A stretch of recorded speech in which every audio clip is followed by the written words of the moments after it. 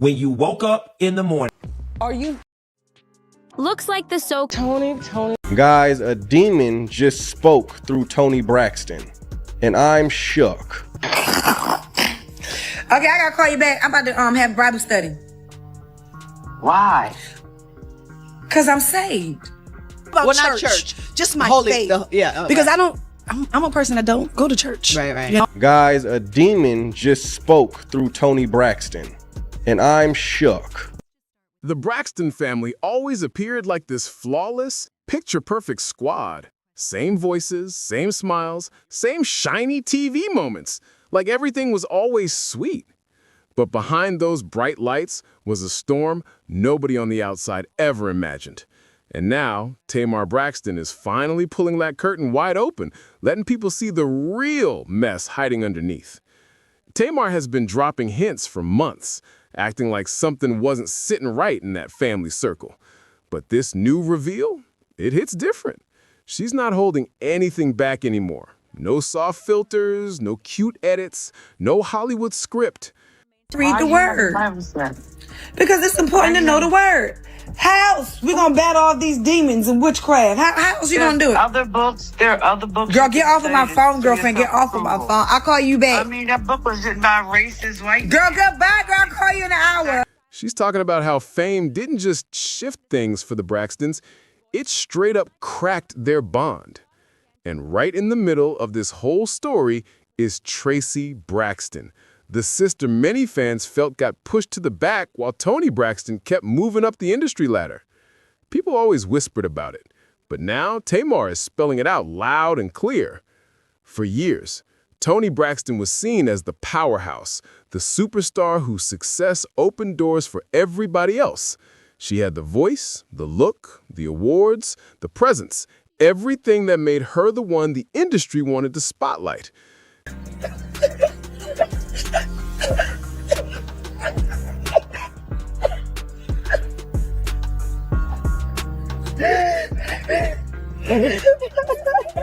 And let's be real, the music world only ever tries to crown one main star at a time. But Tamar is saying this shine came with shadows. Shadows that hit her sisters in ways the public never saw. She's claiming the family wasn't standing shoulder to shoulder like fans believed. She's calling out how certain people got pushed to the side while others got lifted up. And she's telling it all with zero fear.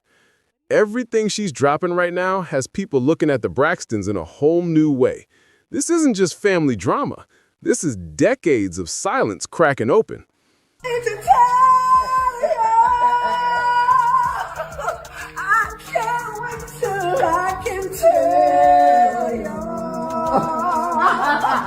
But while Tony was climbing toward global fame, her sisters, especially Tracy, were stuck fighting a quiet battle that nobody around them seemed to take seriously.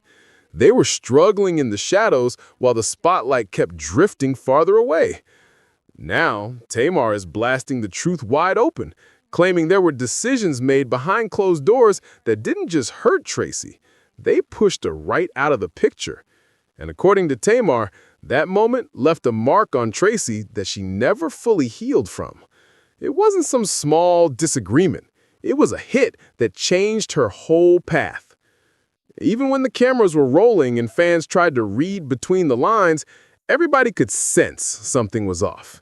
You could feel the tension, even when the family tried to smile through it.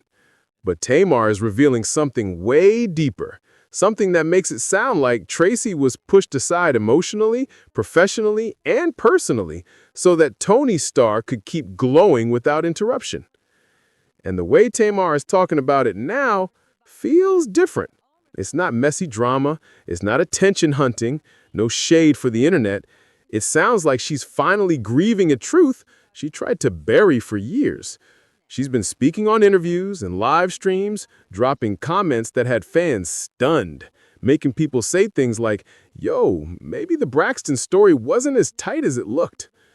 People are starting to realize this wasn't a sweet sisterhood fairy tale.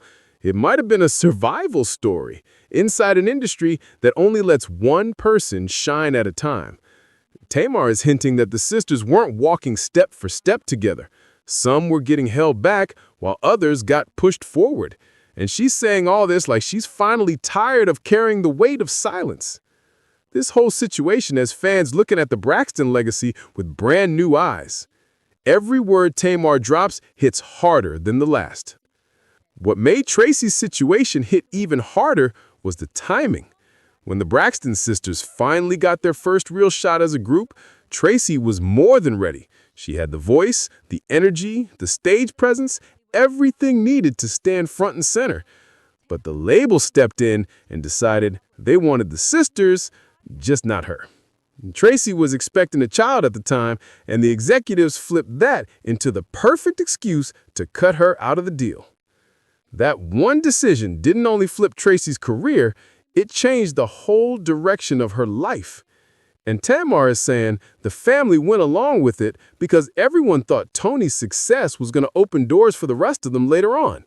But that future lane never came for Tracy. Instead, she ended up pushed deep into the background, while Tony became the main face of the family, and the whole industry machine started moving in her direction. And the situation wasn't just about fame. It was about money, power, and how the entertainment world loves building everything around one chosen one. Tamar hinted that the people running things around Tony made it clear the Braxton brand had to be centered on one star if they wanted the big push. And when a system works like that, somebody always ends up left standing outside the circle. Tamar's words make it sound like Tracy got caught in the middle of pressure she never asked for. While the industry locked in on Tony, Tracy was stuck fighting for space that never opened up. Fans are now looking back at old moments with fresh eyes, realizing this wasn't just a career setback. It was a long-term wound that changed everything for her. Every detail Tamar shares paints the picture bigger, louder, and more heartbreaking. The story hits different when you realize how easily one choice behind closed doors can change a whole life. Tamar never said the word sacrifice, but she didn't need to. The way she laid everything out had fans putting the pieces together instantly. The picture was loud and clear. Tony's rise didn't come free. Somebody paid a heavy price. And for Tracy, that price was watching the dream she built since she was young slip right out of her hands.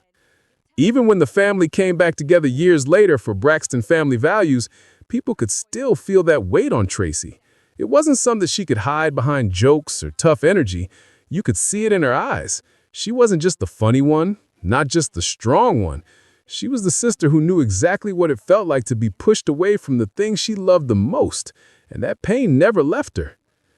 Tamar opened up about how Tracy felt like the industry never treated her fairly, like the doors that swung open for everyone else somehow stayed locked when it came to her. And the part that hit the hardest? Tamar said Tracy believed her own family didn't fight for her when she needed them the most. That truth shook Tamar in a way she couldn't ignore. Tamar admitted that the thing that haunts her isn't the fame, the deals, or the spotlight. It's the moment she understood that Tracy didn't need validation from the world. She needed her sisters to have her back. She needed real support, not promises or camera-ready smiles. On the show, people always joked that Tracy had the biggest heart, that she loved hard, forgave fast, and kept trying to hold the peace, even when she was the one hurting. And hearing Tamar talk about it now makes those old moments hit so much deeper. It's like the audience is finally seeing the real truth behind that smile. But Tamar's new comments made fans look at everything with fresh eyes. Suddenly, people realized Tracy wasn't just the peacekeeper. She was the one who ended up paying the cost so the family could even get a foot in the music world. Tamar said it straight without dodging anything. Tracy should have been standing right there with them from the very beginning.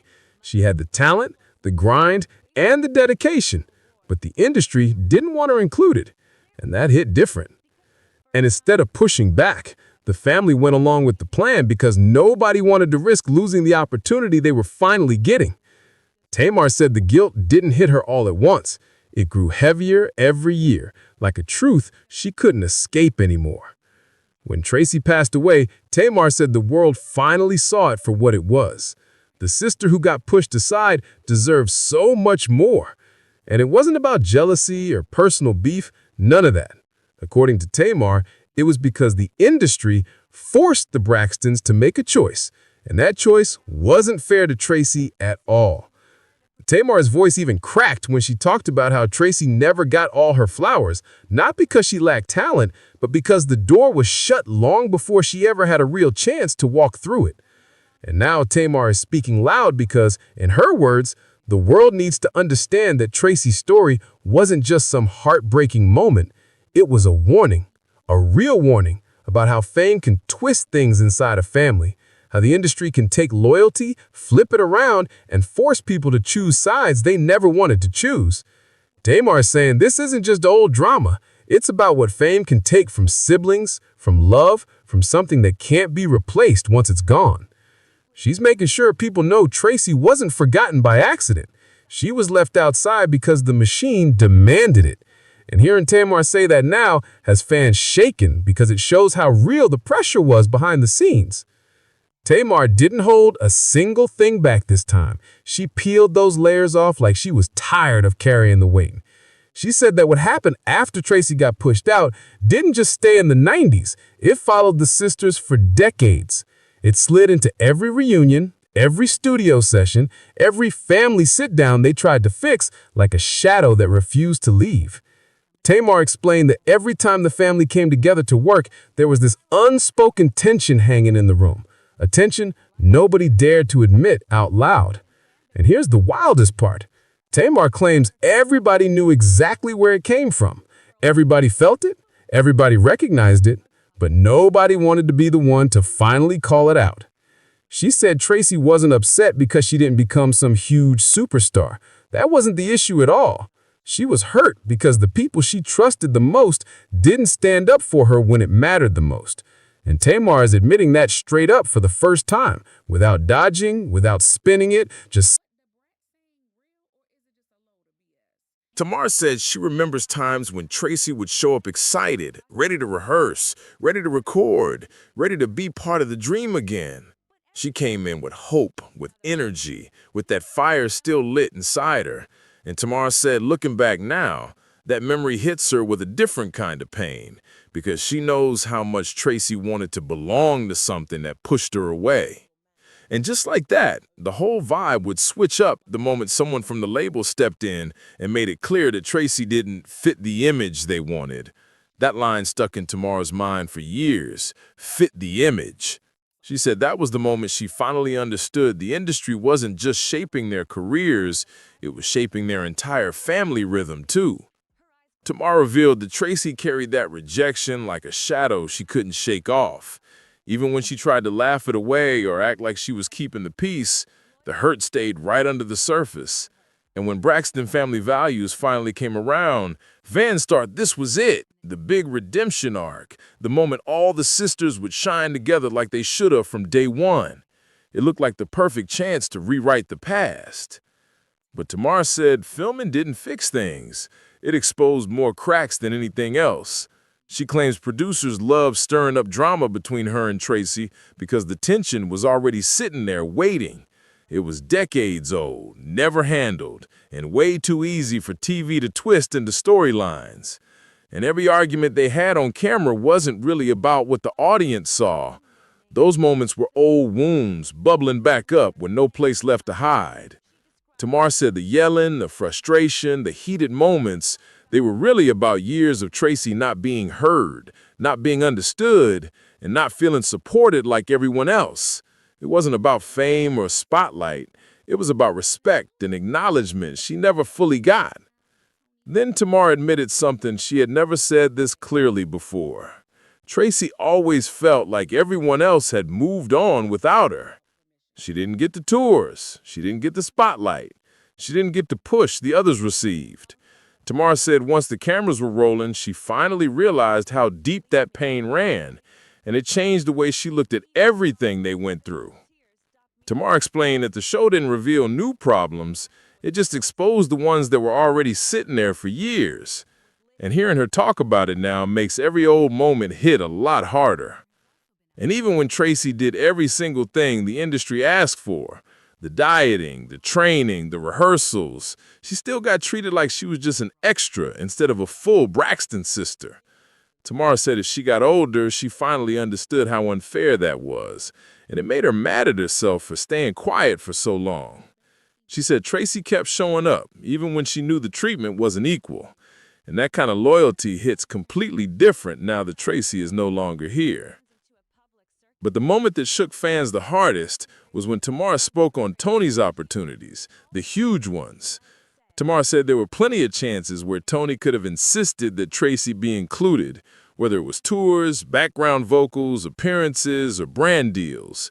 She hinted that Tony's team was constantly pushing her to keep the spotlight clean and uncluttered, like adding Tracy into the mix would complicate the image they were selling. She explained that Tony wasn't allowed to shake up the system, and that pressure ended up keeping Tracy out of rooms she deserved to be in. And while Tamar didn't point a finger at Tony in a harsh way, she didn't hide from the truth either. She said Tony was the only one who had enough power to push back, and sometimes she just didn't. Not because she didn't care about Tracy, not because she didn't love her, but because the industry made her feel like standing up would put everything she worked for at risk. Tamar said that kind of pressure can twist anybody up. When you're told your whole career depends on keeping things perfect, it makes you hesitate even when your heart is telling you to do the right thing. And hearing Tamar admit that now has fans looking at the whole Braxton story through a different lens. She painted a picture of a family caught in a system that forced them to make choices nobody ever should have to make. And in the middle of it all was Tracy, showing up, staying loyal, and trying to belong in a space that never fully opened its doors to her. And that's the part that hit Tamar the hardest, the idea that their eldest sister, the one with the biggest influence, the one whose name carried real weight, didn't realize how deep the situation cut Tracy until it was already too late.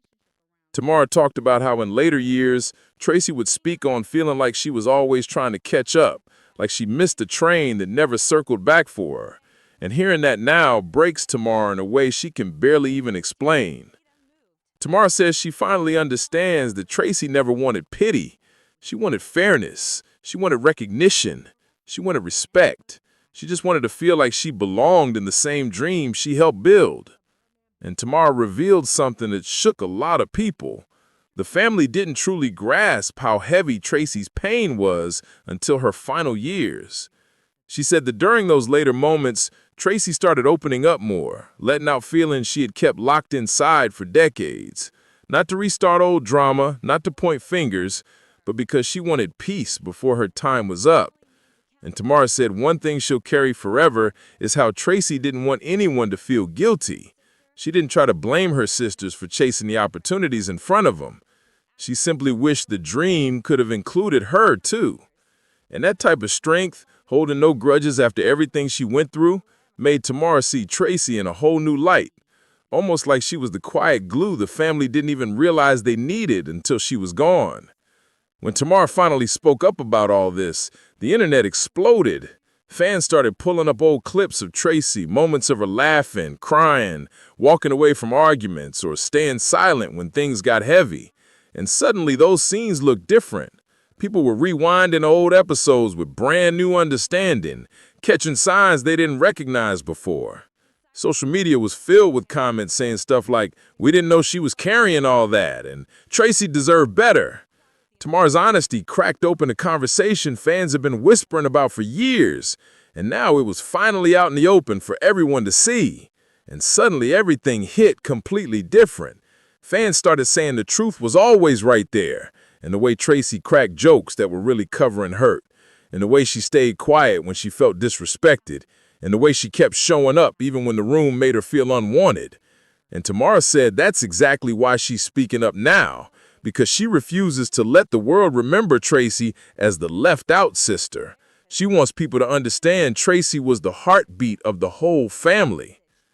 Tamar explained that Tracy deserved way more love, way more protection, and way more recognition than she ever got.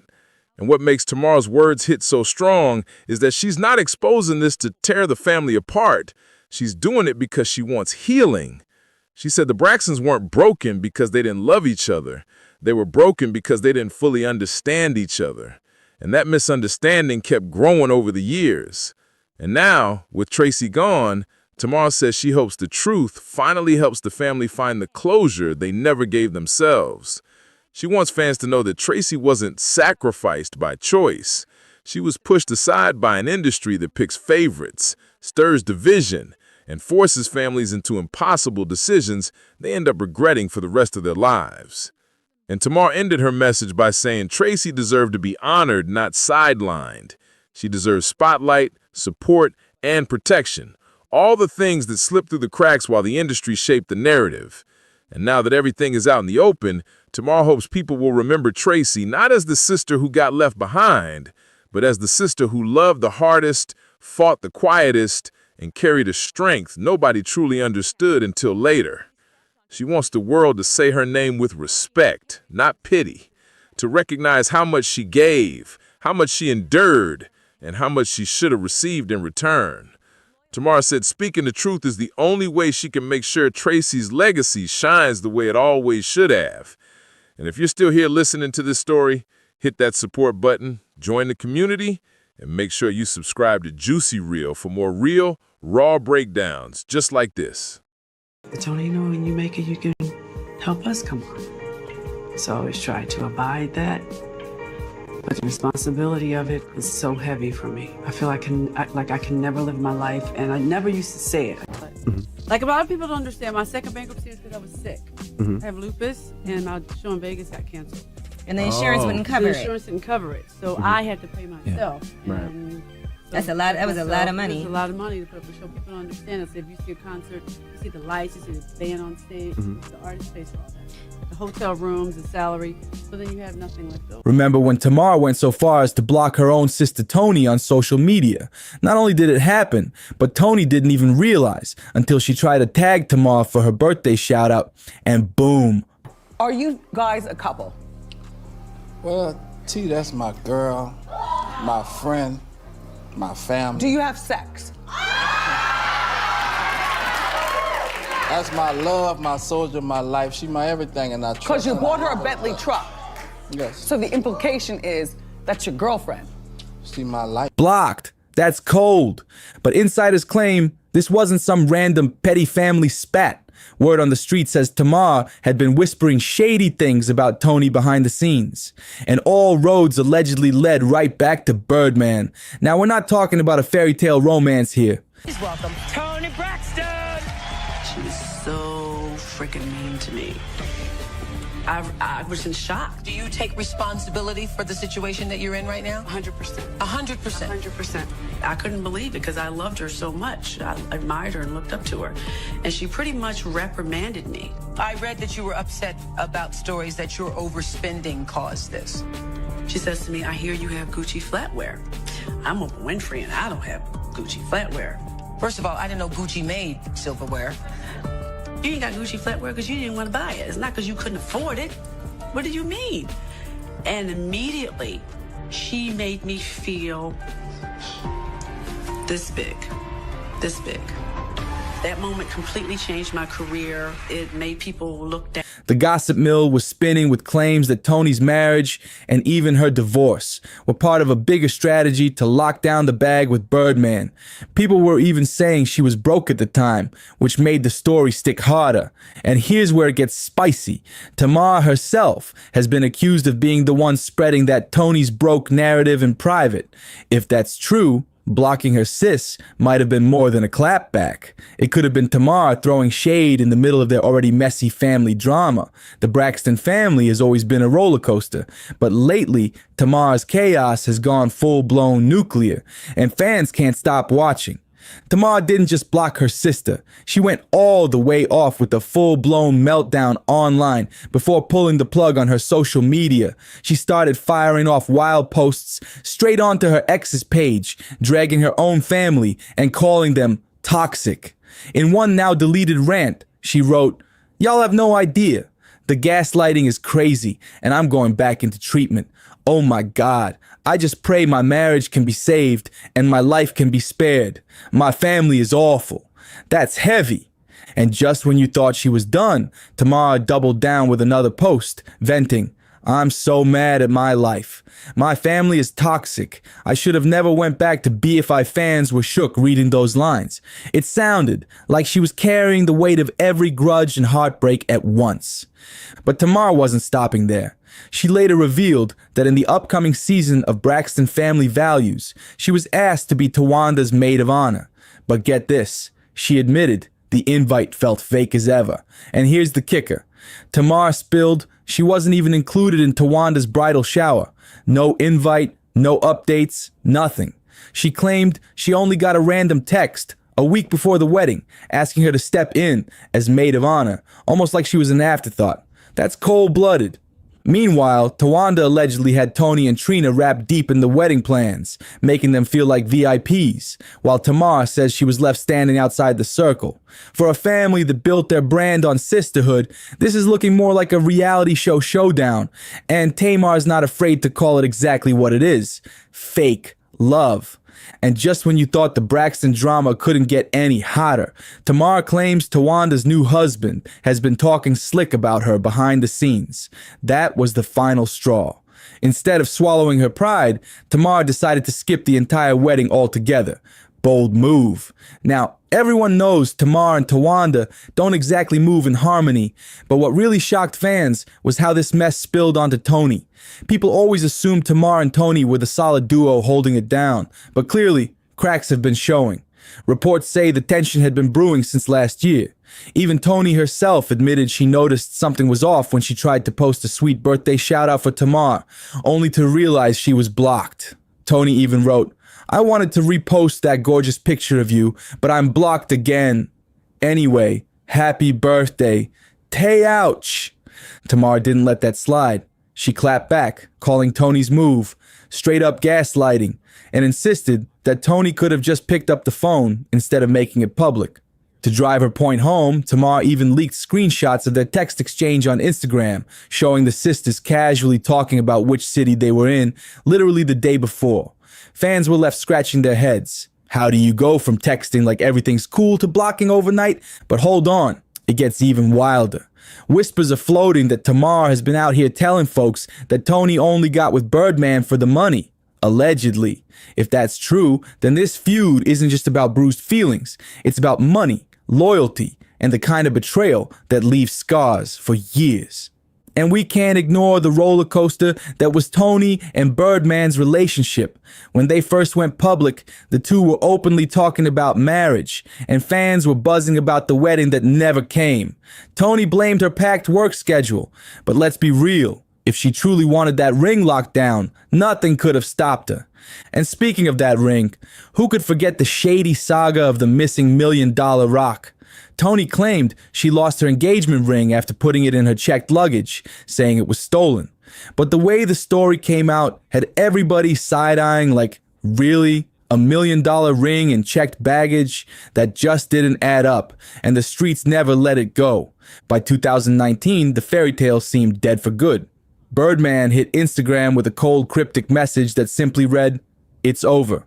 Then he wiped every single photo of Tony off his page. Clean slate. No trace. Fans were left stunned, like, did we just witness the end of the saga? But Tony didn't stay silent.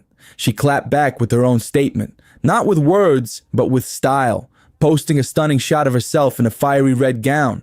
Her caption read, "Starting a new chapter isn't always an easy choice, but always choose to be chosen. Cheers to a new year." The energy was giving heartbreak with a side of empowerment, like she was hurt, but ready to rise again. And just when everyone thought it was really over, boom! Weeks later, Tony and Birdman shocked the entire culture by reuniting like nothing happened. One minute, it's heartbreak. The next, it's deja vu love. Fans couldn't keep up with this whirlwind romance. They weren't done keeping fans guessing. Out of nowhere, Tony and Birdman popped up together on stage during her Atlanta stop at the Fox Theater, and instantly the whispers of reconciliation took off again. But the Braxton-Birdman roller coaster wasn't slowing down. It was just climbing higher. By December 2023, Tony jumped online to silence the rumors, writing, "Fake news, my dear friend. Birdman and I are not married, never been married. We are both single. Case closed, or so we thought. because the real bombshell was still loading. Fast forward, and in a jaw-dropping twist, court records surfaced showing the two actually did secretly tie the knot. The gag? They split just 48 hours later. Yup, less than 2 days of marriage before it all went up in flames. According to the documents, they tried to keep things on the low by using just their initials, TB and BW. But fans weren't fooled for a second. The paperwork exposed everything. Married on August 8th, separated on August 10th, and just 2 weeks later, Toni filed for divorce. Her lawyer didn't mince words either, bluntly stating the marriage was irretrievably broken. That sounded like the end of the line, but not with these two. In another twist, Toni dismissed the divorce in January 2025, and Birdman signed off too, which means, legally, these two are still husband and wife right now. But here's the kicker. Nobody's buying the fairy tale anymore. Behind the legal papers, the cryptic posts, and all the whispers, fans say this marriage looks more like a messy paper trail than real love. And with Toni and Birdman, every reunion feels like it's just one scandal away from collapse. Neither Toni nor Birdman has been caught wearing wedding rings. And if that wasn't telling enough, they both went as far as wiping each other completely off their Instagram feeds. Suspicious, right? That move only made the whispers louder. Fans started saying Toni only walked down the aisle for Birdman's money, and given her long-documented financial troubles, a lot of people weren't exactly surprised by the theory. But let's set the record straight. Money or not, Toni Braxton is still one of the most legendary R&B voices to ever touch a mic. She's not just famous, she's iconic. Toni first broke out in the late 80s, performing with her sisters as the Braxtons, before launching her solo career in 1993 with her self-titled debut album. And when that record hit the streets, it didn't just sell, it exploded. It shot straight to #1 on the Billboard 200 and moved a jaw-dropping 10 million copies worldwide. The album gave us timeless hits like Breathe Again and Another Sad Love Song, with powerhouse producers Babyface and L.A. Reid behind her every note. Toni was unstoppable, instantly cementing her place as R&B royalty. And then came her follow-up, Secrets, which gave the world one of the most heartbreaking anthems ever recorded, Unbreak My Heart. That single alone sold 10 million copies globally and remains one of the most iconic ballads in music history. The power, the pain, the delivery, no one could touch Toni at her peak. And that's why, no matter how messy the Birdman saga gets, her legacy in music will always speak louder than the rumors. Over the years, Toni has dropped 9 studio albums, her latest arriving in 2020, and every single one proved she still had the kind of star power most artists only dream of. But here's where things take a shocking turn. Despite selling out arenas, moving millions of records, and generating more than $170 million in sales for her label, Toni's personal earnings were scraps. We're talking less than 35 cents per album in her pocket. Fans couldn't believe it. It got so bad that Toni eventually sued Arista/LaFace, demanding her fair share. But just 8 weeks after filing that lawsuit in 1998, she was forced to file for bankruptcy. And when she later spoke out, she revealed the ugly truth. Her contracts were set up so unfairly that she walked away with under $2,000 in royalties. Meanwhile, she was expected to pay the label back for everything. Clothes, travel, studio time, even her music videos. Imagine being a global superstar, your songs topping charts worldwide, and still going home with pocket change. It's mind-blowing. And that's exactly why so many people keep side-eyeing her relationship with Birdman, claiming it looked more like a business move than a love story. Because truth be told, her money struggles ran deep. At one point, Toni was even accused of secretly transferring $53,490 to her then husband, Carrie Lewis, to keep it hidden from creditors during her bankruptcy case. Whether true or not, it added another layer of suspicion to her financial roller coaster and made the whispers about Birdman's money hit even harder. All this financial drama came to a head when Tony sat down with Oprah, hoping the interview would paint her in a sympathetic light. But instead of compassion, the moment turned into pure humiliation. Tony later confessed she felt crushed, saying Oprah came across as judgmental, cold, and flat out unsympathetic. The interview that was supposed to save her image ended up wounding it even more. And just when it seemed things couldn't get heavier, Tony was hit with another devastating blow. By 2010, she had to file for bankruptcy again. This time, it wasn't just about money slipping through her fingers. Her health was collapsing too. Doctors diagnosed her with microvascular angina and later lupus, a brutal 1-2 punch that forced her to cancel her multi-million-dollar Las Vegas residency. Losing that contract was like a financial gut punch that she never fully bounced back from. But the bad luck didn't stop there. The IRS came knocking. By December 4th, 2019, Uncle Sam filed a lien against her, claiming she owed over $340,252.90 in back taxes from 2017. And just when you thought that number alone was staggering, the California Franchise Tax Board piled on days later, hitting her with another lien for $116,154.64. Add it all up, and that's nearly $500,000 in tax debt, weighing Tony down. From sold-out tours to bankruptcies, from Diamond Records to IRS liens, Tony's story is living proof that fame doesn't always mean fortune. And with Birdman tangled in her love life and money struggles in the spotlight, this saga is still unfolding, and fans can't stop watching every messy twist.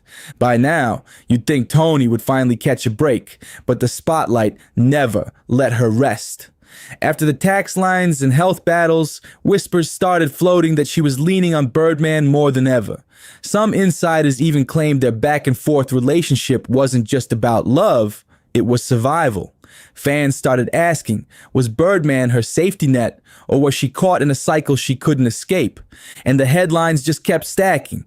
Rumors of canceled shows, unpaid bills, and icy tension with her sisters made people wonder if the Braxton bond was permanently fractured. Tamar airing family business online didn't help either. It painted a picture of a dynasty crumbling in real time. But here's the twist. No matter how messy things get, Tony still pulls crowds. Her voice? Untouchable. Her legacy? Cemented. That's the part that makes all this drama so wild. How can someone so legendary be so entangled in money problems, broken promises, and roller coaster relationships? Fans say it's the ultimate cautionary tale about fame. All the glitter, but not always the gold. And with Birdman still legally tied to her on paper, the million-dollar question remains, is Toni Braxton really free to move on? Or are the two locked in a toxic contract of love and money that neither one can fully escape? Until they make it crystal clear, the culture is going to keep watching, side-eyeing, and waiting for the next shocking headline to drop. And through all of this chaos, Toni has made it clear. She's the one who had to carry her entire family on her back. She's spoken openly about being the sister who paid the bills, kept the lights on, and held the Braxton name afloat, while others barely lifted a finger. That kind of resentment doesn't just fade, it festers. And fans swear you can see the tension bleeding through every Braxton family interaction. So when people whisper that Toni may have married Birdman for financial security, honestly, the receipts make it believable. But here's the part that cuts the deepest. Why would Tamar allegedly be the one spreading that same storyline behind her sister's back? If that's true, then their sisterhood is fractured in ways the cameras can't even capture. Word on the street is Birdman himself wasn't here for the gossip and actually pulled Tamar aside to check her about running her mouth. That's a whole different level of messy. But here's the big question. With a brand new season of Braxton family values on the way, are we watching real drama, or are they stirring the pot on purpose to keep the spotlight burning? Either way, the Braxtons know how to keep the name ringing in the culture, And Tony and Birdman's saga proves that sometimes the real show isn't on stage, it's behind closed doors. Now it's your turn. Drop your thoughts in the comments. Do you think Tony's marriage to Birdman was about love, money, or survival? And don't forget, like, share, and subscribe to Juicy Real so you never miss the scandals we dig up next. Confessing that although I love my family, most of the time I don't like my family. Everyone in my family. Take a breath. Everybody.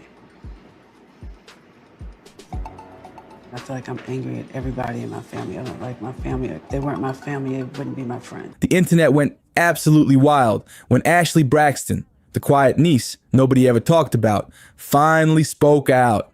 After years of silence, she dropped a bomb that cracked open the shiny image the Braxton family had carefully built with gospel songs, fame, and glitz. That is your man, as you call it.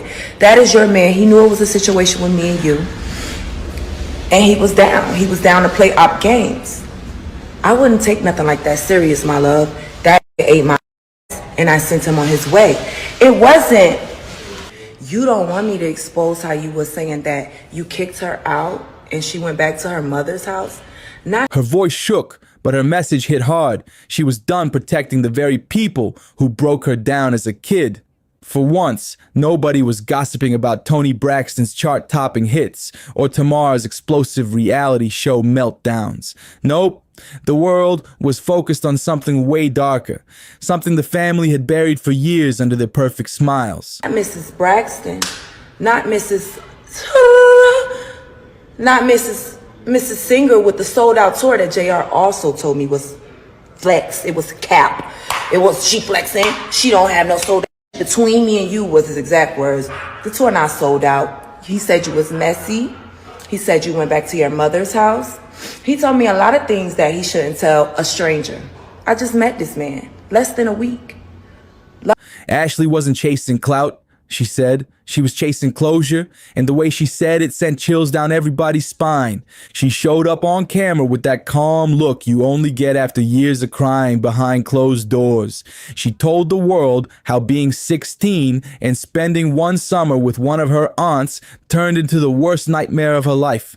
Something went down, or almost did, with her aunt's partner, and though Ashley never said any names, fans didn't need her to.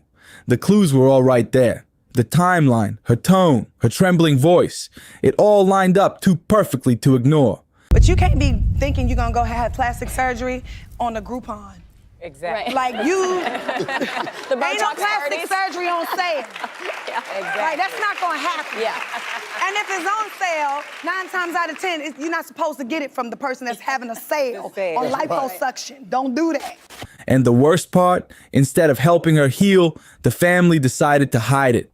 They didn't want drama. They wanted silence. No police, no confrontation, no headlines. They just wanted the world to keep seeing them as gospel royalty while Ashley was left carrying the pain alone. That's when she said, enough was enough. She was taking her story back, and no Braxton was going to shut her up this time. That's the part that broke everyone's heart. Ashley said that instead of wrapping her in love, her own family turned their backs on her. The calls stopped, the invites vanished, and even her father, Michael Braxton Jr., told her to keep quiet. She remembered the moment he looked her in the eye and said, "Zip it up tight." Those words haunted her for years, like a ghost she could never escape. Decades later, she revealed that the same father who once preached loyalty and unity actually threatened her with legal action if she ever dared to speak her truth. Can you imagine? The man who taught her about family first was the same one trying to silence her.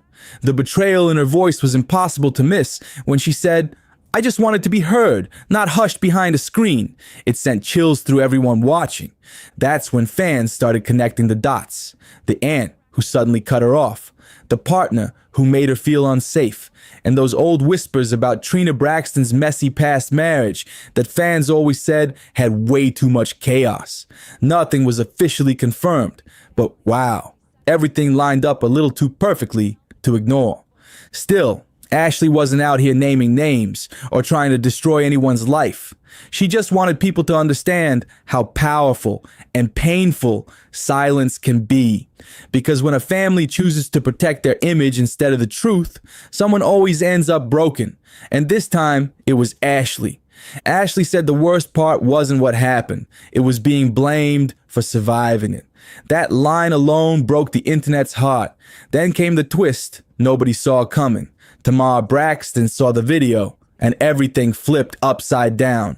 Tamar, the sister known for speaking her mind, loud and proud, couldn't stay silent this time.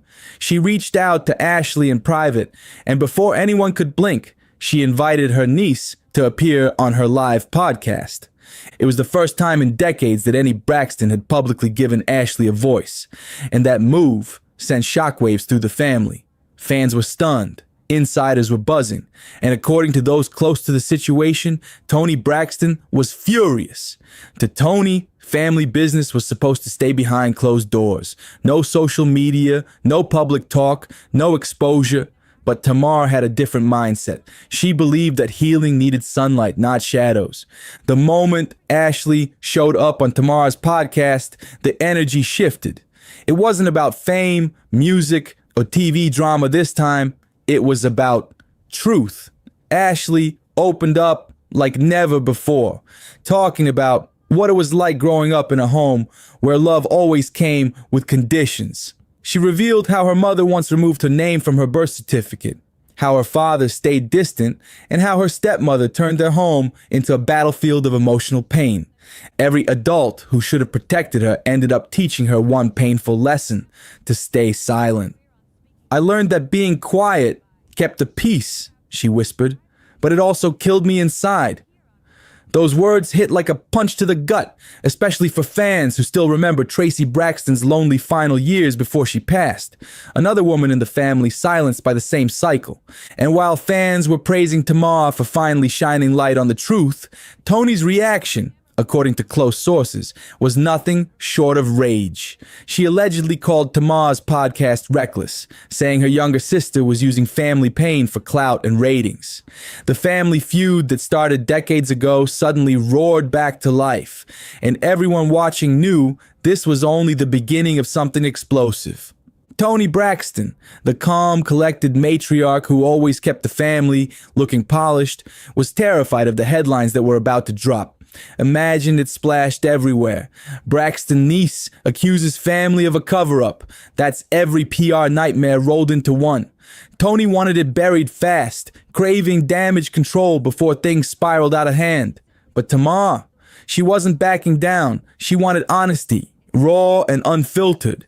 Their private phone calls reportedly got so heated that Toni completely stopped answering. One insider even claimed Toni told a producer, "If Tamar wants to run her mouth, let her live with the consequences." That one line said it all. The Braxton house was officially divided.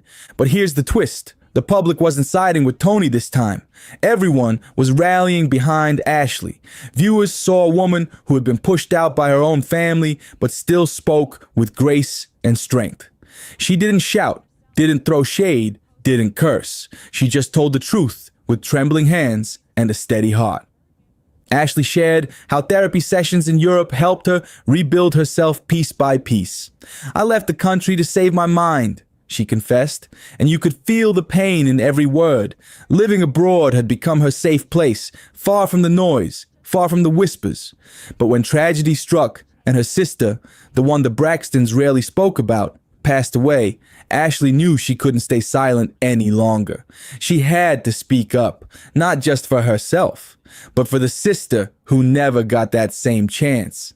So when Tamar officially announced that Ashley would appear live on her show in Atlanta, the fandom went into a frenzy. Social media exploded, fans were divided, and even longtime supporters couldn't believe that the Braxton family secrets were finally being dragged into the spotlight. Live for the whole world to see. This wasn't just another wild tabloid rumor. It was real, and it was happening in public. Ashley was finally telling her story, and one of the Braxtons, Tamar was standing right there beside her. In that single powerful moment, the family known for their gospel harmony turned into a courtroom of truth. The internet couldn't look away. Everyone was watching history unfold right before their eyes. Fans went into detective mode, pulling up old interviews of Tony and Trina, dissecting every gesture, every pause, every blink. Was Tony's silence a sign of guilt? Or was it just grief from watching her family fall apart? Nobody could agree, but one thing was crystal clear. This was the most explosive Braxton family drama since Braxton Family Values went off the air. Ashley's words during one interview melted hearts everywhere. She said, "For once, I won't be alone on that stage. I'll have my aunt's hand to hold if I cry." That single line hit like a thunderclap, raw, real, and full of years of pain and longing. Within hours, it went viral across every platform. TikTok, X, Instagram, everyone was talking about it. Tamar responded with a simple red heart emoji under Ashley's post, confirming her support without even saying a word. Meanwhile, Tony didn't post anything. No comment, no like, not even a silent acknowledgement. And somehow, that silence screamed louder than any statement ever could. It became its own headline. Tony Braxton remains silent as niece prepares to speak out. Behind the scenes, things were getting messy. Michael Braxton reportedly warned his daughter again to stay quiet and avoid dropping names, while Trina completely disappeared from social media. Insiders whispered that Tony had even started pulling away from upcoming family projects, afraid that getting too close might drag her straight into the fallout. The Braxton family's perfect image was cracking right before the world's eyes, and nobody knew what would break next. Tamar wasn't backing down. She doubled down. Sources say she told her team straight up, "If the truth breaks us, maybe we weren't whole to begin with." That line leaked online through fan pages and instantly went viral. It became a rallying cry for survivors everywhere. People who saw themselves in Ashley's story and finally felt brave enough to speak too. By the end of that week, what started as a quiet confession had turned into a national conversation about abuse, silence, and the power of forgiveness. Talk shows were debating it. Social media was flooded with takes, and even fans who had never followed the Braxtons before were now hooked. For Ashley, this was never about revenge. It was about release. But for the Braxton family, it was a full-blown reckoning. That glamorous brand of sisterhood and success was starting to crumble under the truth they'd all tried to bury. Tamar was getting ready to welcome her niece to the stage, while Tony was reportedly doing everything she could to brace herself for what was coming. The one thing she hated most, losing control of the narrative. Because once Ashley started talking, the question wasn't if the family would respond. It was how far Tony would go to stop Tamar from turning their darkest secret into a public showdown. The night of the podcast felt heavier than a concert. Cameras flashed like crazy outside the Atlanta theater, and fans lined up down the block, whispering wild theories about what Ashley might finally reveal. Inside, the stage lights were dim, golden, and soft. But the tension in the air was thick. Tamar walked out first, sleek hair, sharp outfit, radiating confidence wrapped in compassion. The crowd screamed as she took the mic. "Tonight isn't about gossip," she said. "It's about truth, healing, and courage." The audience roared with applause, but everyone could feel it. This wasn't just another podcast episode. This was a family reckoning dressed up as a live show. When Ashley finally stepped out, the whole room went silent. Her eyes glistened like she had been carrying years of pain, guilt, and silence inside her chest. And in that moment, you could tell something powerful was about to break loose. And this time, Ashley was finally ready to let it all out. Tamar reached for her hand, and that single, quiet gesture said everything. It was loyalty, rebellion, and sisterhood all rolled into one powerful moment. You could feel the love and the defiance bursting through the screen. Ashley took a deep breath, steady but trembling, and began to speak. She never said any names, but the pain in her pauses told the whole story louder than any headline ever could. She spoke about feeling unsafe, unheard, and unseen, about being blamed for things she never did, punished just for being a kid caught in the wrong place at the wrong time. And then came the line that broke everyone's heart. I just wanted someone to believe me. The audience went completely silent. No whispers, no phones clicking, just heavy, aching quiet. Even Tamar's eyes filled with tears she couldn't hold back. It was one of those moments where the truth hit like lightning, raw, painful, and impossible to ignore. Meanwhile, behind the scenes, chaos was exploding inside the Braxton circle. Toni Braxton, according to insiders, was livid. Sources said she felt Tamar had turned the family's wounds into a public circus. To Toni, this wasn't bravery. It was betrayal. She allegedly called Michael that same night and snapped, "You need to handle your daughter before this goes too far." But by the time those words left her mouth, it was too far. The footage was already everywhere. Within hours, it went viral. Blogs were breaking it down line by line. Fans were debating every look, every tear, every word. Ashley's truth had already reached millions of ears, and Toni's trademark silence, the shield she'd always used to protect herself, suddenly looked more like guilt than grace. Back on stage, Ashley fought to keep her composure, but you could see her memories pushing through. Her voice cracked as she recalled her father's chilling words, "Zip it up tight." That phrase had haunted her for years, and now she was finally free from it, right there, under the spotlight, with the whole world finally listening. The crowd gasped when Ashley's voice trembled and she said, "I was told to stay quiet, to protect people who never protected me." That line hit like thunder, raw, heartbreaking, and unforgettable. Tamar squeezed her hand tighter, and in that instant, the whole internet exploded. Fans rushed to social media, flooding timelines with messages of support, tagging both Tamar and Toni, demanding answers, demanding accountability. Twitter, or X, was on fire. Some fans wrote, "Protect Ashley at all costs." Others repeated over and over, "Toni can't silence this anymore." It became a chant across the internet, a digital uprising of voices that refused to be quiet. As the show came to a close, Tamar stood up and pulled Ashley into a long emotional embrace. Both women were shaking, from relief, from fear, from everything they had just unleashed. The world was watching two generations of Braxton women face decades of buried truth, live. Ashley whispered softly, "I finally feel free." And Tamar, tears streaming down her face, whispered back, "You were always free, baby. They just tried to make you forget it."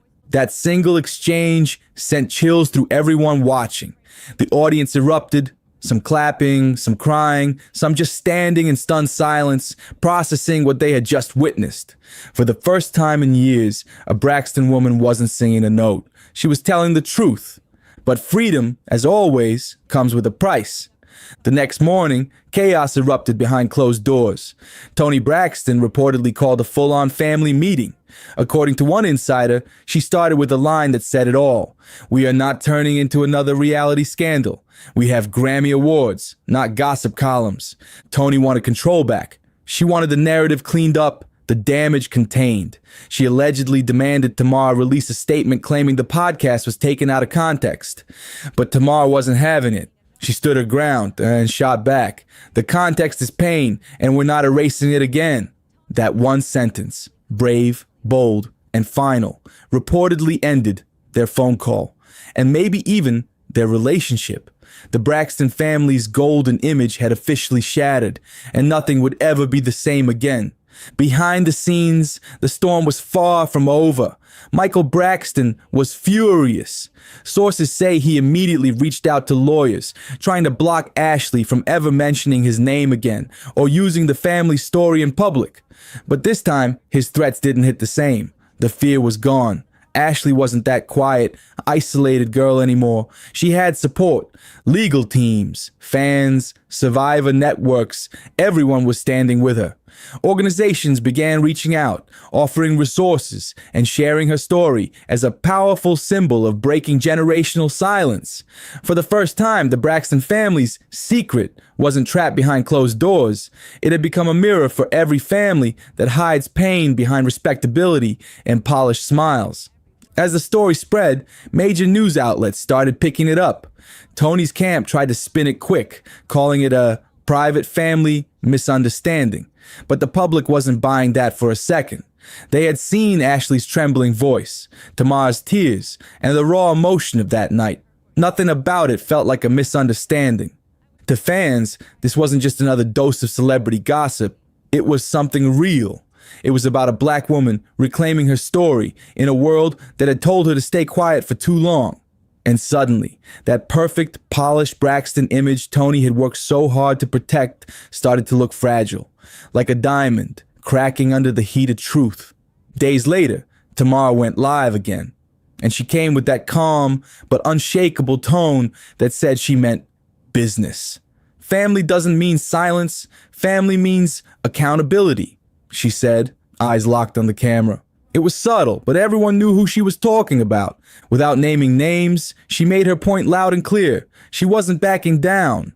If being honest makes me the bad guy, Tamar said, then I'll be that. Her words echoed across every platform, and fans flooded her comments with love and fire emojis. The message was clear.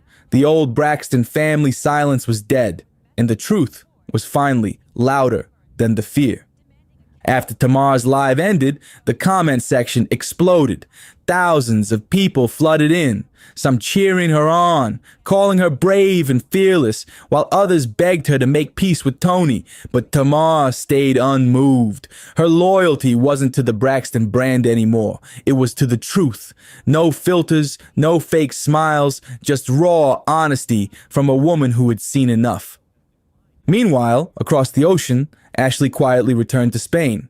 She didn't post any long explanations, no interviews, no drama. Just one simple message on Instagram. You can heal and still hurt. You can forgive and still speak. That line hit everyone straight in the heart. It was powerful, poetic, and final. The kind of truth that doesn't need a headline to make noise. Within hours, the post went viral. Celebrities, therapists, advocates, everyone was sharing it. Even people who had never followed the Braxton family before were suddenly connecting to Ashley's message. She didn't need her family's approval anymore. She had the world's empathy. But while Ashley was finding peace, the Braxton family behind closed doors was falling apart. Insiders say Tony began skipping family events completely, avoiding both Tamar and Michael. The tension was thick. Nobody knew what to say, and everyone was walking on eggshells. Even Trina, who had stayed completely quiet through all of this, reportedly broke down during a family dinner, slamming her fork down and saying, "I'm tired of protecting ghosts." That moment, insiders say, left the whole table frozen. The sisters' bond, once their greatest strength, was now crumbling in private. Years of silence, pride, and pain had finally caught up to them. And while Ashley's courage brought her the peace she had fought for her whole life, the rest of the Braxtons were left staring at the wreckage of a truth they'd spent decades trying to hide. And for the first time in years, the Braxtons weren't the picture-perfect image of gospel and glamour. They were human, flawed, fractured, and finally exposed. The masks were off, and what was left wasn't fame or sparkle. It was truth, raw and unfiltered. By the end of the month, tabloids had a name for it: the Braxton Civil War. Headlines were everywhere, talk shows were dissecting every clip, and social media couldn't stop buzzing. Yet somewhere in all that chaos, there was something beautiful. Because for the first time ever, someone from that powerful family had turned deep pain into purpose. Ashley Braxton wasn't the scandal. She was the silence, finally breaking. She wasn't chasing clout or trying to drag anyone down. She was fighting to breathe after a lifetime of being told to hush. And though Tony Braxton may never forgive Tamar for dragging their truth into the light, the world had already made its choice. They chose honesty over image. They chose Ashley. In her final statement before stepping away from the spotlight, Ashley said words that left everyone speechless. "If telling the truth costs me my family, then I guess love was never really there." Her voice cracked, but her eyes stayed steady, clear, brave, and free. With that final sentence, she ended the story not as a victim, but as a survivor who refused to be erased, because no matter how famous the family or how polished the image, the truth always finds a voice. And this time, that voice belonged to Ashley Braxton, the quiet niece who finally said what everyone else was too scared to say. Her courage made the world stop and listen, made people realize that even the most glamorous families can carry the deepest wounds. Behind every perfect photo and award-winning smile, there's a story, and Ashley's story proved that silence doesn't protect anyone. It only hides the pain until someone brave enough decides to speak. So if you've been hooked on this wild Braxton saga, hit that like, drop your thoughts in the comments, and make sure to subscribe to Juicy Reel for more untold truths and explosive celebrity breakdowns. You won't want to miss what's coming next. Your man for? You think I'm too? Huh? Don't you go there. Your man. Your man. Don't you go there. A superstar. Don't put your hands on me. I didn't touch you. I didn't touch you. I'm out of here. I'm out of here. Tony, this is unacceptable behavior. I had to try to de-escalate it as much as I could. I didn't touch Tamar. I got in between she and Tony because Tony's smaller than Tamar. That's like a Rottweiler trying to fight a Yorkie. Can someone please just pull the plug on the Braxton sisters reality TV chaos already? This family has turned every season into a battlefield with no peace in sight. Y'all don't like me because y'all jealous. You're a mean girl. Y'all you're such a hater. Y'all hate me so bad. Oh my God. Mental illness is real. It's real. Oh, I'm crazy? Mental illness is real. Go ahead, Tony. I'm listening. I don't argue with sick people. Go ahead. Bitch, I will you up. Don't play don't with me. Do that. I swear to God. But you're not going to do it for my mental health when all y'all really need to pick. They've cycled through more therapists than most people change hairstyles, yet somehow the drama keeps exploding louder every time. It's like therapy sessions turned into war zones instead of healing circles. Tony and Tamar are back at it again, throwing verbal punches left and right. Tamar went off, asking Tony if she really slept with that other man, and the whole room froze. Then someone dropped another bomb, allegedly Birdman too. Like, seriously? Tawanda even jumped in, accusing Tony of messing with her own ex, which sent everyone spiraling. Who's the man that I stole? Tony's. You slept with them a few times. Who? What man? You not talking about the Versus battle where Birdman, Manny Fresh, and other Cash Money artists hit the shade, the tension, the absolute nerve. Now things have gotten so wild that they're threatening to have Tamar locked up. She's gone from emotional to explosive, screaming, crying, and lashing out like she's had enough of everyone's fake love. And Tony, she's not even playing the peacemaker anymore. Her calm queen energy has turned into straight coldness. Everyone's masks are slipping, and we're seeing who's really who in that family drama. The Braxton family feud has gone from entertaining to pure madness. No lines, no limits, and no turning back.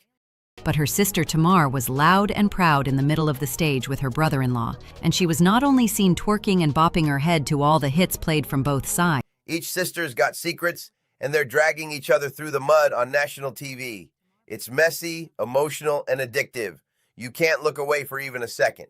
If there's one thing Tamar got right, it's that this whole family might need a serious mental health check and maybe a prescription or two, because the way these sisters been acting lately, it's not even close to normal. Nothing about their behavior screams peace. It's pure chaos, non-stop. Every episode feels like a breakdown waiting to happen. Now let's get into this wild Birdman situation, because that's where the drama really popped off. During one episode of the Braxtons, Tamar showed up to dinner with that "I know something y'all don't" look and started grilling her sisters about a cease and desist letter she mysteriously received at her private address. She wasn't even mad about the letter itself at first. It was how they got her new address that made her lose it. See, Tamar swore up and down that her home was under a different name for privacy, like most celebrities do, so for someone to get that info, someone close had to snitch. Fans online immediately started pointing fingers at Tawanda, Trina, or even Tony, accusing them of leaking her address. The family group chats must have been on fire that night because the tension on camera was unreal. Then came the twist nobody saw coming. The family's own attorney confirmed that Michael Braxton Jr., their brother, was actually the one who sent the cease and desist. The reason? They brought their niece Ashley onto the show without his blessing. But that reveal didn't calm Tamar down one bit. Instead, she exploded, saying it wasn't even about the letter anymore. It was about her sisters scheming behind her back.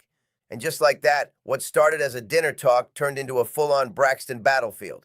Voices raised, hands flying, tears, accusations, pure madness. One minute it's about a letter, the next it's about betrayal, and suddenly everyone's dragging everyone. This family doesn't argue. They erupt. Things went from bad to straight explosive when Tamar started accusing Tawanda of stealing from her for years. Tamar claimed she had loaned Tawanda a whopping $50,000 to help with a down payment on a house, but Tawanda fired back saying it wasn't a loan at all. It was a gift of $35,000. That's a huge difference, and it didn't stop there. Tamar then dropped another bomb, saying Tawanda had been secretly using her credit card for 4 years to pay her own phone bill. Can you imagine? But Tawanda wasn't about to stay quiet. She flipped the whole thing and called Tamar the real thief. And then came the nuclear-level accusation. Tawanda said Tamar had slept with one of Tony's ex-boyfriends. The producers had to literally bleep out the name during the show so no one knew exactly who she was talking about.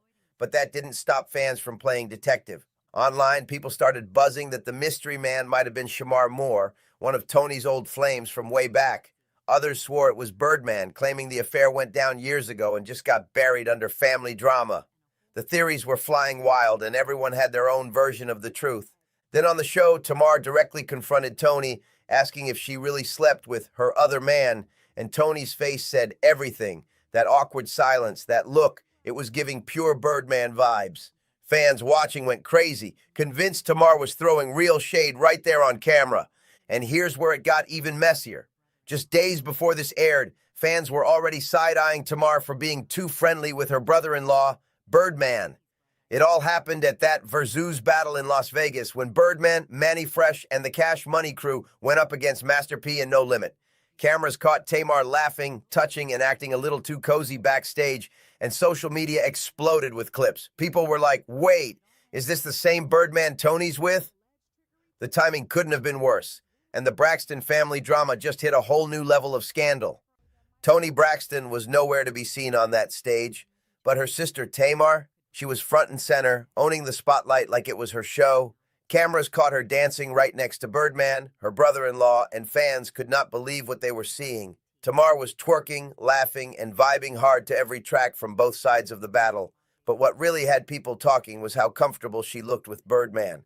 At one point, she even leaned in to wipe sweat off his head, and that clip went viral in seconds. The internet exploded with outrage. Comment sections were flooded with fans saying, "Ain't no way that's okay, and you don't touch your sister's man like that." The whole thing spiraled fast. People were calling it disrespectful, messy, and downright suspicious. Tamar didn't say much at first, but her body language told the world she wasn't worried one bit. Then came the real plot twist. Rumors resurfaced that Tamar and Birdman actually dated way back in the early 2000s, long before Tony ever got with him. Back then, it was all hush-hush talk, just whispers floating around the industry. But insiders claimed the two were definitely close, maybe too close.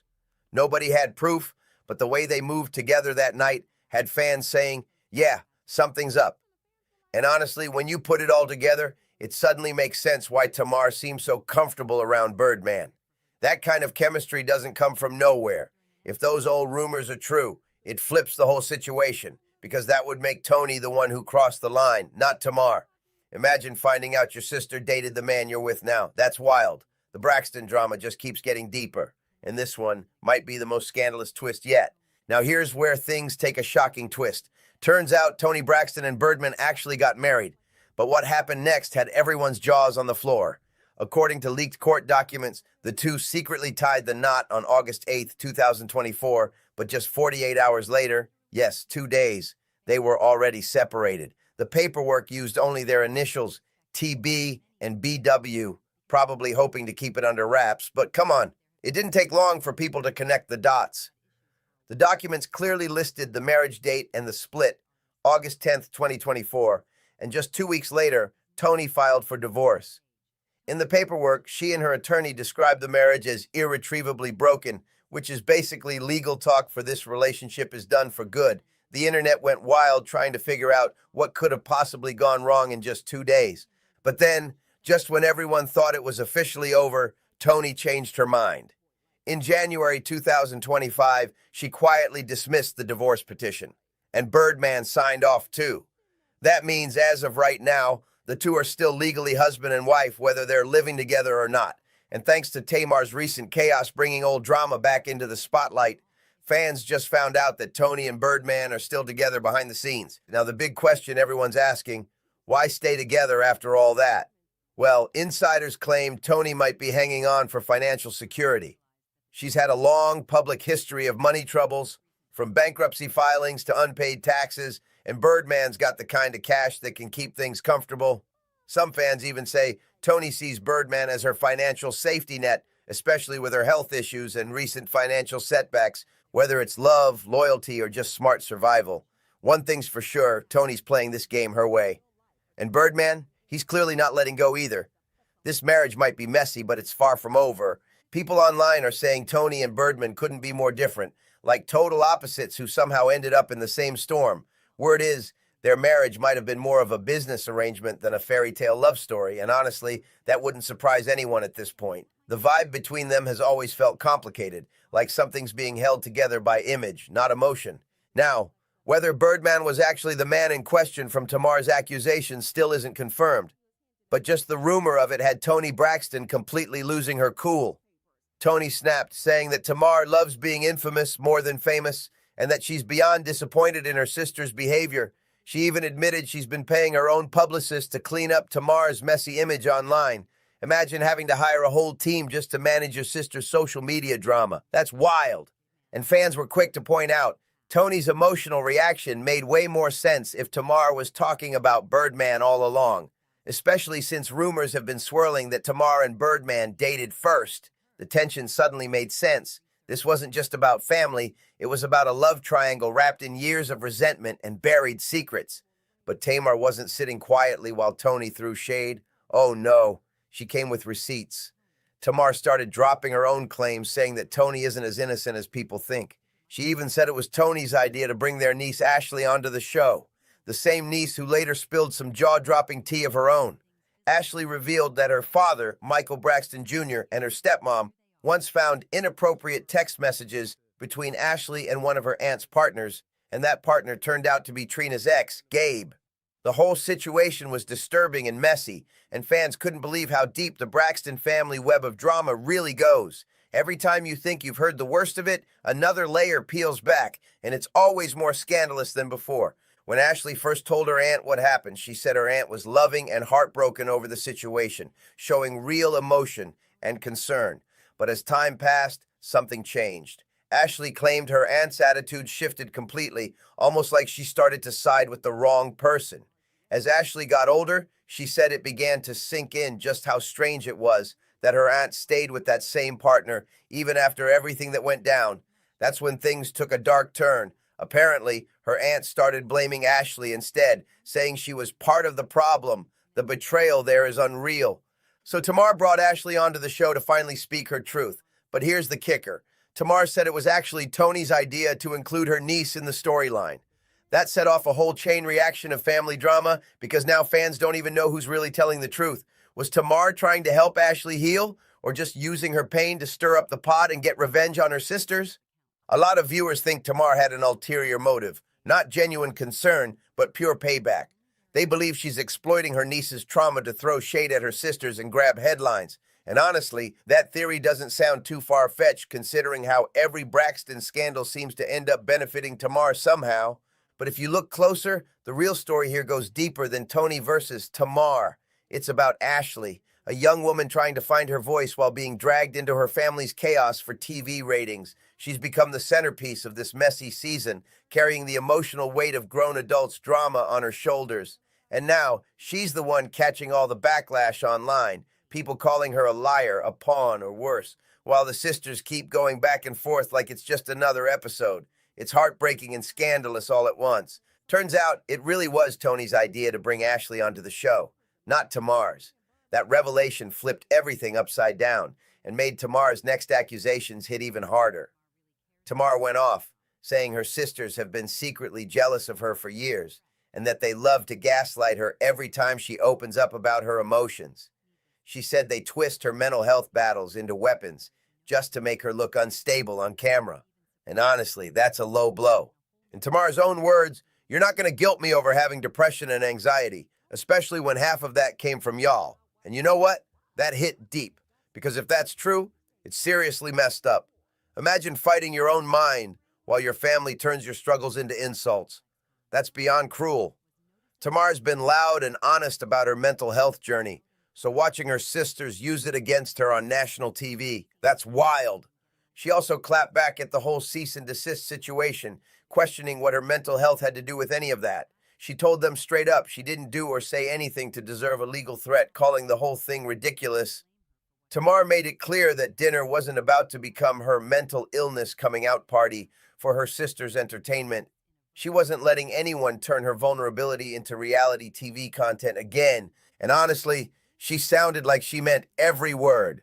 Tamar reminded everyone that she's been transparent about her depression and anxiety for years and that she's actively getting help. She even revealed she talks to a counselor multiple times a week, both on and off set, proving she's doing the work to stay healthy despite the chaos around her. It's heartbreaking and powerful at the same time. A woman trying to protect her peace while her own family keeps stirring the storm.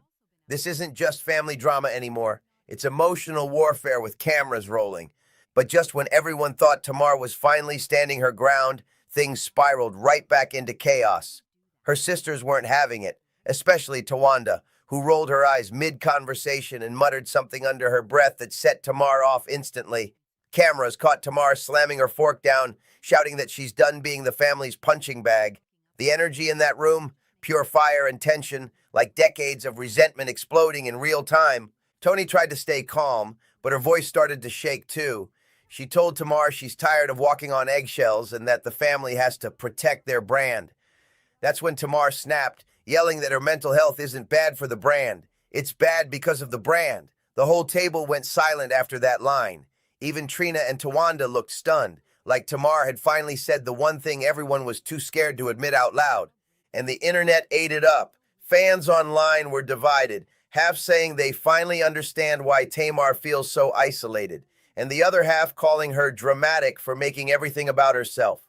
But one thing's clear, the Braxton sisters' wounds run way deeper than what we see on TV. This isn't just sibling rivalry anymore. It's pain that's been festering for years, now spilling out for the world to judge. Later in the episode, Tamar stormed off set in tears, saying she didn't want to be filmed anymore. But the cameras kept rolling as producers tried to calm her down behind the scenes. She shouted that she's been loyal, honest, and open, and that everyone in her family keeps betraying her for ratings. "I'm not your storyline," she cried, and you could feel every ounce of that heartbreak. Meanwhile, Toni sat in silence, staring into space like she was processing everything. Maybe guilt, maybe exhaustion, or maybe realizing how far gone things really are. Because at this point, the Braxton family's bond looks shattered. And if Tamar decides to walk away for good, this might be the end of the show as we know it, or the start of something even messier. Stay tuned for the final piece, and don't forget to hit subscribe to Juicy Reel so you don't miss the next wild twist. After that explosive dinner, the Braxton family hasn't been the same. Cameras caught them barely speaking during filming, and producers had to edit around silent tension just to keep the show moving. The energy is heavy, like everyone's walking through emotional landmines. Tamar's been avoiding family events, while Toni's keeping her distance, focusing on music and trying to look unbothered online. But fans aren't buying it. They can feel the tension even through Instagram posts and staged smiles. Rumors are now flying that Tamar's ready to quit the show completely, saying she's tired of being the villain in her own family's story. Insiders claim she's working on her own docuseries, one that'll expose the truth behind all the fake sisterhood we've been seeing on TV. And honestly, people would watch the hell out of that.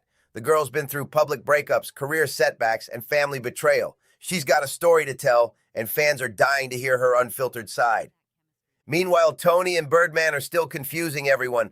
One minute they're split, the next they're spotted leaving a studio together late at night. Some say Toni's just trying to protect her image while figuring things out behind the scenes, while others think she's holding on because of loyalty or money. Either way, their situation screams complicated. Tawanda and Trina, they're caught in the middle, trying to keep peace while still throwing little bits of shade when cameras are rolling. Every confession scene turns into a mini therapy session mixed with a clapback. You can see the exhaustion in their eyes, but also the addiction. Because let's be real, the fame and drama keep them relevant. The Braxton legacy used to be about harmony, sisterhood, and soul. But now, It's turning into one of reality TV's most unpredictable sagas. From love triangles to betrayals to emotional breakdowns, it's a roller coaster you just can't look away from. And whether you're Team Tamar, Team Tony, or just here for the drama, one thing's for sure, this family feud is far from over. So keep your popcorn ready because with the Braxtons, every episode feels like a finale. Tamar later made it crystal clear she's perfectly fine, just tired of everyone weaponizing her vulnerability like it's entertainment. She said her emotions aren't a storyline, they're real life, and she's done letting people twist her pain for TV views. And this time, the internet actually had her back. Fans flooded social media defending her, saying her sisters have been gaslighting her for years and turning her genuine hurt into a punchline. They said Tamar's outbursts aren't drama, they're cries for help that keep getting ignored. But things got even messier when Tawanda allegedly started pushing Tony to press charges against Tamar. Like, who does that to their own sister? Fans online were furious, calling it heartless and unnecessary. Many said the family's completely lost sight of what matters, that they're so deep in their TV roles they forgot how to be a real family. Still, not everyone was on Tamar's side. Some viewers said they've had enough of the constant crying, yelling, and chaos, calling her emotionally exhausting and saying she needs to step away from the cameras for good. One commenter even wrote, "The whole Braxton family needs a reality TV break permanently." And honestly, after all this, who could argue with that? The drama's gotten so toxic, it's hard to tell what's real anymore. Are these women trying to heal or just keeping the ratings alive? Every argument, every tear, every shocking revelation has blurred the line between reality and performance.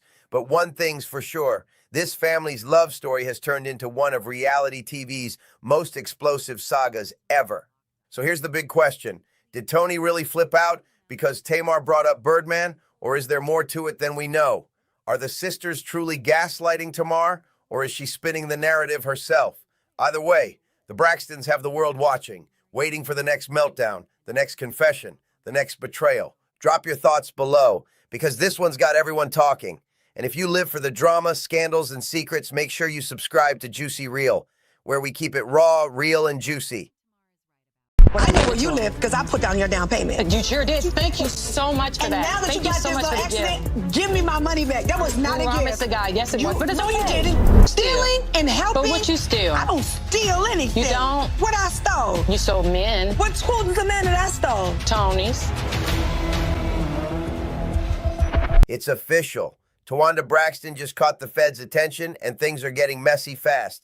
Sources close to the FBI's Atlanta field office are saying her bankruptcy case isn't just about poor money management anymore. Nope, it's being treated as potential bankruptcy fraud. Can you believe that? New documents have reportedly surfaced showing unreported income and suspicious property transfers, and that's when everything started unraveling. Remember Tony said she was going to do the bridal shower? Mm-hmm. She's not doing the bridal shower. Somebody else is making sure everything is right for the bridal shower. I mean, I just thought that everybody would be, you know what I'm saying, happy and excited and wanting to be a part of it and want to be involved, but I'm not getting any of that, and that makes me sad. Yeah. The internet went wild the second that leak hit social media. Timelines flooded, people tagging Tamar Braxton left and right, asking if she was the one who tipped the feds off. The timing? Way too perfect to ignore. One fan summed it up perfectly in a viral post. Y'all stop thinking Tamar Braxton is crazy. I'm not supposed to say anything. The only thing that brings us together is the cameras. Her sister Tawanda listed her as a creditor. That was a gift lie. That one post, boom, it exploded overnight. By sunrise, everyone was deep diving into the receipts, and the FBI was already reviewing Tawanda's 2019 Chapter 7 filing. In that filing, Tawanda listed Tamar as someone who owed her $35,000, claiming it was a loan. But here's the catch. Tawanda has always said it was a gift. So now investigators are zeroing in on that exact line in the paperwork, because one mistake like that can flip a case from financial trouble to a federal crime. Under Section 18 of the U.S. Code, a false declaration in bankruptcy is serious business. So now, what started as a quiet financial cleanup might just turn into a full-blown federal mess, and people are saying, if Tamar did have anything to do with alerting the feds, this family drama just hit a whole new level. Now, this is where things go absolutely crazy. The warrant the feds pulled, it wasn't just about Tawanda's bank account. Oh no, it went way deeper than that. I can't wait to see it. Able to be there, but That's why I was calling you. That made me very sad. I know. It's about to be cut off because I took my credit card off because I found out that Tawanda has been using my credit card to pay her phone bill. My phone bill? Insiders are whispering that Tawanda's property in Georgia, the one she supposedly transferred into her husband's name, might have been a sneaky move to hide assets from the bankruptcy trustee. That's major trouble if true. And get this, it's the same house Tamar allegedly paid the down payment on. Yep, that's the one.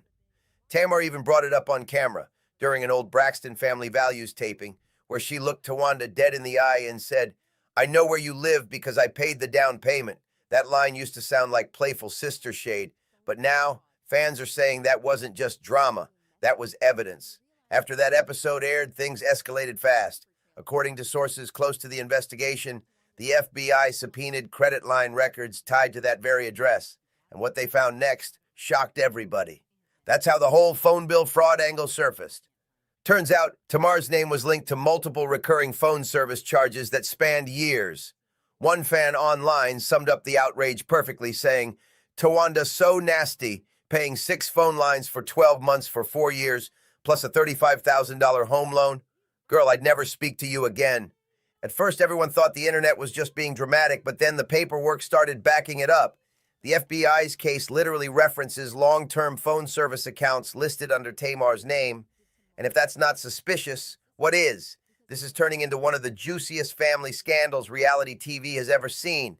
Now it's all starting to make sense. What once looked like just another messy Braxton family argument might have actually been a full-blown paper trail of fraud.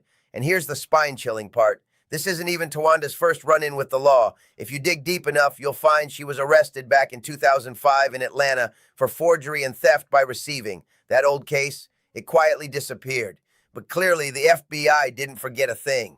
Now the internet's torn apart asking the same burning question. Did Tamar really report her own sister? Because someone had to hand over those 2019 bank statements, and everyone knows the feds don't move without solid receipts. When Tamar's name started trending right next to the phrase FBI witness, people lost their minds. Was this some kind of sisterly revenge, or just Tamar protecting herself before things spiraled out of control? But before anyone jumps to conclusions, there's more to this story. Sources claim Tawanda might have actually dragged Tamar, and even Tony, into her financial chaos without their consent. Imagine being pulled into a federal mess you didn't even sign up for. Right after news of Tawanda's arrest hit the blogs, one name started echoing all over social media, Tamar Braxton. And it wasn't just random gossip either. Fans started piecing together the timeline, noticing how everything lined up a little too perfectly. It's got everyone asking, was Tamar really cleaning up her own name? Or did she just pull the trigger on her sister's downfall? Just days before the federal audit reportedly hit Tawanda's file, Tamar dropped a series of cryptic tweets that had everyone talking. And now that those posts are deleted, fans are convinced she was subliminally calling her sister out. The tweets sounded like a woman who'd finally had enough of being lied on and used. And when you look back, the timing couldn't have been more suspicious. See, this all traces back to that messy 2019 drama when TMZ confirmed Tawanda owed Tamar $35,000. Tamar said it was a personal loan, while Tawanda tried to brush it off as a gift. That single disagreement, just one line on a bankruptcy form, has now become the heart of the FBI's fraud case. Because if you list a family loan as a gift or misreport your debts, that's not a mistake. That's a false declaration under bankruptcy law, and that's federal time if proven. But here's where it gets even juicier.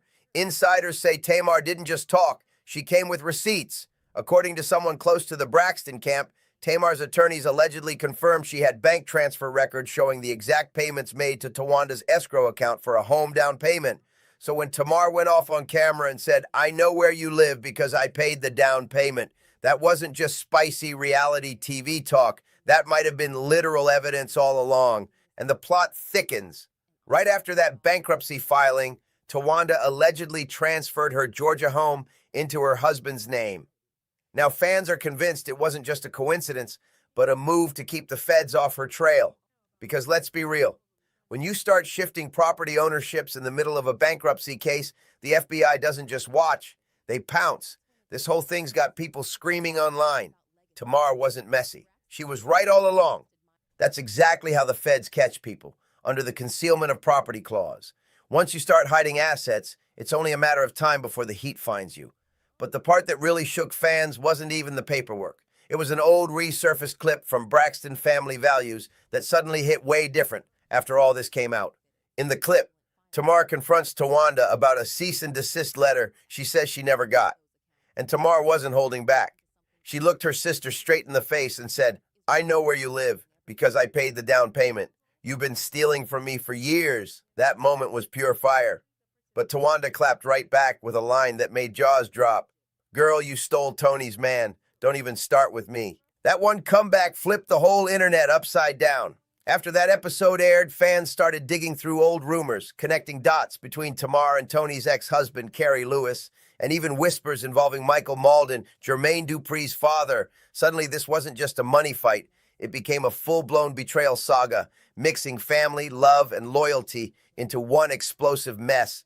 And get this, the same reality TV footage that made the Braxtons household names might now be used as federal evidence. According to an insider, Tamar's team didn't go out of their way to report Tawanda, but they allegedly did cooperate completely once questioned.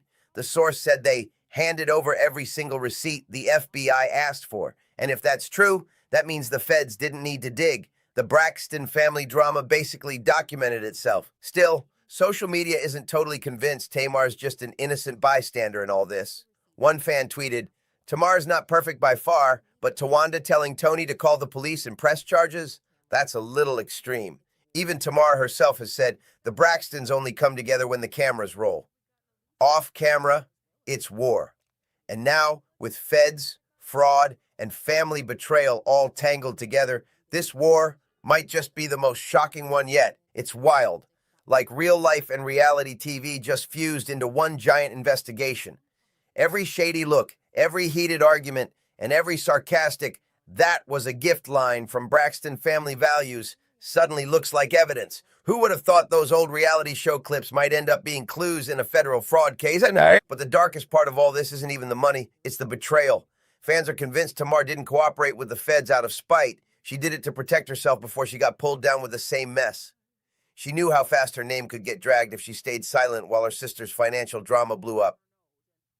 By the time Tawanda's arrest hit every gossip blog and entertainment feed, an old rumor came crawling back that made everything 10 times worse. People started remembering what Tony Braxton's former assistant, Zoe, said on his podcast back in 2020. And it wasn't pretty. He claimed Tawanda once stole her own mother, Evelyn's Social Security check. Yeah, you read that right. Her mother's SSI. Zoe even said, "When you can steal SSI checks, I don't know what to say to a person. When you're that thirsty, that evil." That line sent chills through everyone listening. And then the receipts started matching up. Reports confirmed Tawanda had indeed been arrested in 2005 for forgery and theft by receiving in Atlanta. Now people are saying this new FBI probe doesn't look like some small misunderstanding. It looks like a pattern. Longtime Braxton Family Values fans already know the sisters' money problems were always lurking in the background. The debts, the shade, the constant arguments over who owes who. But this time, it's way deeper than a sisterly spat. Because when you mix federal fraud charges, family betrayal, and decades of mistrust, what's left of the Braxton legacy starts cracking right in front of everyone's eyes. And people are saying it out loud now. This isn't just TV drama anymore. This is real-life fallout. Even Tony Braxton, the calm one who's always played peacemaker, couldn't stay out of the storm this time. A viral clip started circulating where Tony was seen canceling on Tawanda's event over the phone, and fans immediately noticed something was off. It wasn't just a scheduling issue. It was distance. People online are saying Tony's pulling back for one simple reason: self-preservation. She's got her own reputation, her music empire, and her money to protect, especially now that the FBI's Financial Crimes Unit has eyes on her sister. And honestly, who could blame her? When your family's being investigated for fraud, the last thing you want is your own accounts ending up in a federal discovery file. But here's what really hit fans in the gut: the silence. The once tight-knit Braxton sisters who used to flood social media with selfies, hashtags, and love posts suddenly went radio silent. Trina, who never missed a chance to celebrate her sisters, hasn't said a single word. No posts, no comments, no subtle shade, just silence. And that silence, it spoke volumes. Then came the fans, connecting dots like detectives. One viral comment said, "So Tony thinks it's all right to help out the family, even if it means they're stealing from you?" Allegedly charging 6 phone lines for 4 years, and that's the same person who didn't think she should pay them to sing background. That comment blew up because it touched the nerve of what's really breaking this family apart: loyalty versus money. The whole Braxton brand was built on sisterhood, unity, and image, not paychecks and debt drama. But now, with every silence, every unfollow, and every little detail coming to light, fans are wondering, has that loyalty finally reached its limit? Every single time this family tries to pull it together, money finds a way to tear them right back apart. From Tamar's public battles with her mental health, to Tony's never-ending tax liens, to the heartbreaking loss of Tracy, it's like the Braxtons can't catch a break. The cameras show the glitz, but when they stop rolling, the real story always crawls out of the shadows. Since Tawanda's arrest, she's gone completely quiet online. No posts, no comments, no explanations. But that silence didn't fool anyone. Court watchers started digging through her filings, and what they found had everyone's jaws on the floor. Tawanda listed $277,000 in assets, but more than $547,000 in liabilities, including a $50,000 Tesla she was still driving on camera. One fan said it perfectly: somebody with $150 in their account shouldn't be whipping around in a $50,000 Tesla. Something's not right. And honestly, they might be onto something, because the feds are now combing through everything, from phone bills to property deeds to business transfers. According to insiders, if Tawanda is found guilty of falsifying her financial disclosures, she could be facing up to 5 years in federal prison. Meanwhile, Tamar's camp hasn't said a single word publicly, but sometimes silence says everything, and that's exactly what's driving fans wild. Because if the truth really is that Tamar quietly handed over receipts to the FBI, this wouldn't just be a family fallout, it'd be one of the biggest betrayals in reality TV history. And hold up, it doesn't even stop there. There's another twist coming, one that ties Tony's silence, Tawanda's husband, and some shady offshore money transfers together. Insiders are now calling it a multi-year concealment scheme, and it's reportedly way bigger than anyone expected. When word broke that the FBI had frozen Tawanda's business account, everyone thought the drama was over. But apparently, that was just the beginning, because if what these sources are saying is true, the Braxton family storm is far from finished, and the next chapter might expose more than just finances. It might expose loyalty itself. Nah, that wasn't the end. That was just the beginning. According to insiders, investigators allegedly uncovered that a chunk of Tawanda's skincare company revenue was being funneled through a consulting firm under her new husband's name. Yep, the same man who now legally owns their Georgia home. That move, which she probably thought would protect their assets, allegedly backfired hard. Federal prosecutors are now treating that transfer as intent to conceal assets, which could open up an entirely new level of federal charges. And just when you think it couldn't get darker, sources close to Toni Braxton's camp revealed that she quietly withdrew her name from all joint Braxton family ventures months ago, almost like she saw the storm coming and dipped before it hit. Meanwhile, Tamar has been keeping quiet in public. No statements, no interviews, nothing. But what really broke fans' hearts was the resurfaced photos from Tawanda's Bridgerton-themed bridal shower. And guess what? Neither Tony nor Tamar showed up. Back then, everyone brushed it off as typical sister drama, but now, it looks like they were already backing away for a reason.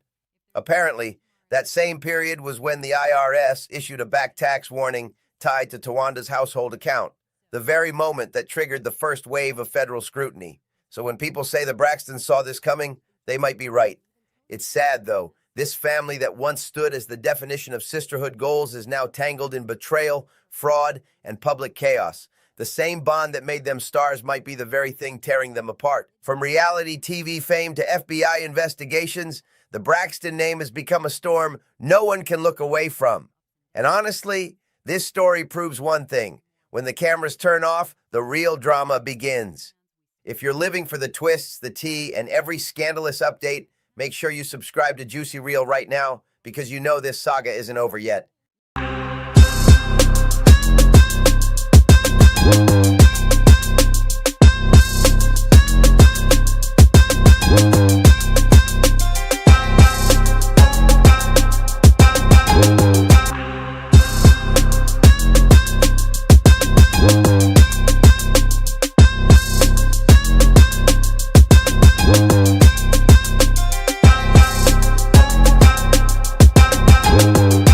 man Birdman been wildin' lately. First, he straight up fell asleep on stage, in front of everybody. Can you imagine that? Cameras rolling, crowd watching, and boom, man's out cold. Then guess what?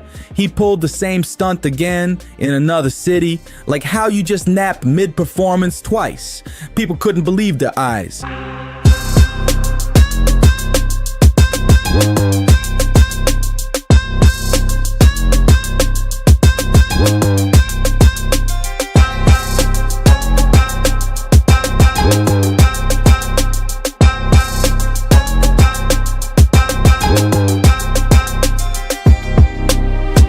And now the stunner man himself can't even make it through an interview without catching some serious Z's. It's crazy to see him dozing off mid-sentence like that. What's really going on with Birdman? Man, did you see that interview? The dude next to Birdman had to literally tap him, then almost kick him just to wake him up.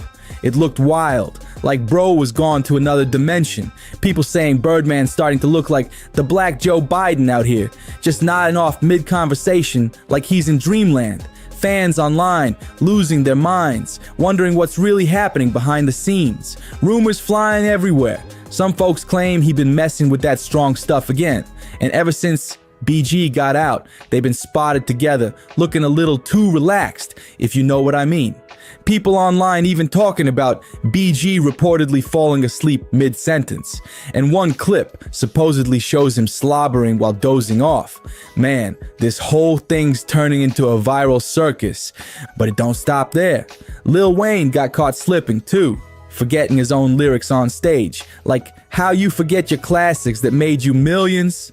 Fans were stunned watching him blank out like that. Folks saying all those years of wild nights and whatever came with him might finally be catching up to the crew. Now some people saying maybe Birdman ain't on no substances at all. Maybe it's health stuff. Maybe high blood sugar or even sleep issues got him crashing out mid-performance. Cause when your sugar drops or your body's off balance, boom, you out cold unless you get that quick fix, a medical hit. Either way, something's definitely not right, and the fans are watching every move, wondering if Birdman's just tired or if something deep is going down behind the scenes. Man, if you've fallen asleep on stage, during an interview, or even in the recording booth, your body's screaming for help. That's not normal at all. Some folks think Birdman might be dealing with something like narcolepsy, that sleep disorder that hits out of nowhere and makes you crash during the day. That could explain why he keeps dozing off mid-interview, like it's nap time instead of showtime. But here's where it gets even wilder. Birdman out on tour right now with NBA Youngboy, and we all know NBA been caught up in some heavy lifestyle choices himself. People whispering, maybe it's that constant mix of stress, no rest, and overconsumption that's knocking Birdman out every time the cameras roll. And let's be real, Birdman hitting that 60 mark now. He ain't no young player anymore. He's practically lining up for them social security checks. Fans joking online saying he's about to collect his government money and still trying to act 25. But when you push in that age and still living wild, your body starts tapping out, no matter how rich or famous you are. And it's not just him. Lil Wayne's been looking rough too. His hair thinning out, his energy off, and he's been caught forgetting his own lyrics during shows. Like that's the same Wayne who once dropped verses back to back like a machine. He's in his early 40s now, but those years of non-stop partying and whatever else he's been on seem to be catching up fast. Birdman used to be like a father figure to Wayne, but now they both seem to be fading in front of the world's eyes. Remember when Wayne used to light that lighter before every verse? Fans used to think it was a vibe, but now people are connecting the dots and realizing maybe that flame symbolized more than just music. Something deep has been burning behind the scenes, and it's starting to show big time. Man, it's bad, real bad. Birdman don't even look like the same dude anymore. His face looking tired, his skin dull, half his hair gone, and people online swear his teeth looking shaky too. It's like his body's just given up after years of non-stop chaos. Then BG back in the mix, reportedly getting loaded again, and it's starting to feel like their bodies are just reacting to years of that same wild lifestyle catching up. These guys got millions, right? So they're not out here buying cheap junk. They get in the top shelf stuff, the kind that'll have you floating and crashing at the same time. That's the danger of too much luxury. When you got money to feed your vices, the fall hits even harder. And let's not forget the grind. They bouncing city to city, barely sleeping, barely eating right, and definitely not staying hydrated. When you live in that fast life, the body eventually hits the brakes hard. You can't keep pushing with no rest, no water, and too much of that other stuff running through your system. It's a recipe for disaster. Now, all that money they fought so hard to make is starting to slip right through their fingers. The people around them, the entourage, the hang-ons, the yes men, they all eating off that plate while the man himself breaking down piece by piece. It's sad but true. When your mind starts shutting down and your health fades, the same crowd that cheered for you on top usually just watches while you fall. Man, this right here is heartbreaking. When that constant lack of sleep and chaos catches up, it don't just stop at being tired. It turns into something deeper, like memory loss, Alzheimer's, or even dementia. Next thing you know, you're forgetting lyrics, names, where you at, or even how much money you got sitting in the bank. Some folks don't even remember they got money. That's how real it gets when your mind starts to fade. People need to be praying for Birdman, Lil Wayne, and BG right now because it's sad seeing legends fall apart in front of our eyes. These were once the hottest names on the planet, the faces of a whole generation. Every track, every hit, they ran the game. And now, to see them slipping like this, it hurts to watch, man. And you gotta give props where it's due. Juvenile's still out here holding it down like a champ. He's the only one from that crew who looks clear, focused, and solid. You can tell he stayed away from that heavy stuff because his energy's still strong and his mind sharp as ever. It's crazy though, right? We grew up watching these guys rise to the top, and now we're watching them fade away, being laughed at by the same crowd that once worshipped them. That's the real tragedy of fame. It don't last forever if you don't take care of yourself. So instead of clowning them, send a prayer up, man. Pray they find peace, get healthy, and maybe, just maybe, get a second chance to live right before it's too late. And now the street's buzzing like crazy. Everybody talking about what's next for Birdman, Wayne, and BG. Fans online saying this could be the end of an era, the fall of a dynasty that once ruled the whole game. Clips going viral every week showing Birdman nodding off, Wayne mumbling through verses, and BG looking lost on stage. It's turning into a circus of embarrassment for guys who used to be untouchable. People keep asking you where the real one's at, because these are the same legends who once bragged about running the block, but now they look like they can barely run a sentence. The fame, the pressure, the lifestyle, it all takes a toll when you never slow down. You can only fake the energy for so long before your body and mind start crashing. And it's not just about them, it's a lesson for everybody watching. Money can't buy health, peace, or sanity. You can have millions in the bank, but if you're losing yourself in the process, it all means nothing. These guys had the world in their hands, but fame don't come with instructions. It comes with temptation, sleepless nights, and fake friends who'll hype you up right into the ground. Still, deep down, fans ain't ready to give up on them yet. People want to see a comeback, a real redemption story where Birdman, Wayne, and BG clean up, reconnect, and remind the world why they became legends in the first place. Because behind all the drama and downfall, the talent is still there, waiting to shine again. But until that day comes, we're just watching it unfold like a slow-motion car crash, sad, messy, and unforgettable. Let's just hope they get help before it's too late. And if you want more wild stories and unfiltered truth like this, hit that subscribe button to Juicy Real, because the tea never stops spilling here. Now rumors are swirling even harder. People whispering that there's tension behind the scenes between the whole old Cash Money crew. Word is, some folks close to the camp been saying Birdman's health got everyone worried, but at the same time, they don't know how to tell him to chill. He's too proud, too legendary, too set in his ways. It's like trying to stop a moving train with your hands. Impossible. Meanwhile, Lil Wayne's fans been flooding his socials, begging him to take a break, go get checked out, maybe even hit rehab if that's what it takes. But Wayne's still showing up, performing, trying to prove he's the same unstoppable force he once was. It's like he's fighting the clock, trying to outrun time itself, but time always wins, no matter who you are. BG's situation ain't much better either. After getting out, people hoped he'd come back strong, maybe even drop some real comeback heat. But instead, all we getting are shaky clips and blurry photos that got folks wondering if he's really ready for the spotlight again. It's like the old magic just isn't there anymore, and fans are torn between nostalgia and heartbreak. Behind all the chaos, though, there's still that deep respect, the kind you can't fake. No matter how bad things get, the world knows these men helped shape an entire era of music. They laid the blueprint, they built the sound, they were hip-hop for a generation. That legacy can't ever be erased, even if their current image looks rough. It's sad, but it's real. The fall from greatness never looks clean. But maybe, just maybe, this is the wake-up call they need to finally turn it around before everything's lost for good.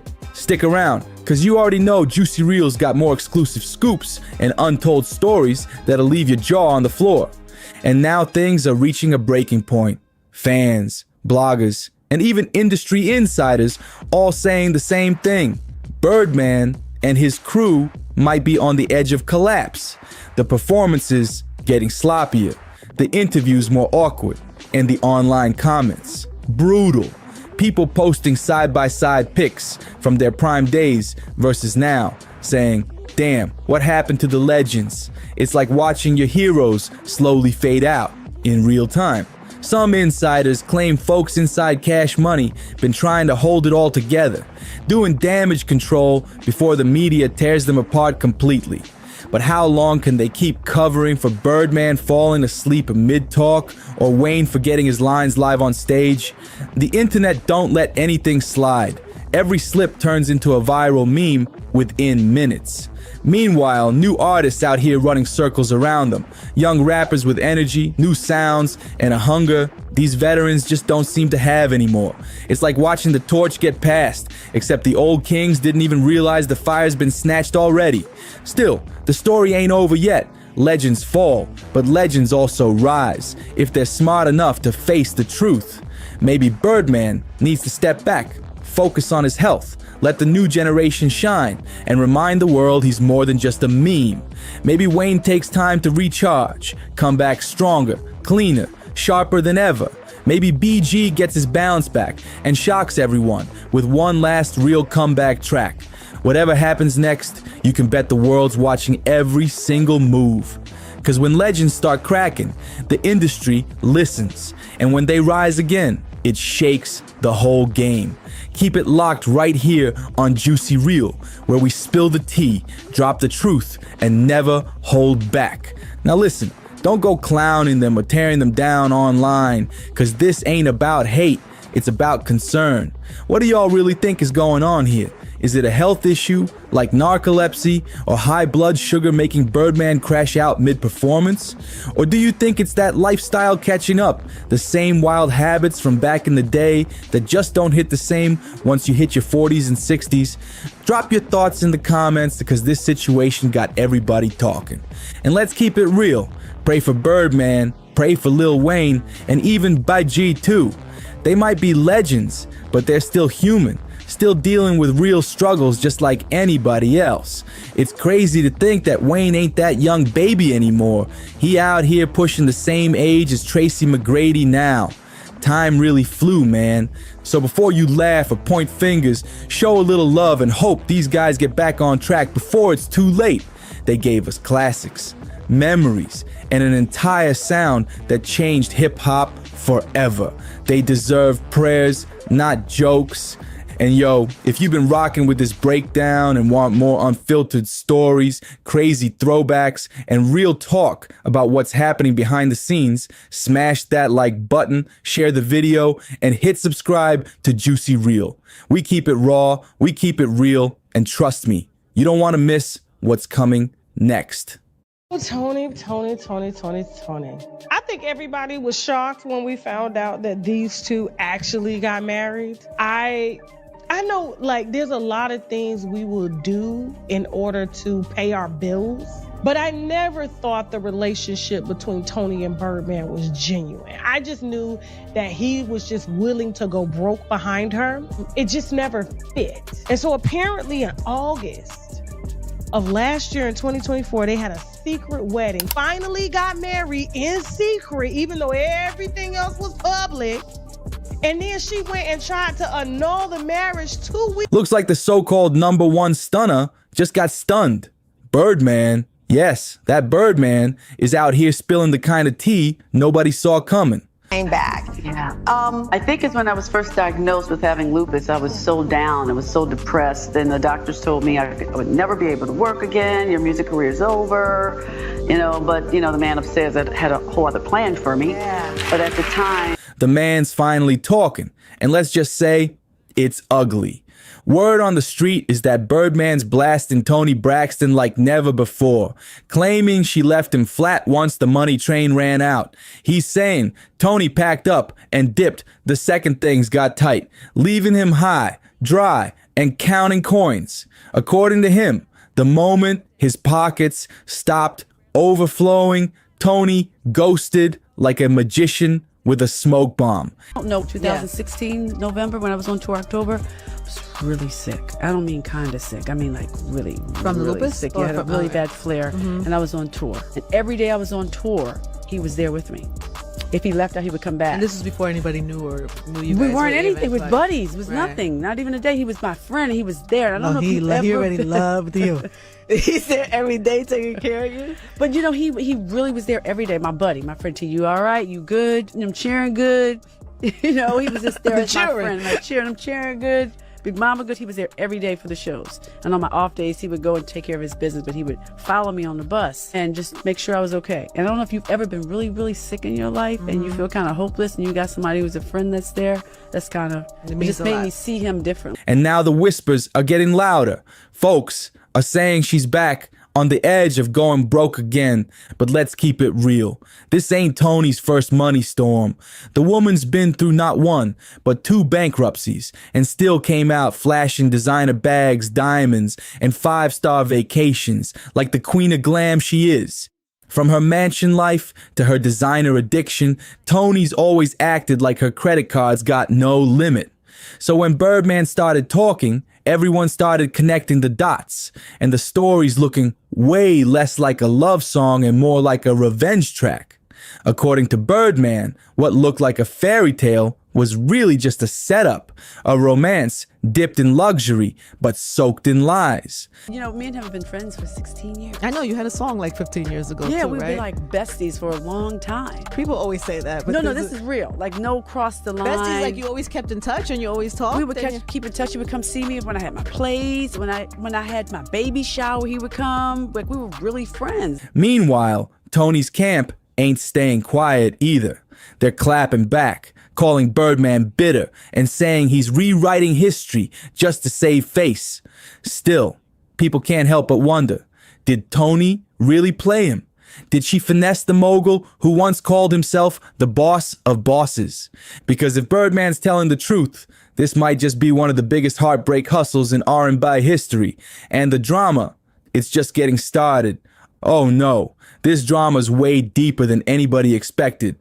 What started as a breakup rumor just turned into a full-blown money mystery. We're talking shady bank trails, secret deals, and whispers that could make even Hollywood blush. And get this, insiders are saying this might go down as one of the wildest relationship exposés in all of R&B history. But it gets even crazier. Reports claim Toni tried to slide out of her short-lived marriage to Birdman with a jaw-dropping $160 million divorce payout after being married for less than a month. Yes, you heard that right. 1 month. That's not bold. That's billionaire-level boldness. And apparently, she didn't even make it through the honeymoon phase. Allegedly, Toni packed her bags and peaced out just 2 days after the wedding. 2 days. Then, before anyone could blink, Less than 4 weeks later, she filed for divorce, calling the marriage irretrievably broken and saying there was no chance of fixing it. That's when the drama hit the stratosphere. If that $160 million number is even half true, this isn't about love gone wrong. This is next level audacity. Fans are stunned, asking how a marriage that barely lasted a blink could come with a payout that massive. Like, who even signs a deal like that? And now, everyone's side-eyeing the whole situation. Was it love, or was it a luxury hustle from the start? With Tony's history of financial chaos and taste for the finer things, people are starting to suspect this wedding might have been less about romance and more about a grand plan. Did she play chess while Birdman thought it was checkers? Whatever the truth is, one thing's for sure. This breakup's shaping up to be a scandal for the ages. Now the streets are straight up buzzing with one burning question. Did Miss Unbreak My Heart really tie the knot with the #1 stunner just to cash out and disappear? Like, hold up. She wanted how much for 2 days of marriage? Folks can't stop talking about how Toni Braxton allegedly believed she deserved a $160 million payout after barely making it past the honeymoon suite.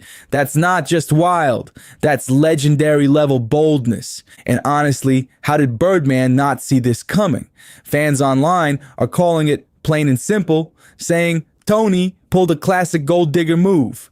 And when you look at the timeline, it's hard not to raise an eyebrow.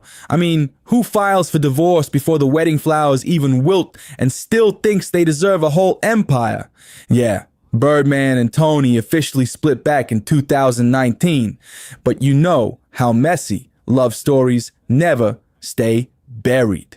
By 2023, Birdman claims Toni started creeping back into the picture, sending signals, dropping flirty hints, and making sure he knew she was still around. According to him, she came back smooth, acting like nothing ever happened, charming, smiling, and playing the same sweet tune that got him hooked the first time. At first, Birdman says he tried to keep his distance. He wasn't trying to fall for the same trap twice. He told people he had moved on and wanted no part of that drama again. But if you believe his side of things, Toni didn't quit that easy. She kept popping up, showing face at events, and tugging at those old emotions like she knew exactly what strings to pull.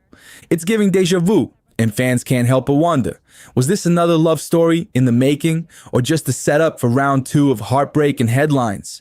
Whatever it was, it had everybody glued to their screens, waiting for the next move in the wildest R&B saga of the decade. I know you had a song like 15 years ago too, right? Someone asked. And that's when things started to spark again. What began as casual talk turned into late night convos, throwback memories, and soon enough, Toni and Birdman were right back where they left off. The chemistry was undeniable, and before long, they rekindled that flame for real. They got close, stayed inseparable for about a year, and then finally made it official, tying the knot on August 8th, 2024. Fans thought it was a comeback love story for the ages. But hold up, because that's exactly where everything flipped upside down. Just 2 days later, yes, only 48 hours after saying, "I do," Toni filed for divorce. You read that right. Court documents straight from her side say they officially separated on August 10th, 2024. People online lost their minds trying to figure out what could have possibly gone down in that tiny window. Like, what kind of chaos hits right after the wedding cake's been cut? And when the news dropped that Toni was allegedly asking for a $160 million payout, social media completely exploded. Twitter, Instagram, TikTok, everyone had something to say. Some were calling her a legend for the fastest divorce in celeb history, while others called it the boldest money grab they'd ever seen. Even 50 Cent couldn't resist throwing shade. He hopped on Instagram and joked, "Now watch, women are gonna say, well, if you stuck it out for 16 years, you deserve to be paid." Then he twisted the knife with a slick punchline saying, "Not 16 years, for 2 days." The comment section went wild, laughing, arguing, and turning the whole thing into a meme fest overnight. Word on the street is Birdman's convinced Toni was never in it for love, just the cash. And honestly, after seeing how fast she went from bride to ex-wife, can anyone blame him for thinking that? The man's net worth is sitting around $160 million, and people are saying Toni aimed straight for the jackpot. It's got everyone wondering, was it heartbreak or was it a high-stakes hustle dressed up in wedding white? Either way, Tony didn't even make it a full week before hitting him with those divorce papers. And that's the kind of twist even Hollywood couldn't script better. She was out before the ink on the marriage license even dried. Like blink, and you'd have missed the whole marriage. Insiders are saying Birdman is furious. He's demanding that Tony put some respect on his name. And word is, he's been dragging her behind the scenes ever since. But this time, he's not whispering. He's calling her out loud and clear. No filters, no sugarcoating, no fake smiles. According to Birdman's camp, he's labeling Tony straight up as a gold digger. Birdman feels like he got played, and not just a little bit. He feels like he got hustled by one of the smoothest in the game. And guess what? Some folks close to the situation are actually backing him up. Allegedly, Tony didn't just stop at trying to snatch his money through the courts. She supposedly tried to flip some of his jewelry too. Yeah, you heard that right. Insiders claim she had her eyes locked on his high-end pieces and even made moves to sell them off when she couldn't get her hands on the cash directly. That's not just bold. That's next level fearless. But honestly, are we even surprised anymore? Tony's money history has been shaky for decades. Back in the 90s, she was one of the biggest stars on the planet. Millions of albums sold, global fame, chart-topping hits, and that iconic voice that defined a whole era. She had everything, the looks, the talent, the success, but somehow the money never seemed to last. Despite being at the top of the world, Tony still ended up broke, not once, but twice. And each time, she bounced back glammed up like nothing ever happened. So now, with Birdman calling her out and the receipts stacking up, people are starting to wonder, is this just history repeating itself, or was the whole marriage part of the same pattern all along? Back in 1998, Toni Braxton shocked the world when she filed for bankruptcy for the very first time, and the media lost its mind. Nobody could wrap their head around how a superstar of her level, dripping in Grammys and chart toppers, could lose it all just like that. But before she could even catch her breath, the chaos rolled straight into 1999, and the headlines only got nastier. Every tabloid in the game dragged her name through the mud, calling her out for wild spending sprees and luxury habits she clearly couldn't afford. In an attempt to clear her name, Toni went on Oprah, thinking she could fix her image. But that plan backfired fast. Oprah didn't play nice. She looked Toni dead in the eye and grilled her about her spending, questioning why she was buying designer everything while her finances were falling apart. And instead of owning up, Toni clapped back hard, accusing Oprah of being too harsh and painting herself as the victim right there on national TV. The tension was thick, and the moment went down as one of the most awkward interviews in talk show history. For a little while after that, it seemed like Toni got her act together. She bounced back, dropped new music, and for a brief moment, her money game looked stable again. The comeback looked strong, glamorous, confident, and shiny enough to fool the world into thinking she'd learned her lesson. But that illusion cracked wide open again when 2010 hit. Toni Braxton filed for bankruptcy again, and this time it was a total financial disaster.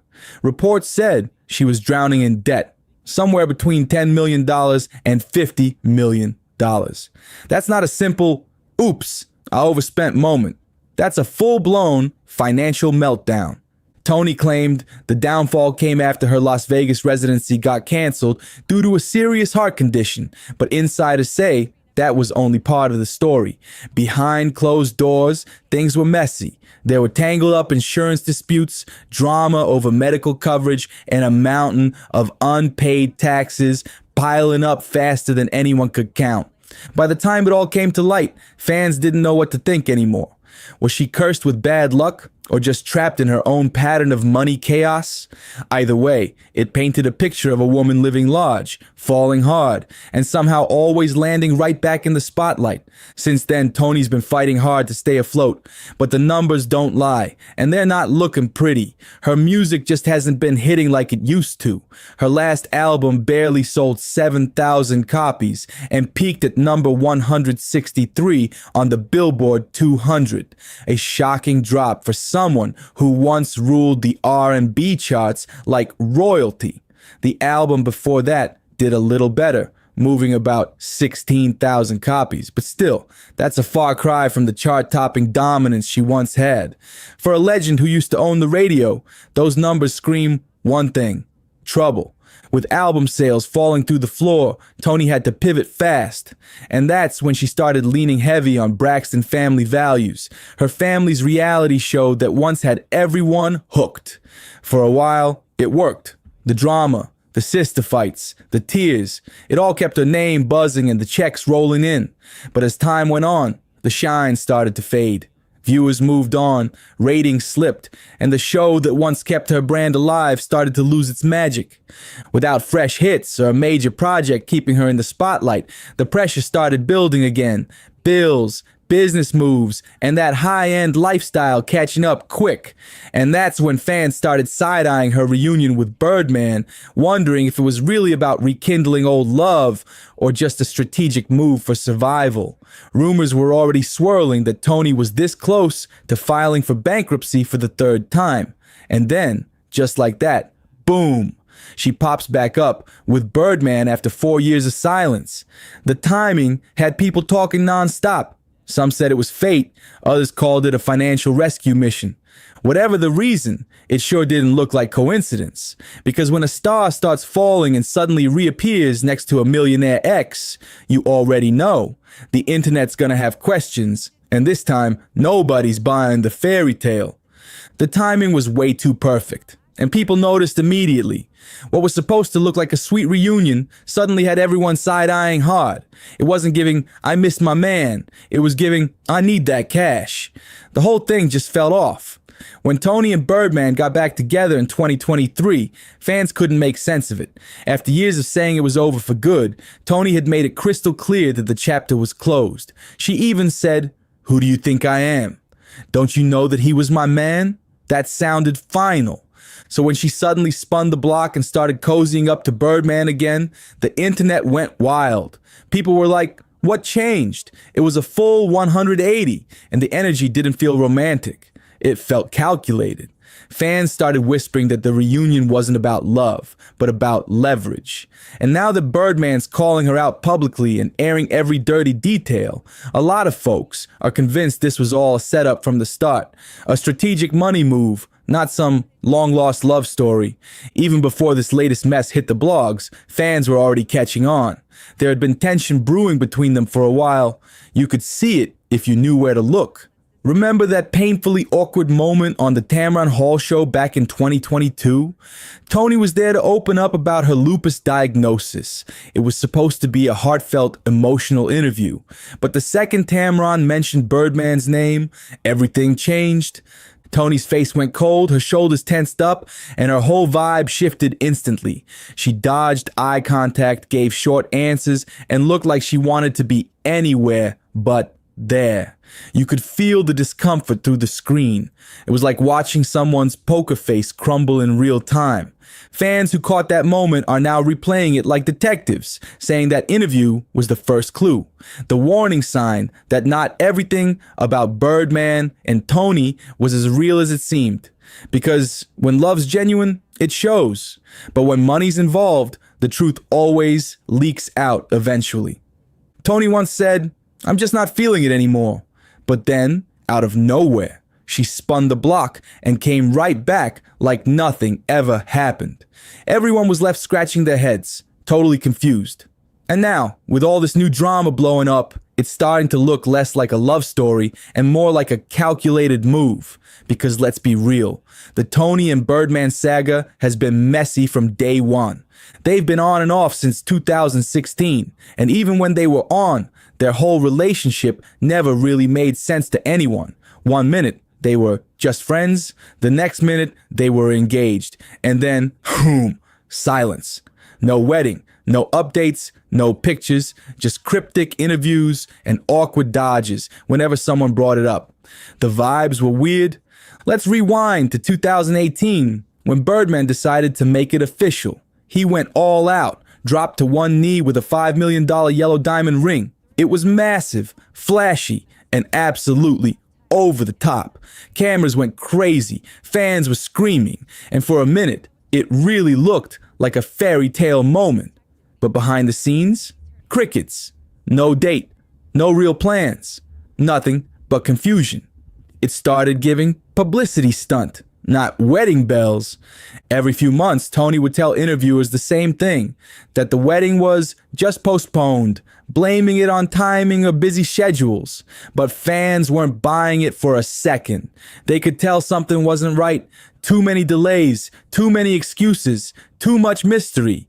Then came the final red flag that had everyone's jaw on the floor. Tony claimed she lost the $5 million engagement ring. Yes, you read that right. $5 million just gone. No explanation, no recovery, just vanished into thin air. Fans were like, how do you misplace a diamond the size of a planet? It didn't make sense. And that's when people really started questioning everything about her and Birdman's so-called love story. Was it a real romance? Or was someone just playing the long game for headlines and money moves?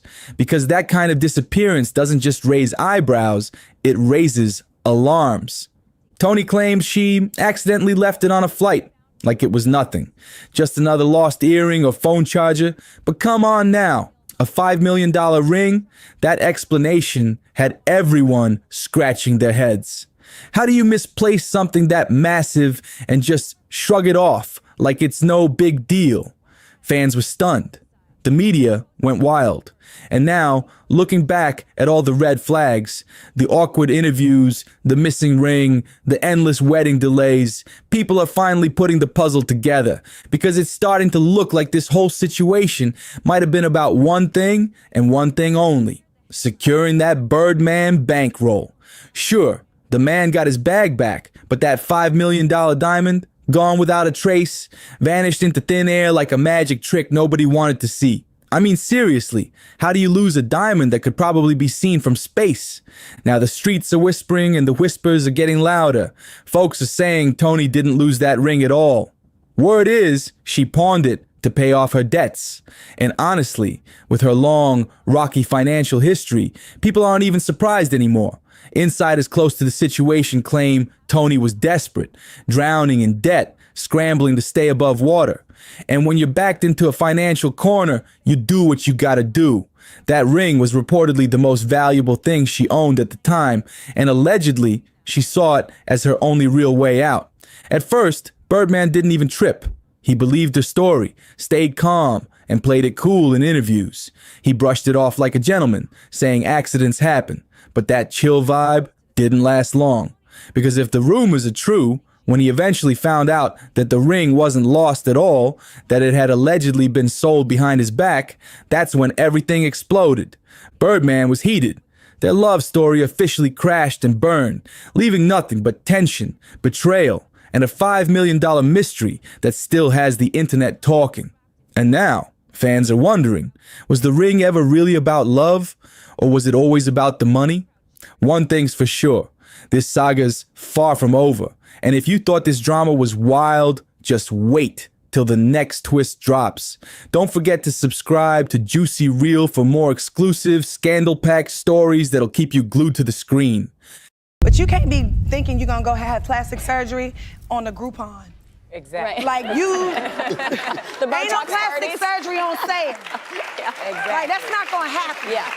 And if it's on sale, 9 times out of 10, you're not supposed to get it from the person that's having a sale on liposuction. Don't do that. Things just got wild in the Braxton family. And this time, Tamar didn't just stir the pot, she flipped the whole table. Confessing that although I love my family, most of the time I don't like my family. Everyone in my family.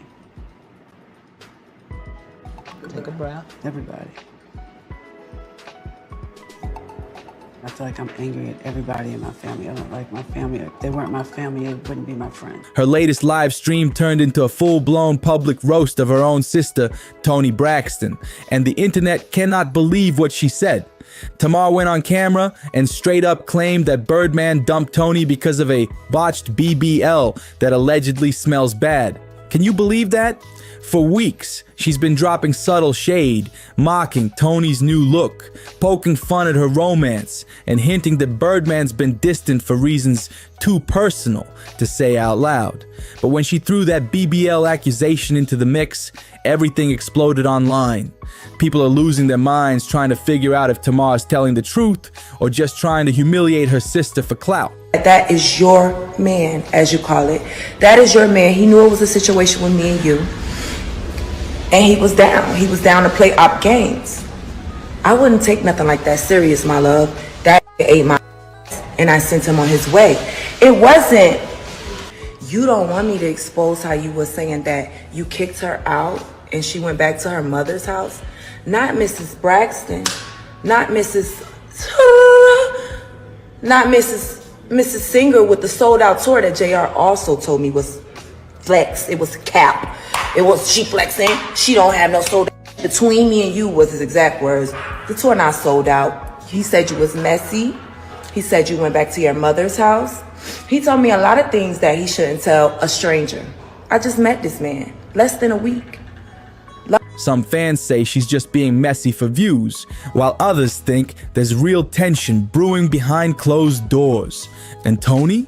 Oh, she's not staying quiet this time. Word is she's furious and gearing up for a major clapback that could expose way more than Tamar bargained for. This family feud is getting uglier by the minute. If this keeps blowing up, we might be witnessing one of the wildest, most personal celebrity family feuds in years. Is this still Braxton family values or straight up Braxton family breakdown? The drama's so real it feels scripted, except it's not. When producers teased that this season would bring the heat, nobody expected this. Even the Kardashians might want to grab a snack and take notes, because this level of chaos is next level entertainment. Just when fans thought Tamar couldn't stir the pot any harder, she dropped another bomb, saying Tony secretly got a BBL.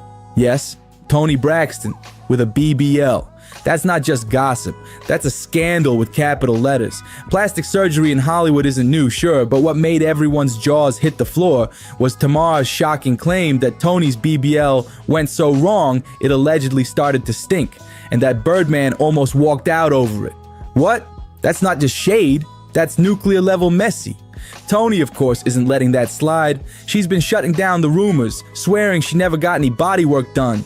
In her words, Tony laughed it off saying, "Mduya Kai, don't you know that it's my booty? I love somebody." She's keeping her story tight, claiming the only thing she's ever changed was her nose, just because she didn't like how it looked.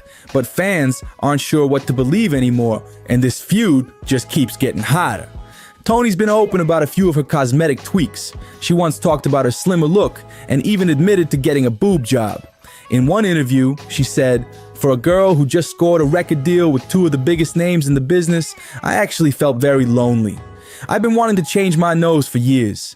I wanted it to be less broad, but because of how I was raised, I struggled with the idea of changing my body." Then she added, "And of course, I later got my boobies done. I'd always been built like a gymnast on top, thunder thighs below." She even laughed once, saying, "I wish I would have had lipo on my inner thighs. I've always hated them." So according to Tony, the nose job and boob job were it, nothing more. But let's keep it real. A whole lot of fans aren't buying that story. People online have been calling major bluff, claiming she's definitely had liposuction and maybe even a BBL too. And when you compare old school Tony from her 90s days to her more recent viral pics, the difference is hard to ignore. Back in the day, she had that classic natural fine look, but now her waist is super snatched and her hips are popping like never before. Fans are convinced it's giving strong BBL energy, and the internet won't stop talking about it. Soon enough, social media detectives went wild, zooming in, doing side-by-sides, and insisting Tony might not be telling the whole truth about her glow-up. Some say she's just keeping her beauty secrets private, while others think she's full-on hiding the truth to protect her image. But here's the twist. Just when everyone thought the rumors were fading, Tamar came crashing back into the spotlight and confirmed it all herself. That's when the real chaos began. Reports are saying Tamar's been out here spilling everything about Tony's supposed secret BBL, telling people her sister's been trying to pass it off as her natural body. But the real question is, why would Tamar do her own sister like that? Insiders claim this might all be payback, because the tension between the Braxton sisters has been boiling for months. And now, things have exploded into a full-on family mess. Apparently, before Tamar could even hit record on that explosive episode, Tony's legal team swooped in and dropped a cease and desist, shutting the whole thing down before it even aired. But you know Tamar, she wasn't about to take that quietly. She clapped back online, saying that if anyone tries to claim her sisters turned on her to protect the family, that's a total lie. And just when fans thought this was all one big misunderstanding, Trina and Tawanda jumped in saying they had no clue about any of it. Turns out, Tamar really did get that cease and desist, meaning Tony handled everything solo. No backup, no warning, just straight silence and legal threats.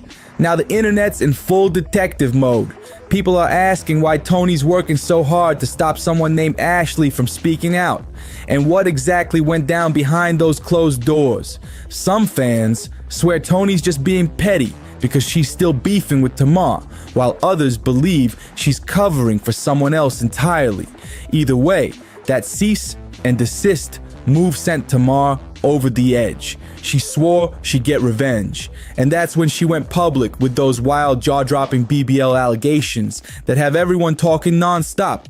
You'd think Tamar would have stopped for the sake of sisterhood, right? Wrong. Clearly, you don't know Tamar Braxton. When it comes to drama, she doesn't hit the brakes. She hits the gas. Instead of backing off, she doubled down and claimed Tony's BBL allegedly went so bad that Birdman nearly filed for divorce over it. Yep, according to Tamar, that's how messy things got. It's starting to look like she's on a full-blown mission to drag her sister's name through every headline she can. Now fans can't stop talking. Timelines, TikToks, and gossip blogs are flooded. Everyone's wondering what's really going down behind closed doors at the Braxton house. And just when you think this family feud can't get any uglier, it somehow does. Things are spiraling fast, and people are starting to connect the dots. Maybe Tamar's spilling all this because of something deeper, something personal. Remember when Tony allegedly filed for divorce from Birdman just 2 days after saying, "I do"? Yeah, that wasn't a rumor. That actually happened. Reports say Tony supposedly separated from Birdman just 48 hours after their wedding, and less than a month later, she went full throttle, filing official papers claiming their marriage was irretrievably broken with zero chance of saving it. That revelation shocked everyone, especially since this wasn't their first messy breakup. You might recall their big split back in 2019, but the twist came later. By 2023, insiders claimed Tony started reaching out to Birdman again. Allegedly, she was sending flirty messages, dropping subtle hints, and making it clear she was ready for another round with him. Now fans are asking, was this real love or just part of the Braxton chaos playing out in public once again? Birdman once joked that being back with Tony felt like the breakup never even happened, because she was that determined to slide right back into his life. At first, Birdman tried to play it cool, saying he'd moved on, focusing on his own grind, and wasn't looking back. But Tony wasn't giving up that easy. She kept showing up, reaching out, and reminding him of all those unforgettable moments they once shared. And guess what? Those old feelings Birdman swore he'd buried deep started creeping back up. Before long, her persistence paid off, and boom, the two were back together like nothing had ever gone wrong. After dating again for about a year, they shocked everyone by tying the knot on August 8th, 2024. Fans were cheering, thinking this was finally their happily ever after. Until, out of nowhere, Tony hit the world with a divorce filing that left everyone speechless. That's when the whispers started. People claimed Tony might have had other motives, especially since rumors were swirling about her having some serious financial struggles at the time. The internet couldn't handle it. Drama everywhere. Some fans accused her of chasing Birdman's money, while others defended her, saying she'd been through too much to not look out for herself. But when reports dropped that Tony was allegedly trying to walk away from the marriage with a $160 million divorce payout after being married less than a month, the internet completely lost it. Comment sections went wild, gossip pages crashed, and debates broke out over whether that number was fair or downright outrageous. Even 50 Cent jumped in on Instagram, cracking jokes like only he can, saying, "Now watch, women are gonna say, well, if you stuck around for 16 years, you'd want to be paid for it too." That comment sent everyone into a frenzy, and the drama just kept getting louder. That 50 Cent comment blew up the internet. Social media went crazy. Tony was getting dragged left and right, with people calling her a gold digger and saying she was just in it for the money.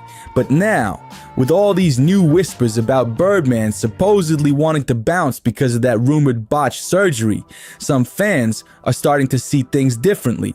They're saying maybe Tony's wild reaction wasn't about greed. Maybe it came from anger and straight up humiliation. If there's even a sliver of truth to that surgery story, then maybe throwing out that massive $160 million number was her emotional way of hitting back. Insiders say Tony eventually cooled off and even called off the divorce completely. One source even claims she filed first only because she found out Birdman was about to beat her to it, and she didn't want to be the one getting left. She wanted to stay in control, save face, and keep her pride intact. I mean, let's be real. Being married for 2 days isn't exactly something anyone wants on their resume. But apparently, the couple managed to work things out. Word is, Tony handled those health rumors quietly and made sure everything was fresh, fixed, and fine. So, for now, things seem calm, at least on the surface. But the truth? None of this tea would have seen daylight if Tamar and Tony hadn't blown up on each other in that explosive fight. And you know Tony, she's no pushover. She doesn't take hits without firing back. According to insiders, she clapped right back at Tamar, dragging her hard over her own messy situation with her ex-fiancé, JR. Oh yeah, the shade went both ways, and it got personal fast. And when I say Tony hit the mark, I mean she hit it hard. Because not too long ago, Tamar herself admitted that her ex-fiancé, JR, didn't just cheat. He allegedly stole her jewelry and gave it to his side chick. Can you imagine that level of disrespect? But hold up, it gets even wilder. Reports claim JR was also allegedly messing around with Tommy Lee while still dating Tamar. Now that's a whole different kind of scandal. Tommy didn't hold back either. She bragged online that JR didn't cut off those other women for Tamar, even after Tamar came at her publicly. And if that wasn't enough, Tommy went on to say that JR had been out here spilling Tamar's business to anyone who'd listen, just running his mouth like it was open mic night. Total chaos. The internet couldn't handle it. Fans were stunned. Gossip pages went into overdrive, and everyone was questioning Tamar's choices. People were like, how could she stay after that? The drama was so loud, it felt like a reality show playing out in real life. And here's the craziest part. Insiders claim JR allegedly did all of that within just 1 week of meeting Tommy. 1 week. That's not just messy, that's pure mayhem. And it left Tamar humiliated in front of millions. JR knew exactly about the tension between Tamar and Tony, but that didn't stop him one bit. He jumped right into the mess, got involved, and started running his mouth, spilling Tamar's private business like it was nothing. That's wild behavior. Honestly, Tamar should have dropped his so-called white chocolate self and walked away the moment he started acting shady. But come on, this is Tamar. She doesn't take advice from anyone, even when the writing's glowing red on the wall. So she kept doing her thing, posting about her man, her man, her man. Except the problem was, he was also everybody's man. The internet couldn't stop clowning. And then came the heartbreak. JR allegedly dumped her out of nowhere, leaving her spiraling all over Beyonce's internet like we'd never seen before. It was messy, it was loud, and it was everywhere. For a while, people moved on, thinking the saga was done and buried, until Tony resurrected it in the most savage way possible. During a shady little "isn't this you" moment, Tony threw that whole JR situation right back in Tamar's face. And it hit hard, especially since Tamar had just tried to come for Tony's relationship with Birdman. Now it's clear, these sisters don't just argue, they go to war. When the Braxtons bring drama, they bring it heavy and public. But here's the real question everyone's asking. How far are they willing to take this feud before someone completely loses it? Because if this tea keeps spilling like this, it's not staying on TV. It's about to blow up everywhere. Now with the sisters trading blows like heavyweight champs, the Braxton family drama has officially reached a boiling point. Insiders say things behind the scenes are way worse than what fans are seeing online. We're talking group chats blowing up, family dinners canceled, and everyone picking sides. Tamar's out here defending her every move, while Tony's quietly plotting her next power play. It's not just gossip anymore. This is turning into a full-on family war. Word is, Tamar's been hinting that she's got even more tea to spill, something that could end all rumors once and for all. Meanwhile, Tony's been keeping it classy in public, but allegedly gearing up to drop her own bombshells that could flip the whole story upside down. The tension's so thick, you could cut it with a knife, and fans are glued to every update like it's a primetime reality show. And it's not just them. Even the other Braxton sisters, Trina and Tawanda, are feeling the pressure to pick sides.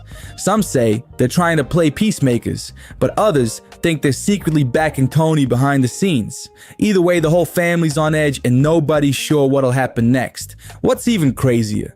Insiders are whispering that producers from Braxton Family Values might be trying to cash in on all this chaos with a tell-all special, featuring never-before-seen clips and shocking confessions. If that happens, this feud won't just stay online. It'll be front and center for the whole world to see. At this point, it feels like the Braxton drama isn't just a story. It's a full-blown saga. And if the rumors about what's coming next are true, this family storm is just getting started. This whole thing is about to explode in real life. No question about it. Because let's be honest, there's no drama like family drama. And the Braxtons, they always take it 10 levels higher than anyone else. Every twist just gets messier. Every clapback hits harder. And at this point, nobody knows what these sisters might do next. Whatever's coming is guaranteed to leave everybody completely shook.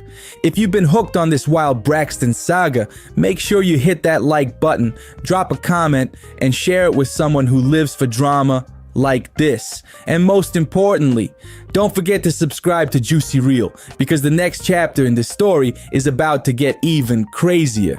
You seriously don't want to miss what's coming next. But you can't be thinking you're gonna go have plastic surgery on the Groupon. Exactly. Like you, The ain't no Botox plastic parties. surgery on sale. Yeah, exactly. Like that's not gonna happen. Yeah.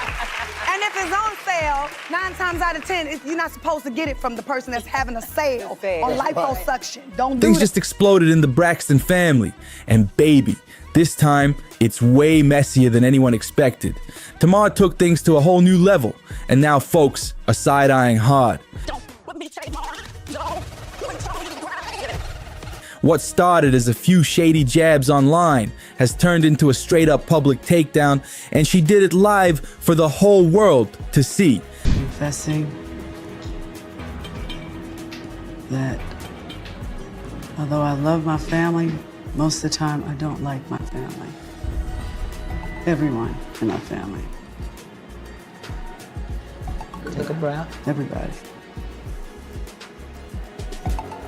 I feel like I'm angry at everybody in my family. I don't like my family. If they weren't my family, they wouldn't be my friends. Tamar Braxton went on Instagram Live and dragged her own sister, Toni Braxton, with no mercy.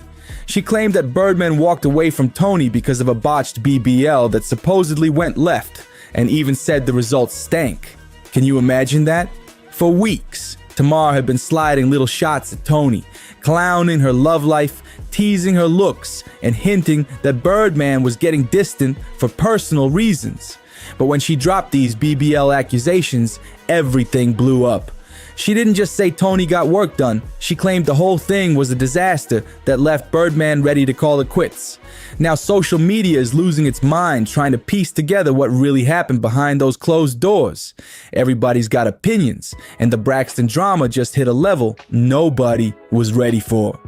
Tony ain't taking that shade quietly. Sources say she's furious and gearing up to clap back hard. If this fire keeps burning between the two sisters, we might be witnessing one of the wildest and most personal celebrity family feuds of all time. This isn't just drama. It's a full-on Braxton meltdown. Let's talk about it. Is this Braxton family values or the Braxton family blues? Because honey, the Braxtons are showing us they don't play when it comes to bringing the heat. The Kardashians better take notes. The Braxton sisters are serving chaos, attitude, and tears all in one explosive season. Just when everyone thought the drama had hit its peak, Tamar threw more fuel on the fire by claiming Tony secretly got herself a BBL. Yep. She called her BBL Tony. Can you believe that? Now in Hollywood, getting a little nip and tuck ain't exactly shocking news, but what sent the internet into orbit was Tamar saying Tony's so-called BBL went left, claiming it was so botched that it allegedly stank and that the smell had Birdman ready to pack his bags and bounce. Tony, of course, denies ever getting work done, just like plenty of celebs do when the rumors start flying. But the way this story's spinning, people are wondering, is Tony hiding something, or is Tamar just stirring the pot again? Tony tried to brush it all off by saying, Kai, don't you know that? It's my body. I love somebody. She gave her usual line, claiming she only got a nose job because she hated how it looked and just wanted it slimmer. But then she got real in an old interview, admitting she also had her boobs done, and her reason sounded pretty emotional. She said, for a girl who just scored a record deal with two of the biggest names in the business, I actually felt very lonely. I've been wanting to change my nose for years. I wanted it to be less broad, but because of the conservative ideas I was raised with, I struggled with the thought of altering my body. And of course, I later got my boobies done. Tony even joked that she'd always been shaped like a gymnast, size AA up top and thunder thighs down below. Then she added, in fact, I wish I would have had lipo on my inner thighs. I've always hated them. So, according to Tony, the boob job and nose job were the only things she ever had done. But baby, the internet ain't buying it. Fans are calling BS, saying there's no way she stopped there. And many believe she definitely had lipo and maybe even a BBL on top of it. And the receipts? Whew! When fans compared her old photos to a recent viral pic, the difference was wild. Back in the 90s, she was fine. Natural curves, toned body, classic beauty. But now, that waist is snatched to the heavens, and those hips are sitting way fuller. The side-by-side says it all. It's giving lipo and BBL energy, no question about it. All that talk about Tony's changing shape had fans thinking she wasn't being straight about her natural look, and now the internet is calling her out. But let's be real, she wouldn't be the first celebrity to deny getting work done. Once you start dipping into that cosmetic surgery life, it can get real addictive. You fix one thing, then suddenly there's always just one more tweak. Everyone thought the drama had peaked, but nope. It was only the calm before the storm. Out of nowhere, Tamar popped up and confirmed the rumors herself. Reports say Tamar's been going around telling folks about Tony's secret BBL, claiming Tony's been acting like it's all natural when it's allegedly far from it. Can you imagine your own sister spilling your surgery secrets like that? Now, if you're wondering why Tamar would go so hard on her sister, well, it's no secret the two ain't been cool lately. Their relationship's been rocky for a while, full of shade, side eyes, and low blows on both sides. This was just the latest bomb in a long line of Braxton blow-ups. But before Tamar could even start filming that episode where she planned to air everything out, Tony's team swooped in fast, sending her a cease and desist to shut it all down before she could say a word. Tamar was caught off guard, but she didn't back down completely. Then, people started saying the other sisters, Trina, and Tawanda turned against Tamar to protect Tony, but they quickly jumped online like, we didn't even know she got hit with no cease and desist. That made it crystal clear. Tony was handling this all by herself. Now everyone's left scratching their heads. Why is Tony working overtime to silence Tamar? What's she really trying to hide? The fans are digging for answers, and it's only getting juicier by the minute. The internet is split down the middle. Half of folks are saying Tony's just being petty because of her long-running beef with Tamar, while others swear she's trying to protect a man who's allegedly got some dirt tied to him. Either way, whatever Tony did pushed Tamar way over the edge, and Sis said she was gonna get her lick back. No mercy this time. And that's when we circle right back to those wild BBL allegations. You'd think Tamar would chill out and stop dragging her sister through the mud, right? You'd think sisterhood would kick in and she'd let it go. But oh no, you clearly don't know Tamar, because Petty is practically her middle name. She wasn't just out here confirming rumors, she doubled down and turned up the volume. Tamar straight up claimed that Tony's BBL went so bad it had Birdman allegedly trying to divorce her over it. Like, what? She made it sound like the surgery wasn't just bad, it was embarrassing. The internet went wild, saying Tamar was trying to completely humiliate her sister, not just spill tea, but pour the whole pot. And here's where it gets even crazier. Remember how Tony reportedly filed for divorce from Birdman after just 2 days of marriage? Yup, 2 days. According to reports, they separated right after tying the knot, and before fans could even blink, she filed for divorce less than a month later, claiming the marriage was irretrievably broken with zero chance of fixing things. So now fans are connecting the dots, asking if that messy breakup had something to do with the so-called BBL disaster Tamar's been ranting about. Whatever's going on behind the scenes, one thing's for sure. This family feud just got uglier than ever, and the internet can't look away. When the story first broke, everybody was shocked, because this wasn't Tony and Birdman's first rodeo. These two been on that roller coaster for years. Remember when they officially called it quits back in 2019? Well, what happened after that breakup had folks raising eyebrows sky high. According to Birdman, by the time 2023 rolled around, Tony started creeping back into his life, sliding into his messages, dropping little flirty hints, and letting him know loud and clear that she was still interested. She allegedly wanted another spin around the block with the Birdman himself. What happened to that boy? Suddenly had a whole new meaning. Birdman said, at first he wasn't having it. He'd moved on, focusing on his own life and staying low-key. But Tony wasn't giving up. She kept showing up, texting, calling, sending sweet reminders of their old love, trying to melt his heart all over again. And little by little, it worked. Those old feelings Birdman swore were gone, yeah, they came back full force. Before long, the two were back together like nothing ever happened. They rekindled that spark, and after dating again for about a year, they finally tied the knot on August 8th, 2024. But then, out of nowhere, Tony hit him with divorce papers. Fans were left stunned. Like, didn't she just fight to get him back?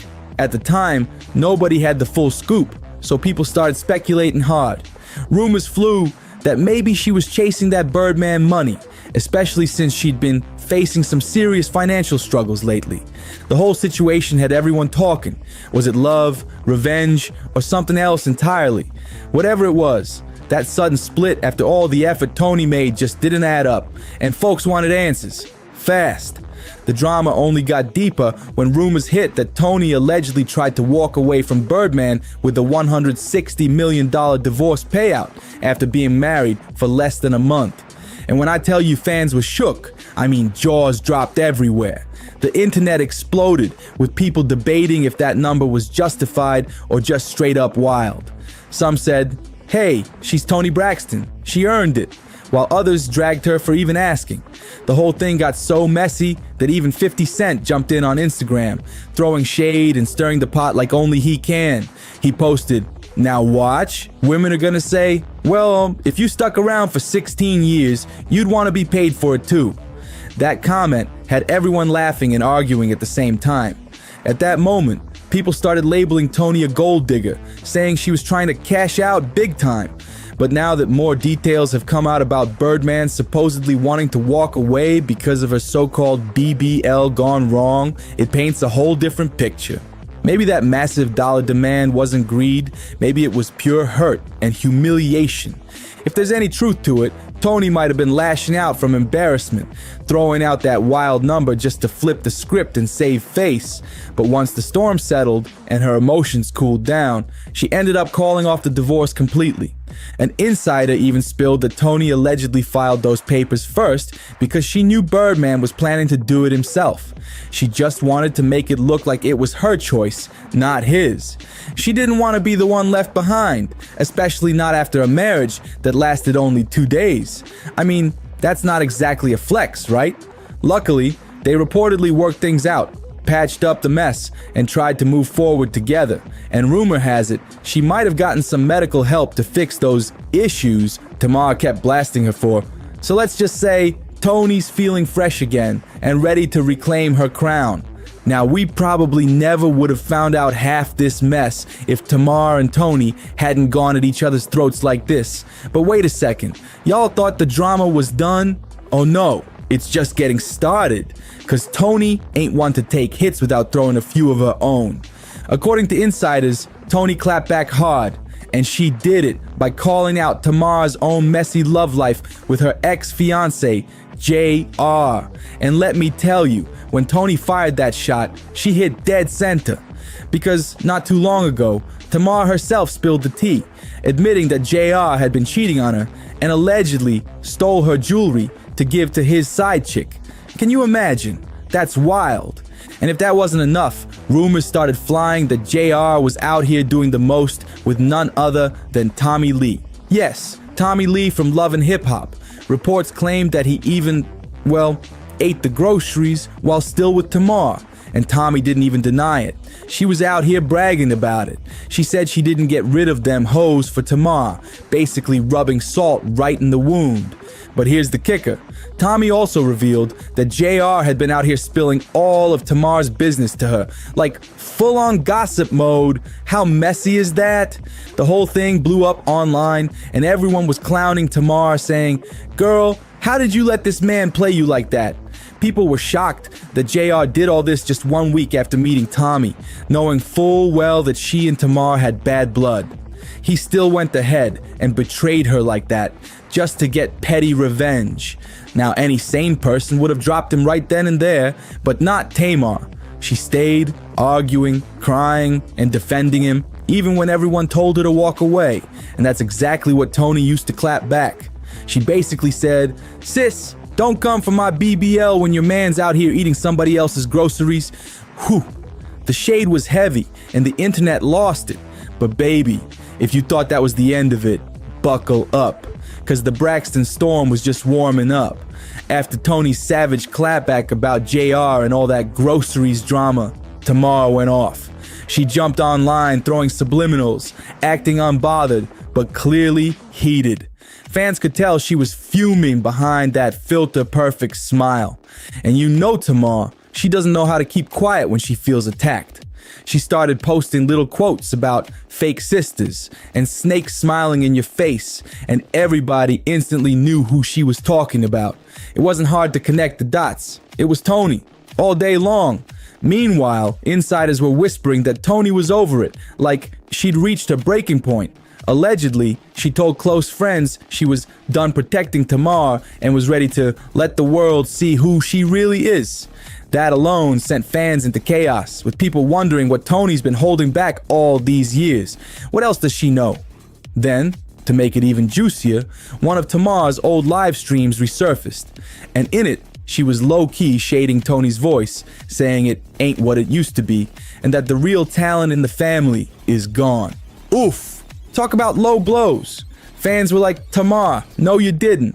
Now both fan bases, the Tamarites and the Toni lovers, are going at it online, defending their faves like it's a full-blown Braxton war.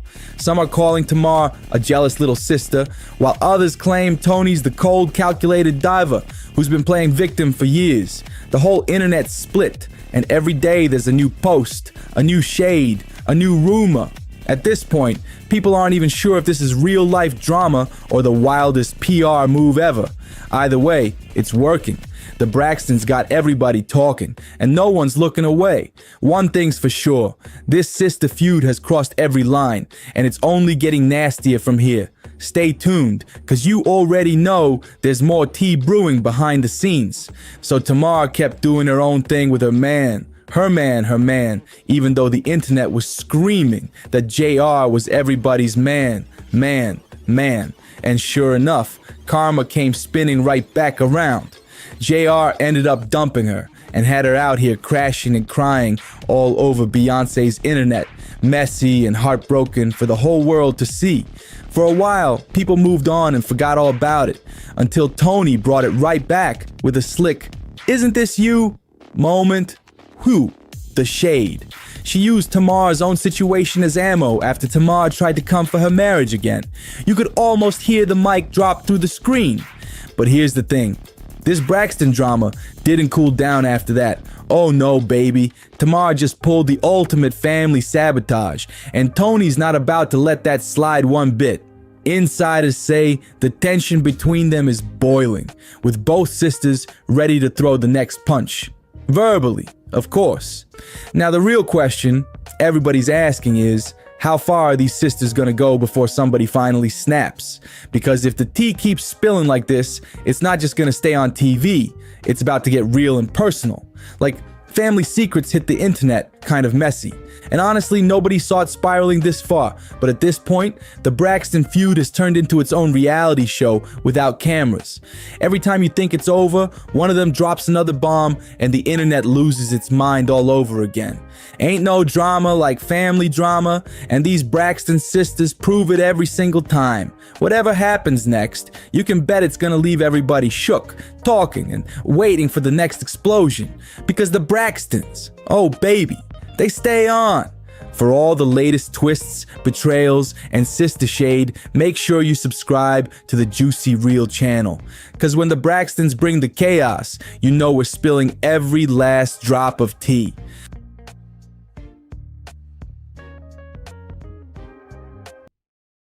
It's a lot of moving parts with me and Wayne. And it's important to me that I fix that. I met Turk, shout out to Turk, you little you ain't here, but you. We gon' you and we won't you. You heard me? Damn! We gon' with that bitch when we won't. Hot Boys was you, Dooney, Sterling, and Mosquito. Well, it was more than that, but everybody like started going to jail, started hanging out. It looks like Lil Wayne has finally had enough. No more pretending everything's cool. After Birdman went off on Turk during the Cash Money versus No Limit Razoo's showdown, fans immediately started connecting the dots, and Wayne's quiet reaction said everything. You could literally feel the tension through the screen. This hit hard because we're not just talking about old label partners. These were brothers. But y'all see this shit, man. Y'all see what's going on. I think No Limit won. You know, that's my honest opinion. They was more organized. They was grown up about the situation. The Hot Boys came up from absolutely nothing together, grinding through the struggle, turning Cash Money into a movement that defined an entire generation. For years, Wayne stood by Birdman like a son defending his father, even when everyone else walked away. But this time, that silence, it screams louder than any diss track ever could. And honestly, it's about time. Because when you step back and look at the full story, the money problems, the endless lawsuits, the shady contracts, the sneak disses, it's clear something way deeper was broken. Birdman didn't just mess with people's pockets, he messed with the legacy, the one that made Cash Money what it was in the first place, untouchable. Now people online are saying what Wayne won't say out loud, that this feud might be the final nail in the coffin for the dream team that gave us classics. Though we ain't doing no tripping over here, big YNT, man. You know, YNT, that's what's going on over here. Well, the Hot Boys, the actual street crew. Okay. What year did that come together? 1994, we all started hanging together, but we knew each other from, like, me and Mosquito, we kind of grew up together. And the Hot Boys was you, Dooney, Sterling, and Mosquito. Well, it was more than that, but everybody like started going to jail, started hanging out other places. It's wild to think the man who built the Hot Boys might also be the reason they'll never be whole again. And the moment that lit the fire, it all went down at ComplexCon during the Cash Money versus No Limit Versus battle on October 25th, 2025. Fans showed up expecting a nostalgic celebration, but what they got instead was pure tension in real time. Fans came expecting old school vibes, classic hits, and that sweet rush of Hot Boys nostalgia. But instead, Birdman hijacked the mic and turned the whole thing into chaos. Out of nowhere, he started shouting, "Shout out to Turk, you little B-word. You ain't here. We gonna F with you when we wanna F with you." The crowd went dead silent. For a split second, it felt like time just froze. Then the internet went nuclear. Social media lit up like wildfire. People were tagging Turk nonstop, dragging up old interviews and asking the same question over and over. What happened this time? It was like the entire fan base suddenly realized the brotherhood they grew up on was cracking in front of their eyes. A few hours later, Turk went live, looking calm but clearly fed up with the disrespect. No yelling, no drama, just real talk. Then he dropped the line that stopped everyone cold. "Birdman, give me my percentage." Boom! That one sentence hit like a truth bomb. It wasn't just about hurt feelings. It was about money, loyalty, and broken promises that have been swept under the rug for years. That's when fans started piecing it all together.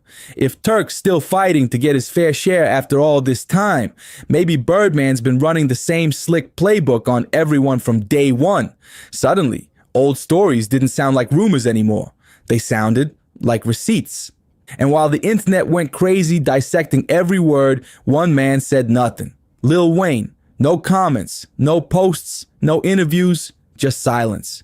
But that silence, it spoke volumes. To really understand how deep this drama runs, you gotta rewind the clock, way before Cash Money Records was even a dream.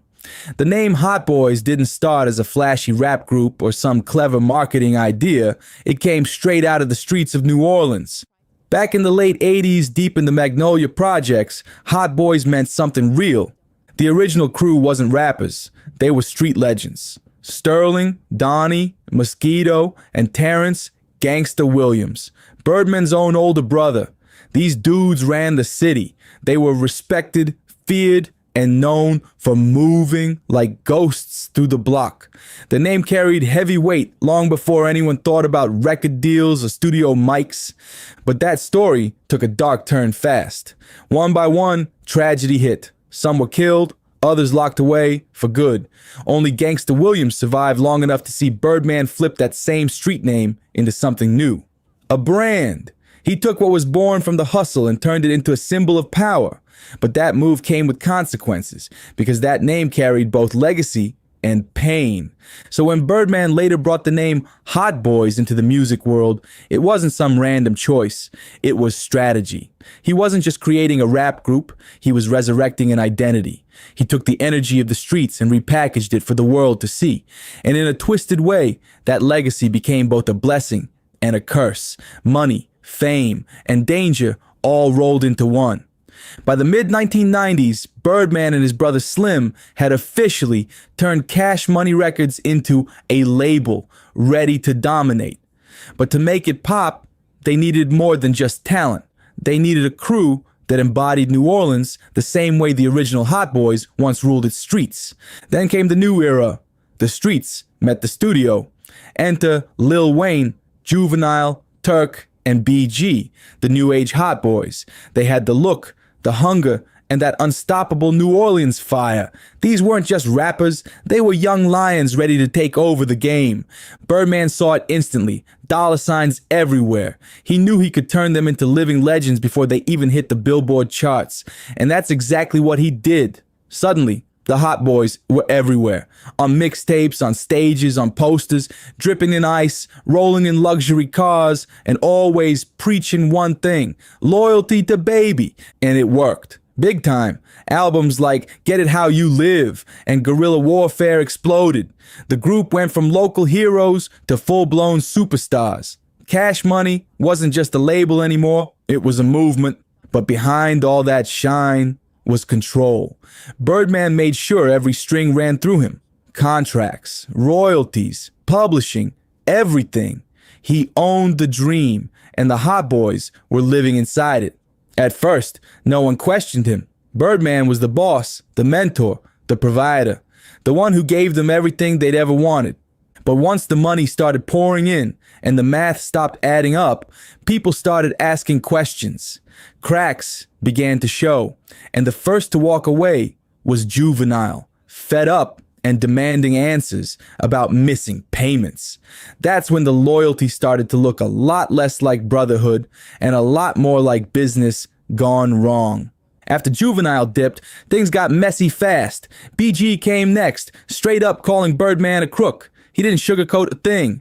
Then Turk got locked up, and when he finally got out, he expected to see some serious cash waiting for him, but the money was gone. It was like his whole career had been erased while he was behind bars.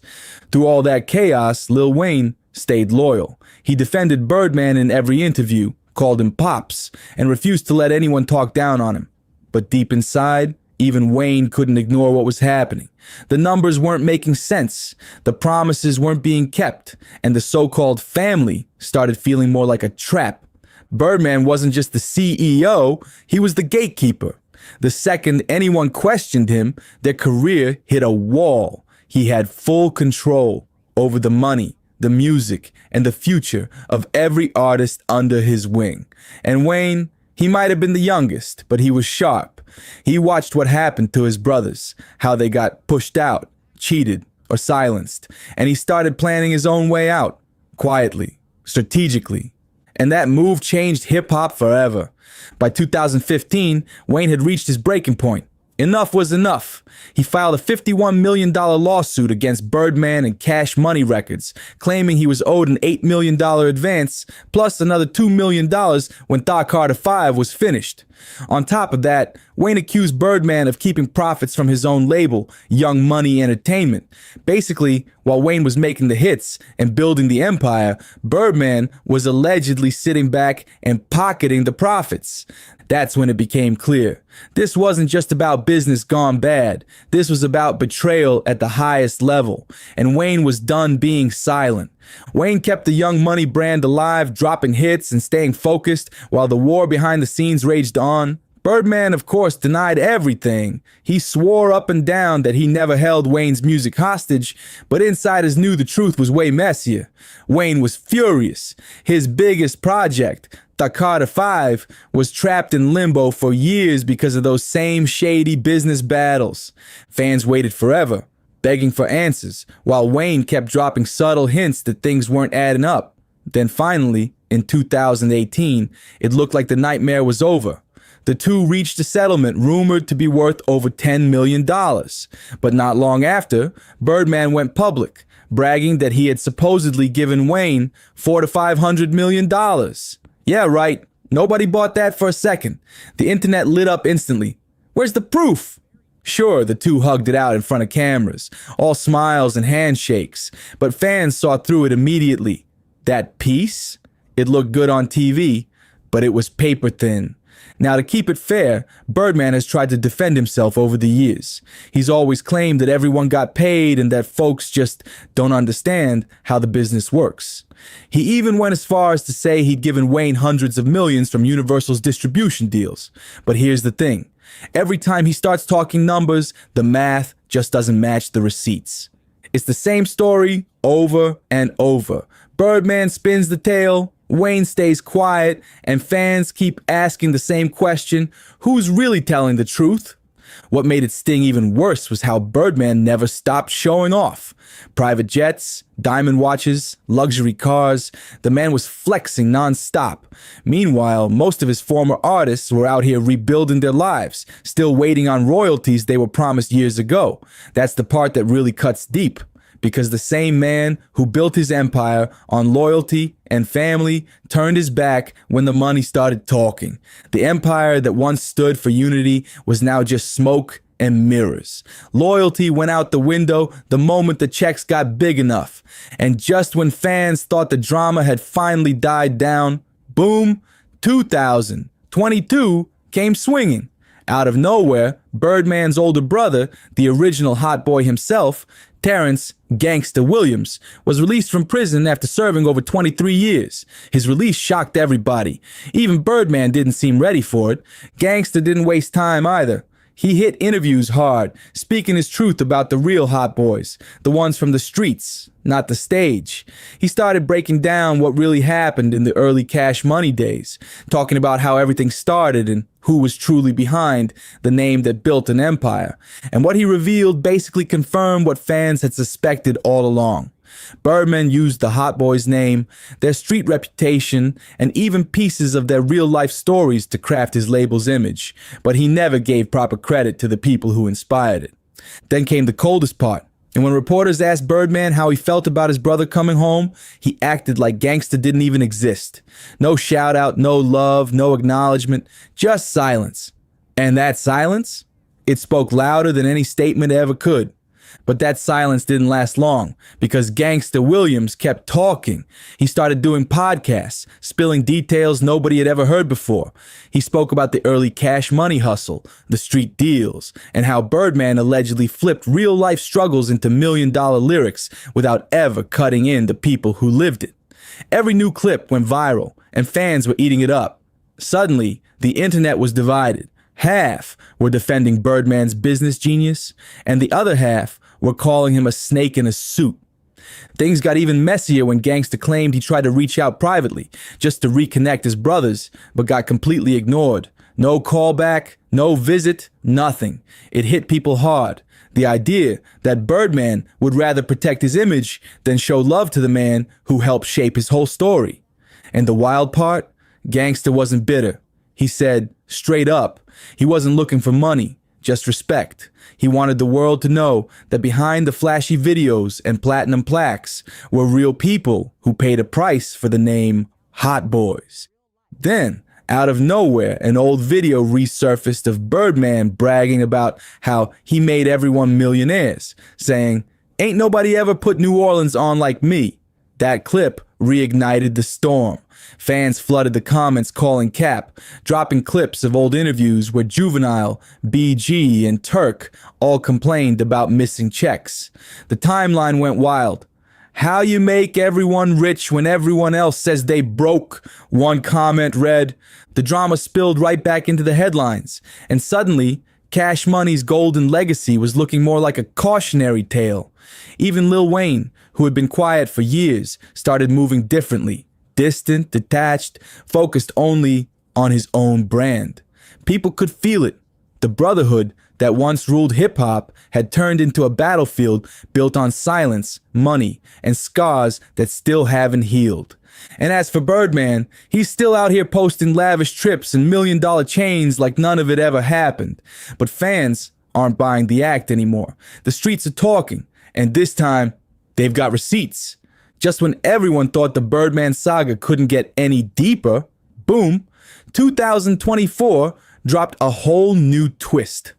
A leaked audio clip started circulating online, supposedly of a heated phone call between Turk and one of Birdman's longtime business associates. In it, you can hear Turk saying, "He still owes me, bro. Don't let him fool you with the jets and the watches." The clip went viral overnight, spreading across TikTok, Reddit, and hip-hop blogs like wildfire. Fans were stunned. Was Birdman still out here playing the same game after all these years? Within hours, Birdman jumped on Instagram Live, brushing it off like it was nothing. He called it fake news and claimed people were just chasing clout off his name. But the energy felt off. His tone, his body language. Fans said he looked shook. And when one viewer commented, "Why not show the receipts then?" Birdman cut the live short. That only made things worse. Meanwhile, Gangsta Williams doubled down, saying Turk wasn't lying and that he had paperwork to prove everything.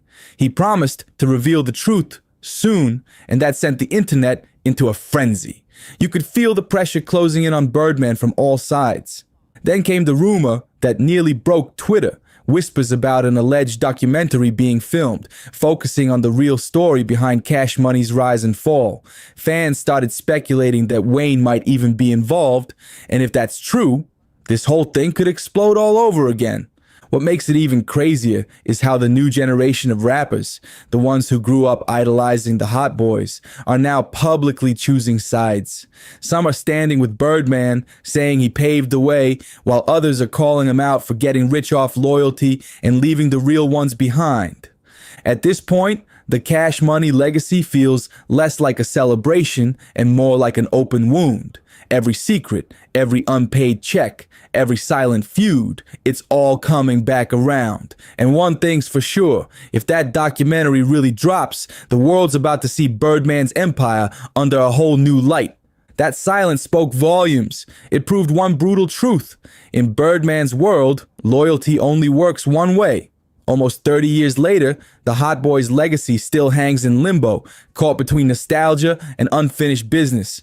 BG is finally free after years behind bars, Juvenile's still rocking solo shows, and Turk's out here doing interviews, calling out Birdman by name. And Wayne, he's too rich, too guarded, and honestly too scarred to ever look back. Fans keep flooding the comments begging for a reunion, hoping for that once-in-a-lifetime comeback. But let's be real. Those wounds run deep. The trust's been shattered, and no amount of studio magic can fix what got broken off stage. Because the truth is, Birdman might have built the brand, but he also broke the bond. The Hot Boys weren't just a rap group. They were a brotherhood that embodied loyalty, struggle, and pure survival. They came from the same blocks, the same pain, and built an empire that changed hip-hop forever. But when money, power, and pride got in the mix, everything fell apart piece by piece until the family became just another headline. And now that Birdman's back, online throwing subliminal disses, flashing his lifestyle, and pretending the past never happened, it's clear this story's far from over. Every time Wayne goes quiet, every time Turk speaks out, and every time Birdman brags about his riches, the same truth echoes through the culture. Behind all the fame, behind all the platinum plaques, was a family that never healed. So here's the real question. If Birdman still owes them millions in unpaid royalties, what else does he owe them that money can't buy? Respect? Brotherhood? Closure? Maybe all of it. Stay tuned, because this saga is still unfolding. And you know we'll keep you in the loop right here on Juicy Real, where the real stories never sleep. Subscribe now and don't miss the next bombshell drop. Listen, I have a question. Who put out that horrible, terrible, bad rumor that y'all broke up? Who did that? Your sister. Toni Braxton just broke her silence, and she didn't hold back. All those wild rumors about Birdman and the Cash Money empire, she finally addressed them, and the truth is darker than anyone expected. Toni Braxton? Right, I don't believe they got married. I think that's a lie. The reason why I think it's a lie, because Stella not gonna do nothing without Slim being there or Slim knowing something about it. Birdman's entire empire, once dripping in luxury and diamonds, is now being linked to strange rituals and twisted energy that's eating him alive. And guess what? Toni might have just confirmed it without even meaning to. For years, people looked at Toni and Birdman like a mystery wrapped in money, the R&B queen and the street mogul. Everyone thought it was some odd fairy tale, but behind those red carpets and private jets was something way more dangerous. Weird to me when I got the Cash Money, it was the weirdest thing. I knew they had all these artists on the label. Right. So I get to the label, and then all of a sudden, they let all the artists go, all the other artists go. Toni didn't fall for Birdman's flash. She fell into his world, a world that looked glamorous from the outside, but felt cursed once you stepped in. When she walked away, it wasn't because she was done loving him. It was because she'd seen too much. That sparkle turned sinister fast, and all that talk about their secret marriage, it wasn't a rumor anymore. It was real. Paperwork was moving behind the scenes, and people close to them were whispering that something went seriously wrong right after they said, "I do." 2 weeks later, the internet blew up. Toni was on social media calling it all cap, scrubbing every trace of their union like she was running from something bigger than heartbreak. That wasn't just denial. That was self-defense. She wasn't dodging embarrassment. She was cutting ties before the darkness pulled her down too. And now those old whispers about what really happens inside Cash Money, they're getting louder, way louder. People been whispering about strange late-night meetings and shady moves inside Cash Money for years. And now those stories sound a lot more real. Artists like Juvenile been warning about it forever, saying weird things happen behind closed doors that don't add up. And Toni Braxton, she saw it firsthand. She looked that side of Birdman's world right in the face, and it scared her more than any disease ever could. Toni's been through it all. Lupus, heart surgery, near-death scares. She's a survivor. But this was different. It wasn't a medical battle. It was spiritual warfare. She realized she wasn't just dealing with a man. She was dealing with an energy that could drag her straight down if she stayed too close. So she made her move quick, wiped her socials clean, erased their connection, and threw herself back into music and self-care. That wasn't a breakup. That was an escape plan. While Toni was glowing up and getting her strength back, Birdman's whole vibe started falling apart. Cameras started catching him looking off. There's footage of him literally dozing off during shows, slumped in his chair like his body was shutting down. Fans said he looked sick, like something was draining him from the inside. Some joked he was the Black Joe Biden, saying he could barely stay awake. But behind those jokes was real concern. Ever since that Hot Boys reunion tour, clips been flooding social media, Birdman standing under bright lights, eyes rolling, losing focus, mid-sentence, while the crowd looks confused. People in the audience were whispering, "Yo, is he okay?" Some swore it looked like seizures, others said it was a bad relapse. Either way, the man didn't look like himself. Those videos spread like wildfire, faster than his team could cover up. Suddenly, it looked like the empire he built off power and control was starting to crumble right in front of everyone. His closest people tried to quiet it down, but the internet had already seen too much. Not long after the rumors exploded, BG jumped on camera, cracking up like it was all a joke. He said, "Man, Birdman ain't high. He just can't read the teleprompter," and laughed it off like everything was business as usual.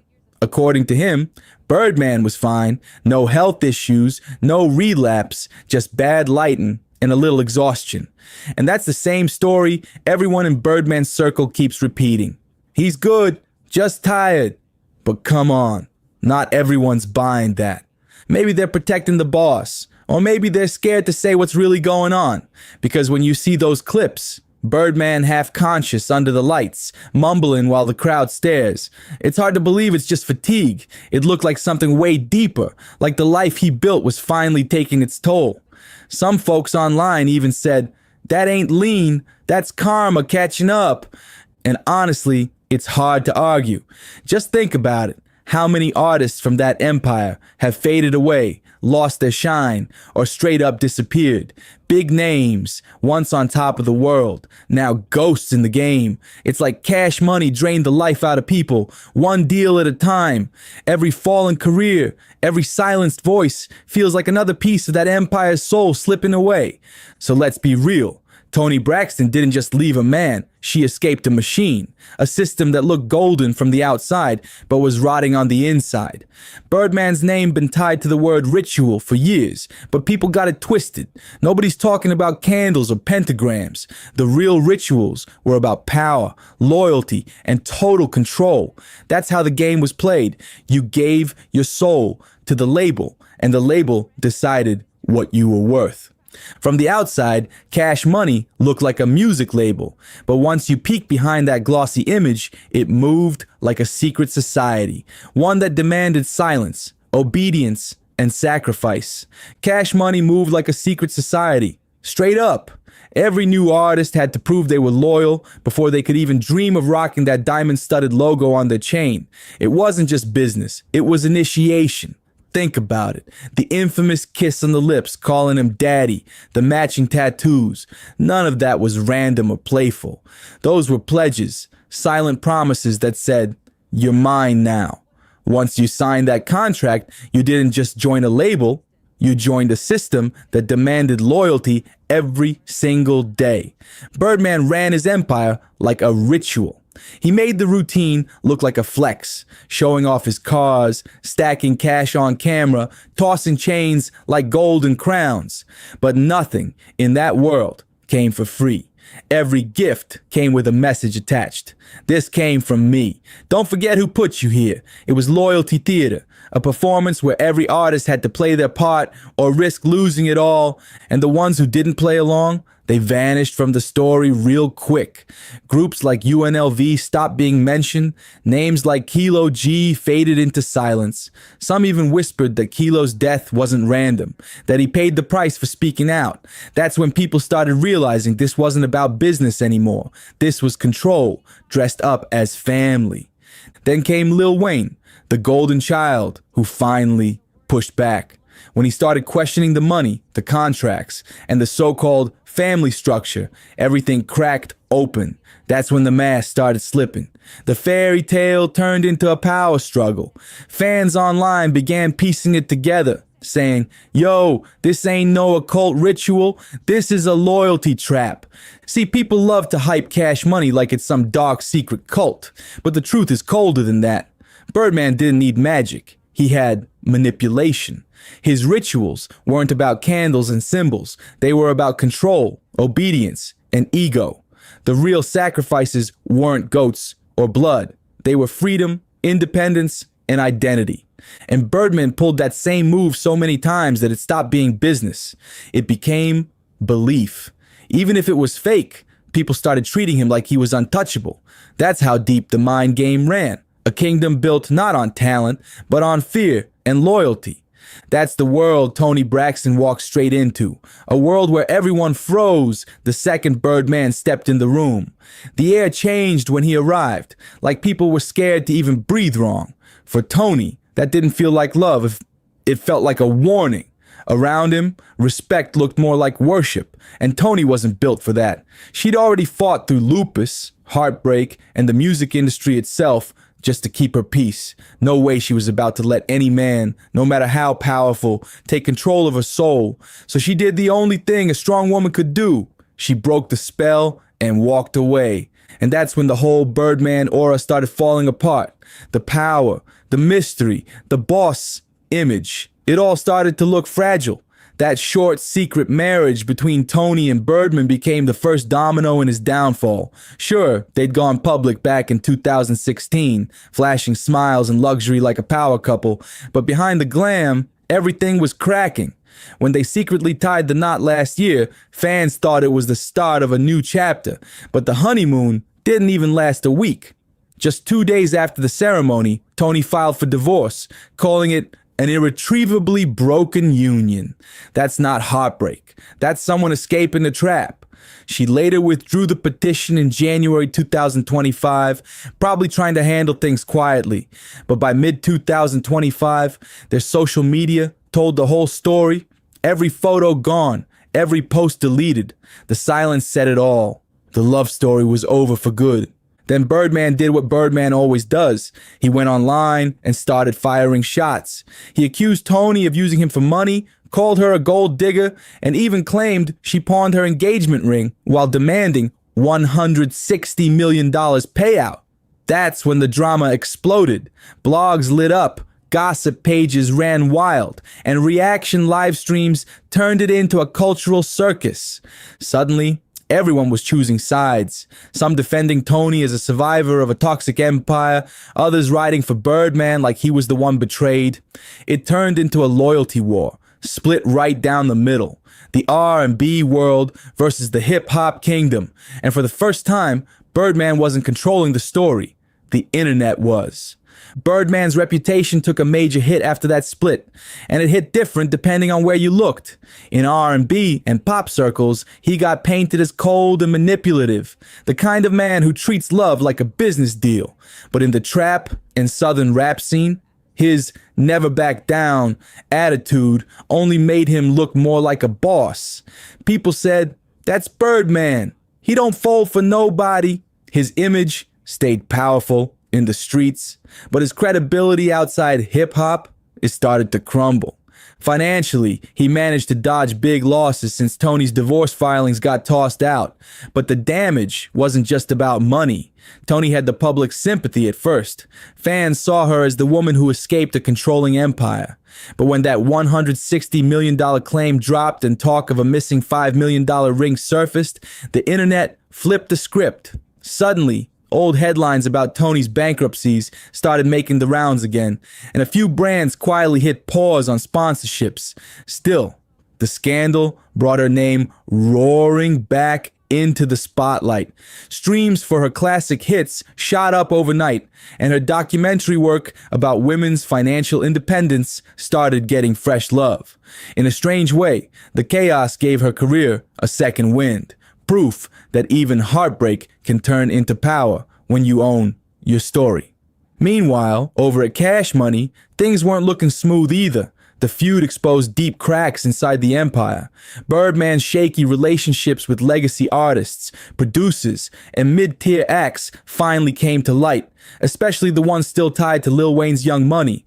They started freezing collabs and distancing themselves from anything stamped with Birdman's name once the feud blew up online.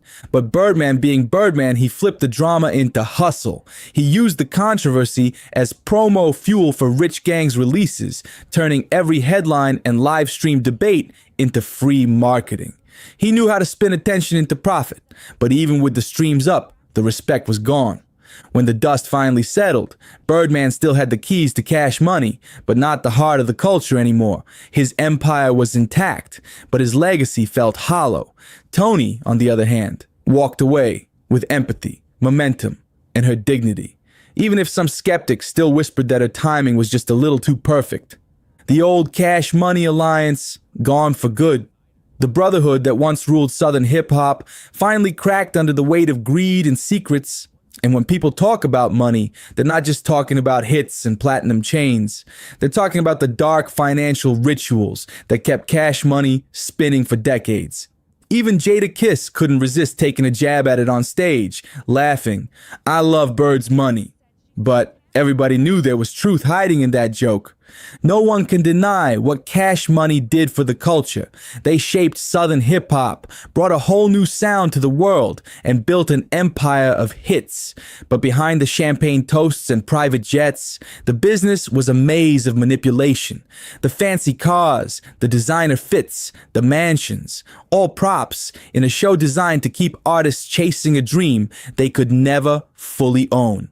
For years, the label was run like a pyramid, every artist owing more than they made, every deal written to keep Birdman on top. Dozens of artists said their advances never really came, or came as recoupable debts that they could never escape. No transparency, no freedom, just confusion and contracts built for control. Even legends got caught in the web. T.I.'s $10 million lawsuit exposed just how deep the trap went. His teenage contract had one lawyer repping both him and the label. That's a setup if there ever was one. A total conflict of interest that guaranteed every deal leaned straight in Cash Money's favor. And then came Lil Wayne's war, the battle that pulled the curtain all the way back. His 2017 lawsuit accused Cash Money and Universal of doing business behind his back, playing games with his streaming money and publishing rights. They allegedly twisted numbers, delayed payments, and forced him into a corner until he finally settled for less than he earned. Just like Suge Knight ran death row out west, Birdman had his own version down south. All power, no mercy, and no exit once you signed that dotted line. Birdman had a genius and ruthless way of keeping control. He'd flash the cash, the cars, the ice, but those weren't just flexes. They were payments, symbolic offerings meant to keep his artists locked in, even after the spotlight faded. It wasn't real freedom. It was a golden cage. Those flashy gifts said, "You're rich because of me, so don't ever forget it." And behind those glittering chains and Bugattis, the real deal was buried in contracts that nobody could fully understand. See, back in 1998, Cash Money signed that legendary deal with Universal, the infamous 80-20 profit split that changed the game forever. Sounds great for the label, right? Because it was. That deal became Birdman's blueprint. He copied that same model for every artist that came through. It was loyalty by contract, and it kept him sitting on top while his artists chased checks that never arrived. Masters, almost never owned by the performers. Royalties, so foggy that even accountants gave up trying to trace them. Birdman used to brag, Universal never owned nothing. And technically, he was right, but it also meant nobody else did either. Even the people who helped him rise, like Wendy Day, the same woman who negotiated that first Universal deal, said she never saw the money she was promised. And Birdman's cold-blooded catchphrase became legendary in industry circles. Sue me. When I gotta pay you, you'll get paid. That line alone told you everything about how he ran business. Eventually, Universal stepped in. Again. Not to fix the problem, but to protect their own. They started covering Cash Money's debts in exchange for tighter control over distribution. That move flipped unpaid royalties into corporate leverage, turning the artist's missing money into bargaining chips. Insiders later started calling it ghost royalties, money that should have gone to the people making the hits, but instead got funneled up the ladder into silent power plays. Inside that empire, loyalty bought you Lambos, jewelry, private jets, and front row treatment. But the minute you stepped out of line, your career went ice cold. Late checks, shelved albums, ghosted calls, even quiet blacklisting. Meanwhile, the public still saw the illusion. The helicopters, the mansion shoots, the Stuna Island lifestyle, all part of the myth that Cash Money was unstoppable. But behind that myth was a machine straight out of the medieval era. One ruler, total control, and everyone else fighting to keep their spot at the table. Birdman and Slim ran Cash Money like kings on a throne. Nobody made a move without their blessing. The younger generation, like Jacquet and others under the label, showed almost blind loyalty. They pledged allegiance for life, even though most of them had zero real control. These weren't mystical rituals or secret spells. This was something scarier. Habits built over decades that weaponized money to keep power locked at the top. It was proof that behind all the shine and bling, the system was never about family. It was about control. But power like that always cracks eventually. And 2025 was the year the empire started to shake. Some of the biggest names in Cash Money began making silent moves behind Birdman's back. Quiet, strategic, but loud enough for anyone paying attention. The tension inside the camp was boiling. Some artists were flexing, showing they didn't need the label anymore, while others stayed quiet, scared to lose their spot. But one thing was clear. Everybody had an agenda. Lil Wayne, the heart of the brand, the one who helped build Cash Money's golden era, made it crystal clear. He was done pretending. His old beef with Birdman had been cooling for years, but this time, the heat came back full blast. During the Hot Boys reunion tour, Birdman tried to hype up the crowd mid-speech, and Wayne straight up walked off stage with the crew, leaving him hanging in front of thousands. Cameras caught it. Clips hit the internet. And fans went wild. And that wasn't the only moment. Just weeks before that, at Lil Louisiana Fest 2025, Birdman tried to give a heartfelt shout out to his late mother, Ms. Gladys. But Wayne cut him off mid-sentence, snatching the mic and switching the topic. It was icy, public, and loud. Everyone watching knew what that meant. The forgiveness from their 2018 settlement was dead and gone. Whatever peace they made had expired. Old wounds reopened, old checks resurfaced, and old rules got broken. The so-called Cash Money family wasn't family anymore. It was a cold business war waiting to explode. Wayne was done playing nice. This was his comeback era, his time to take back control. He wasn't just rapping, he was reclaiming his legacy. Every move, every verse felt like a statement. I built this, now I'm taking it back. Meanwhile, Juvenile took a different route. He stayed cool, kept his tone classy, but fans could still feel the frustration bubbling underneath. During the Cash Money Millionaire's 30th anniversary tour, Juvenile finally let a little truth slip, calling out Birdman's own booking team for underpaying or flat out sidelining fellow Hot Boy Turk after more money disputes. He said it straight. It put him in a weird position, torn between loyalty to the crew and doing right by his people. By the summer, though, Juve switched up his energy, focused back on the music, channeling all that tension into his new projects. He wasn't trying to feed the drama, but everyone could tell he saw through the game. Loyal, yes, but not blind. Then came Drake, the smoothest chess player in the room. Kendrick might have called him a snake, but the truth is, Drake's always been strategic.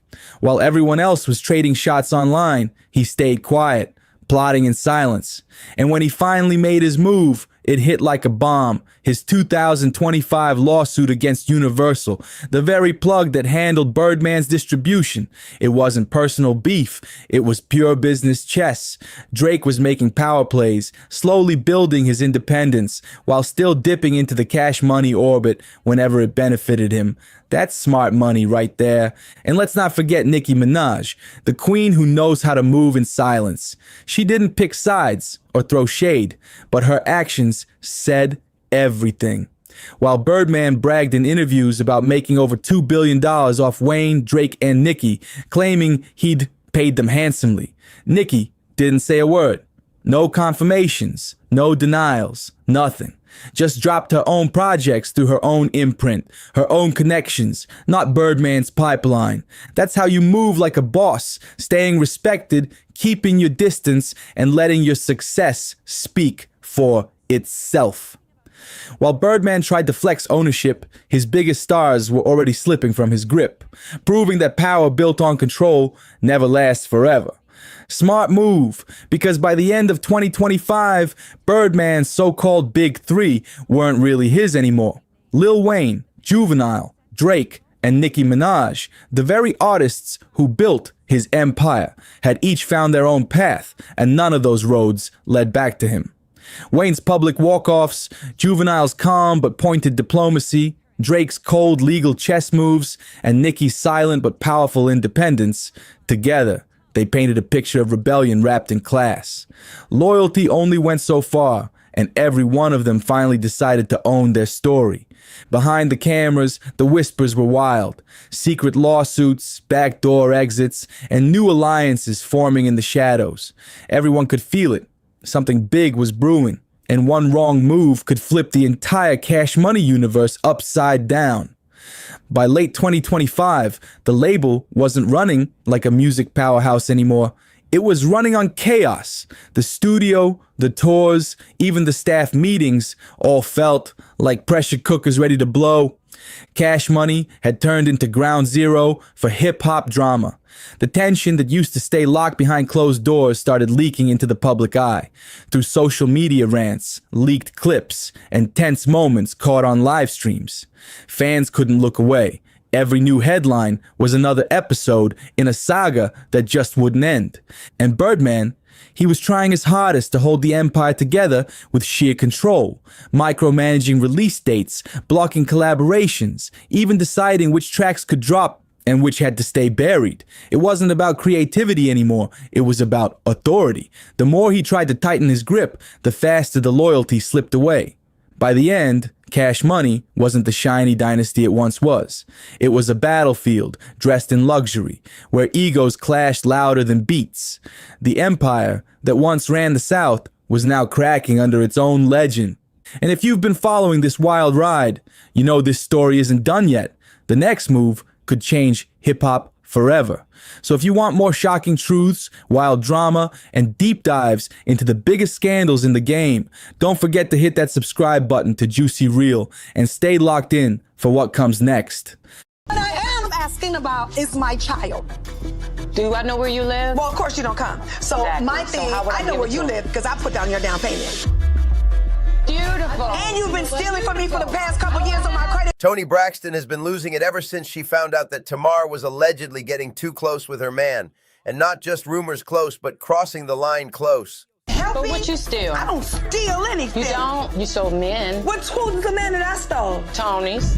You slept with them Oh, a few times. Who? What man? You not get the link. Oh, bitch. Dirty low down ass bitch. Oh, you're such a liar. Such a liar. Man, he said he You know that's a lie. I swear You to know God. that's a lie. Which God are you trying to? Your man for? You think This whole situation has turned into pure chaos, and fans are saying this might be the moment that finally rips the Braxton family apart for good. Tony's reportedly furious, claiming she'll never forgive Tamar for this one, and honestly, who could blame her? It's one thing to deal with random women acting wild around your man, but your own sister? That's betrayal on a whole other level, and some wounds just don't heal. People who've been around the Braxtons say the tension in that family dinner was thick enough to cut with a knife. Everyone was whispering, and Tawanda, always the one who accidentally spills the tea, dropped the mother of all bombs right in front of everyone. Tony's face froze, Tamar went silent, and you could practically feel the air leave the room. Now fans are wondering if this is really the end of the Braxton sisterhood, or if the sisters are once again pulling a setup. Be sure to like, comment, and subscribe. Framing Tamar as the family scapegoat like they've done before.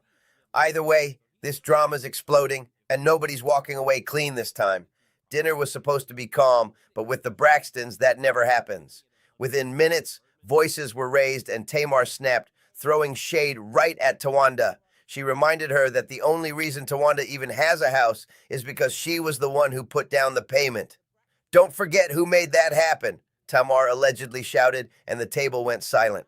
But she didn't stop there. She hit her sister with another bomb, accusing Tawanda of secretly using her credit card for years without permission. Right. Hey. You killed it, man. Babe, I was trying to go crazy. I wanted to call him. Tony, the nigga was the #1 trending topic. I tried to tell him, I showed him. Now, according to the bankruptcy papers floating around, Tawanda is drowning in debt. We're talking $500,000 deep. The same paperwork shows Tamar had lent her around $35,000 for that home down payment, which makes the whole situation even messier. Tamar straight up called Tawanda a thief, and honestly, fans say she might not be lying. People still remember when Tawanda made headlines for allegedly stealing their mom's Social Security checks, and even Tony has accused her of taking money behind her back. Tawanda clearly doesn't mind helping herself to other people's stuff, so when Tamar threw shade saying the T in her name stands for thief, it sent everyone over the edge. But here's where things flipped fast. Tawanda didn't even let Tamar finish before she came for blood. She clapped back and started dragging out Tamar's own dirty secrets for everyone to hear. So I'm 16, I'm at my aunt's house, and when I leave, I'm there for the summer, her partner decides, her husband at the time decides to start sexting me. So sexting in a sexual manner, okay? There was nothing physical that happened, absolutely nothing physical. What came out of her mouth had Tamar spiraling, and it only got uglier from there. Tawanda didn't hold back. She hit Tamar with the lowest blow imaginable. In front of everyone, she accused Tamar of being a thief too, claiming she stole Tony's man. The name of the guy was censored out in the footage for legal reasons, but fans say you could feel the tension explode through the screen. As the years have evolved, that has turned into, it's your fault. It's turned into, you were old enough to know right from wrong. And it's turned into something physical happened and you did it. And for me, that's mind-boggling to me, because if there was something that was physical that happened, and I'm 16 years old, this makes this person a, right, you know the word, and I can't. Whatever Tawanda said, it struck deep, because Tamar's reaction was instant. Her face dropped, her eyes went wide, and then she snapped. The next few seconds were pure chaos. Tamar started screaming, knocking over drinks, and swearing up and down that Tawanda was lying through her teeth. The table turned into a war zone, and everyone was frozen, trying to figure out if Tawanda had just exposed the biggest Braxton family scandal ever. But in the middle of all that madness, Tony's reaction said everything. She didn't yell, she didn't move. She just sat there, completely stunned. You could see the heartbreak written all over her face after all those years of having Tamar's back, of defending her when everyone else turned away. This was the ultimate betrayal. And to make things worse, Tony realized Tawanda had been sitting on that secret for years, just waiting for the perfect moment to drop it. The real twist, the other sisters apparently knew too. And none of them warned Tony. That realization broke her completely. At that dinner table, you could tell. The trust was gone. The bond was shattered. And Tony looked like she'd just lost her entire family in one night. The moment that clip hit the internet, it exploded. Within minutes, it was everywhere. TikTok, X, Instagram, you name it. People couldn't believe what they were hearing. and it instantly became the Braxtons' biggest scandal yet. Just when everyone thought this family couldn't possibly get messier, they went and outdid themselves again. The drama was hotter than ever, and the internet detectives went straight to work trying to uncover who the mystery man was that Tamar allegedly stole from Tony. Now, that bleeped out name during the episode, yeah, that only made things worse. Fans were way too nosy to let that slide, and it didn't take long before people started connecting the dots, and all arrows pointed straight at Birdman. Within hours, Birdman's name was trending and the theories were wild. Apparently, Birdman and his Cash Money crew had just done a versus battle against No Limit, and Tony couldn't make it to support her man that night. But guess who did show up? Tamar, and she was doing the absolute most. According to clips fans posted, Tamar was running around backstage acting like Birdman's first lady, laughing, flirting, and even wiping sweat off his forehead like she was his woman. The crowd noticed, the cameras noticed, and fans online, they lost it. If you didn't know the backstory, you'd definitely think they were a couple by the way she was acting. The internet started calling her out left and right, accusing her of crossing the line, but Tamar fired back immediately, trying to clear the air. She said she was only there to hold it down for her sister Tony, saying, "'Cause she couldn't be here and she loves her husband, so I'ma hold it down for her and my brother." To make things even more confusing, Tamar later posted a video of her and Birdman on a video call with Tony, smiling, laughing, like everything was totally normal. But by then, fans weren't buying it anymore. They'd already made up their minds, and the scandal was out of control. That little video call Tamar posted didn't help her case one bit. If anything, it made people even more suspicious. But just as the Birdman drama started cooling down, a new bomb dropped that flipped everything upside down again. Turns out, Birdman might not have even been the man Tawanda was talking about at that chaotic dinner. Sources started whispering that the real name bleeped out wasn't Birdman at all. It was Carrie Lewis, Tony Braxton's ex-husband. And when that detail leaked, fans went crazy. What's even messier is that this rumor didn't come out of nowhere. People had been side-eyeing Tamar over Carrie for years. As far back as 2011, blogs were already spilling tea about Tamar supposedly having an affair with Carrie to get a boost in her music career. One blogger back then even claimed Tamar was doing whatever it takes to reach fame and fortune, and that included getting close to her sister's man. But the wildest part? That same blog claimed it wasn't just Tamar playing games. It said Tony had also allegedly been involved with Vince, the man Tamar later married, before handing him off to her sister. Fans have always brushed that off as gossip, but when you look at the timeline, it's a little too convenient, right? And this isn't Tamar's first time being accused of crossing boundaries. Remember the scandal with Michael Malden, Jermaine Dupri's father? Yeah, fans still talk about that. Word was, Tamar got close to him because of his strong Hollywood connections, and that rumor alone had people dragging her online for months. So now, when folks hear that she might have gone after Carrie Lewis, they're not even shocked anymore. Just disappointed. People say Tamar's always been bold, but doing something like that to her own sister, that's a whole new level of messy. And honestly, if the rumors are true, this might explain why Tony's trust in her family has been completely shattered. Tamar's always been unpredictable. She does things just because she feels like it, no filter, no warning. And honestly, if you've been following the Braxton sisters over the years, you know their family dynamic is straight up chaotic. They act more like frenemies than blood. The tension, the shade, the secrets, it's all boiling over. There's so much bad blood between them it could sink the Titanic. Fans have even started asking if they genuinely like each other anymore, or if it's all just for the cameras. After the latest scandal blew up, the internet went wild, dragging Tamar through the dirt. People were calling her every name under the sun, saying, "Tamar, you've always been shady, and the audacity of doing this to your oldest sister." Some even said she had to be jealous of Tony's success. The comments were ruthless. It was like the whole internet turned against her overnight. But not everyone bought into the story. A bunch of fans came to Tamar's defense, swearing she'd never crossed that kind of line, especially with family. They said the whole situation smelled like a setup, that the sisters purposely dropped that bomb on Tamar to gaslight her and make her look like the villain again. One fan wrote, "I don't believe Tamar slept with Tony's man. I believe Tawanda said that because she was embarrassed that Tamar exposed her." And honestly, that theory started to make a lot of sense. See, Tamar might be dramatic, but she's also the only one who's ever spoken real truth about what goes on behind the scenes. She's blunt, she's emotional, and that scares the rest of them. The sisters don't like how open she is about their private business, especially the darker parts of their past. Remember when Tamar revealed that she'd been hurt by people from both sides of her family when she was younger? That confession shook everyone, and it made the family furious. So maybe this latest betrayal scandal isn't just about jealousy or revenge. Maybe it's about shutting Tamar down once and for all. Yeah, that confession did not sit well with the rest of the Braxton family. Instead of showing support, they turned on Tamar, accusing her of doing too much and airing out family business that should have stayed private. They blamed her for tearing the family apart like she was the reason all their skeletons were coming out. But the truth is, Tamar wasn't even allowed to speak about what happened to her for years. She was silenced as a child, and when she finally found the courage to speak up as an adult, they treated her like she'd committed the worst sin imaginable. But then things took an even darker turn when Tony and Tamar's niece, Ashley Braxton, came forward with her own heartbreaking story. Ashley revealed that her father, Michael Braxton Sr., had been physically violent with her when she was growing up, and it didn't stop there. Their stepmother, who was supposed to protect them, allegedly wasn't any better.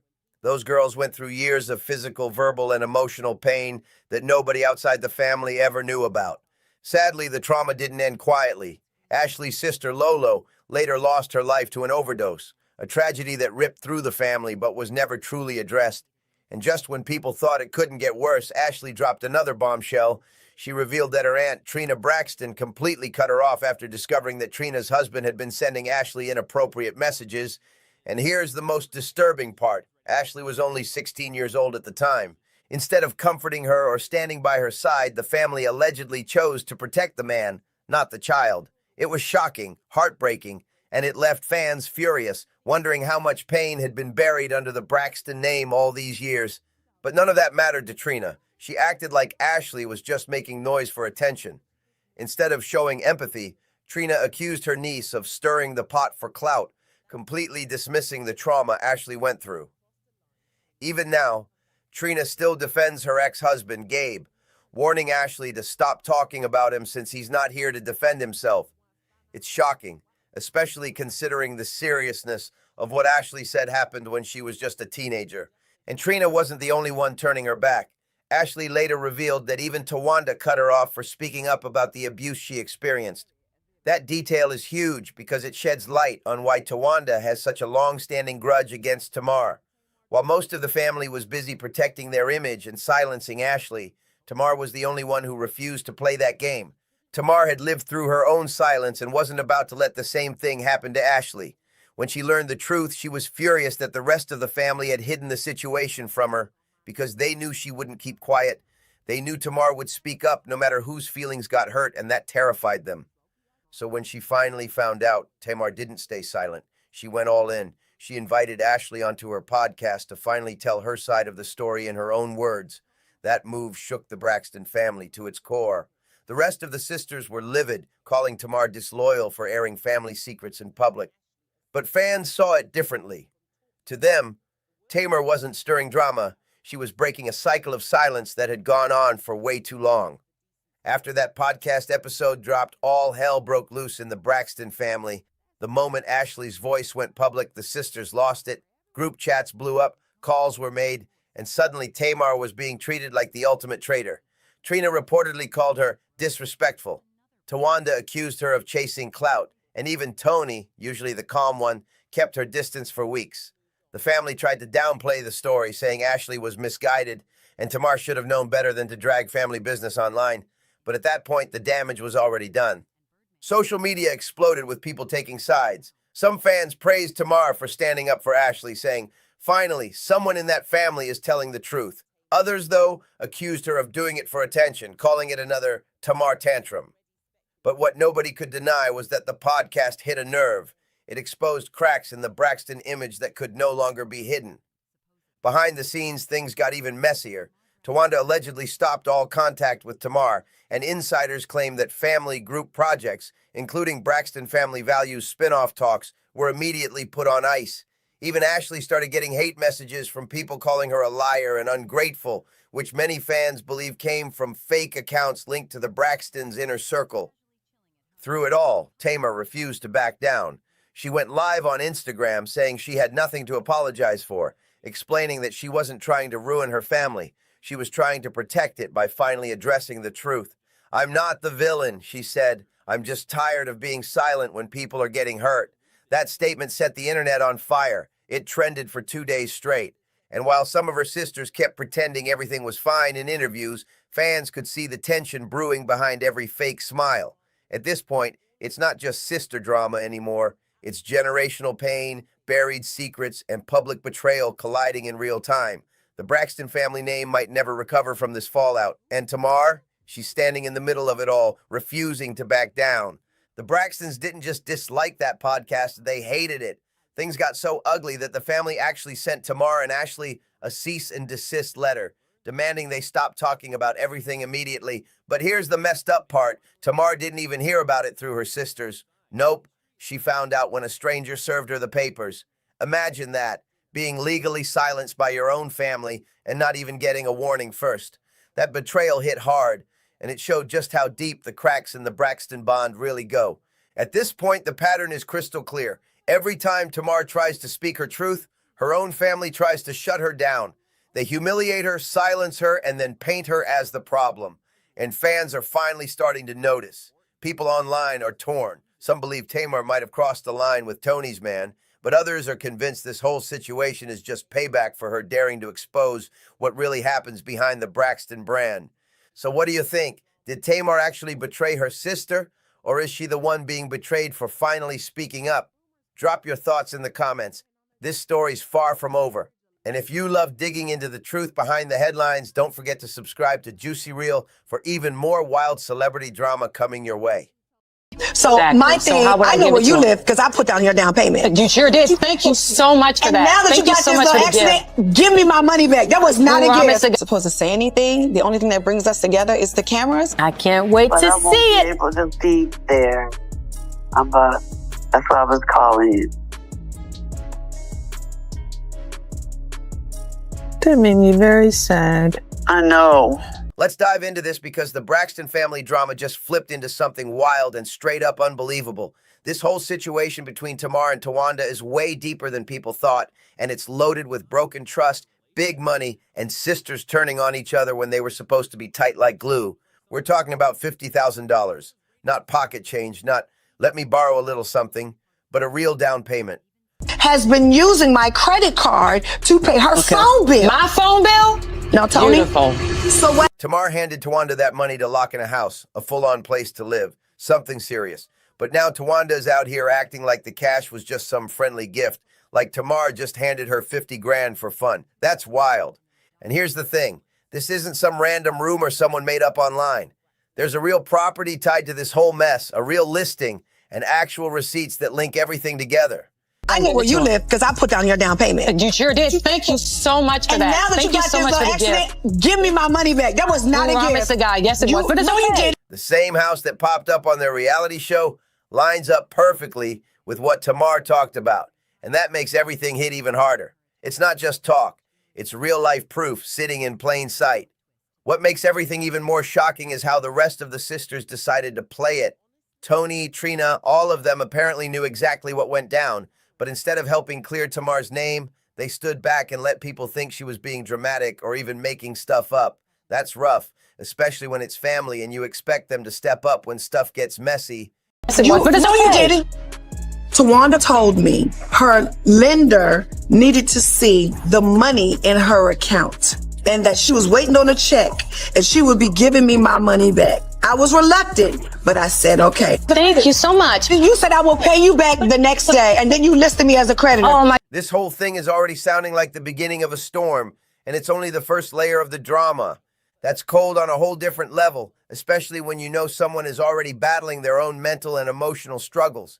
Tamar has always kept it real about the things she's faced. She never hid that. So for her own family to gaslight her on national TV like she was confused or making things up, that's harsh. And here's the wild part. Tamar straight up told Tawanda on the show, I paid your down payment, and Tawanda didn't deny anything. She didn't argue. She didn't correct her.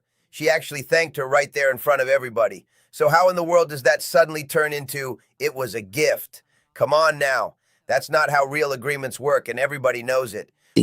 It was absolutely a gift. And it wasn't that I approached her. She said, but I want to help you get, it's like, okay. And that's just something that we used to do as sisters, help each other. The burden on you is the one that made it out. But you gotta be willing to let them fly. I feel like I do. I feel like they don't let me. What's making this whole situation even louder is what people have been whispering about Tawanda's money habits. Folks have been saying she's had issues with spending and borrowing before, and now everything Tamar said is starting to look way too real. Tamar even mentioned that Tawanda came into some money, something tied to a lawsuit or settlement, and even then she still didn't pay her back. That's the part that's got everyone raising their eyebrows. At this point, it's getting hard to defend Tawanda's actions because the whole thing looks less like sisterly support and way more like a straight-up betrayal. Seeing your own sister struggling and still acting like you don't owe her anything, that hits different. And listen, watching Tamar stay firm while everyone around her acted clueless, that speaks volumes. This was never just about the money. This was about loyalty, respect, and the truth being ignored while the whole world was watching. This part right here really exposes everything, because how are you living in a nice house, looking comfortable, pockets looking all right, but you still can't pay back the sister who helped you when you were down? That's the type of thing that makes people question everything, and that's wild for real. If someone comes through for you with that kind of support when you're struggling, the least you can do is make things right. Now let's break this down, because once you look at the real estate side of the story, the truth starts slipping out fast. When you're buying a house, every single dollar has to be tracked and explained. No mystery cash, no, it just showed up. None of that. The bank needs proof of where the money came from and exactly who sent it. You can get help from a family member, sure, but it all has to be in writing with full documentation, because lenders don't play around with big amounts. So if Tamar really transferred $50,000 to Tawanda, that clearly wasn't some casual, here, take this as a gift moment. This sounds much more like a short-term loan to make Tawanda look financially ready for the home purchase, the type of thing people do when they're trying to get approved and need their bank statements to look solid. That's why Tawanda suddenly calling it a gift doesn't match how real estate works at all. The numbers don't add up, the story doesn't line up, and the timing makes the whole thing look even more suspicious. It feels like someone changed the narrative after the fact. And here's where it goes, from messy to straight up unbelievable. Tamar reportedly said Tawanda promised she would return the money the very next day, like it was supposed to be a quick turnaround. But instead of paying her back, Tamar later finds out Tawanda listed her as a creditor in her bankruptcy case. That means Tawanda officially put Tamar on paperwork as someone she owed money to, even though she was publicly claiming the money was a gift. That twist right there is the kind of thing that makes people stop and go, wait, what? This whole situation just keeps getting more intense with every detail. Like what? That's bold on a whole different level. Let me break this down real quick, because this part right here is where things start looking real shady. Now, I'm not saying Tawanda actually did this, but some folks out there will list someone as a creditor in their bankruptcy just so the debt gets wiped clean. That way, they don't have to pay back the person who helped them in the first place. And guess who ends up losing? The same person who stepped up for them when they were struggling. That's messed up. And here's the part that makes everybody's eyebrows shoot up. There are real bankruptcy filings with Tamar's name on them, and it's public record. That alone backs up what Tamar has been saying from the jump. This isn't some rumor floating around. This is actual paperwork filed with the court. That gives the story a whole different weight. Now let's talk about the timeline, because it hits hard. Tawanda bought her home in 2018, right? But by April 2019, she was already filing for bankruptcy. That's barely a year later. So what does that tell you? She took the $50,000, closed on the property, then turned around and filed for bankruptcy, like wiping her sister off the debt meant nothing. If that doesn't look like a setup, then what does? At this point, it really starts to feel like Tawanda never planned to pay Tamar back in the first place. And to make everything even stranger, Tamar says it was $50,000, while Tawanda keeps insisting it was only $35,000. Why can't the numbers even match up? How do you misremember tens of thousands of dollars? Somebody is clearly twisting the story, and it's not hard to see who benefits the most from all this confusion. You know what's wild? That whole $35,000 versus $50,000 argument actually makes sense once you really think about it. If someone borrowed money all the way back in 2018, and we're only talking about it now, years later, the amount could have easily gone up just from interest alone. So that difference Tawanda keeps talking about might not be some mystery. It might just be the result of her waiting forever to pay back what she owed. And let's keep it real. Tamar had proof. This wasn't some friendly little, oh, here's a sweet gift moment. There were receipts, documents, and actual bankruptcy records showing she was supposed to be repaid. So for Tawanda to sit there and act like the money was just a gift, that's not just wrong. That's straight up gaslighting your own sister while the whole world is watching. Like, how do you take something that serious and twist it into something casual just to protect your image? That's wild. Tawanda even tried to flip the story and make it look like Tamar was offering help she never asked for, trying to paint Tamar as controlling, like she was using money to hold something over her. But come on now, this wasn't the first time Tamar stepped in to help her. According to reports, Tamar had been covering Tawanda's phone bills. Not one line, not two lines. 6 phone lines, all on Tamar's own credit card. 6. Who even needs that many lines? That's not helping out a sister. That's taking advantage of somebody's kindness until they're drained. And here's the part that blows my mind even more. Tamar wasn't out here bragging about any of this. She wasn't running around telling everyone what she paid for or trying to embarrass anyone. She kept it quiet until the whole situation pushed her to speak up because things were getting twisted beyond recognition. That's when you know someone has really reached their limit. After all that, Tawanda had the nerve to act like she's the victim, like Tamar is the bad one just because she finally called her out. Come on now. If this were anybody else, people would be calling it exactly what it looks like, straight up taking someone's money and pretending nothing happened. Tamar had every right to take legal action, and the fact that she didn't shows how much she still cared about keeping the family together instead of seeking revenge. But instead of supporting her, the rest of the Braxton crew, Trina, Tony, even their mother Evelyn, all seemed to slide onto Tawanda's side. They actually defended her, and that's wild to see. There were even rumors going around that they wanted to call the police on Tamar, the same person who lost the money. How does that even make sense? How do you protect the one who took the money and turn on the one who trusted them? Somebody needs to explain that logic because it's not lining up at all. At this point, the whole situation is screaming jealousy and favoritism from miles away. It's clear some of the sisters can't stand how Tamar always finds herself in the spotlight, and instead of dealing with their own feelings, they gang up on her like that's going to fix anything, and Tawanda trying to deflect by bringing up Tony's condo situation. Please. There's a huge difference between asking your sister if she's staying somewhere temporarily and taking her money or using her credit cards without permission. One is a simple conversation. The other is a whole crime. Trying to lump those things together doesn't make Tawanda look innocent. It makes her look like she's scrambling to shift blame onto anything and anyone else. This part right here shows how twisted the whole thing became because instead of honesty and accountability, it turned into blame games and finger pointing. What really gets me is how Tony and Trina acted through all of this. They knew exactly what Tawanda did, the credit card situation, the money, all of it, and they still stood by her like nothing happened. How do you watch your own sister cross the line like that and still defend her? That's not loyalty. That's straight up enabling bad behavior. And here's the part that really hits. Tony even admitted on camera that she knew what was going on. She literally confirmed it herself. So that means the whole family knew the truth from the start. But instead of speaking up, they all circled around Tawanda like they were protecting her from the consequences. That's sad, because that's not what real family support looks like. That's not protecting someone. That's covering up wrongdoing just to keep the family image polished. And Tony's reaction, that little smug smirk when she said, family helps each other. Excuse me, since when does taking someone's money count as helping? Since when does taking $50,000, filing bankruptcy to dodge repayment, and maxing out your sister's credit card turn into family helping family? Be serious. That's not family support. That's taking advantage of someone who trusted you.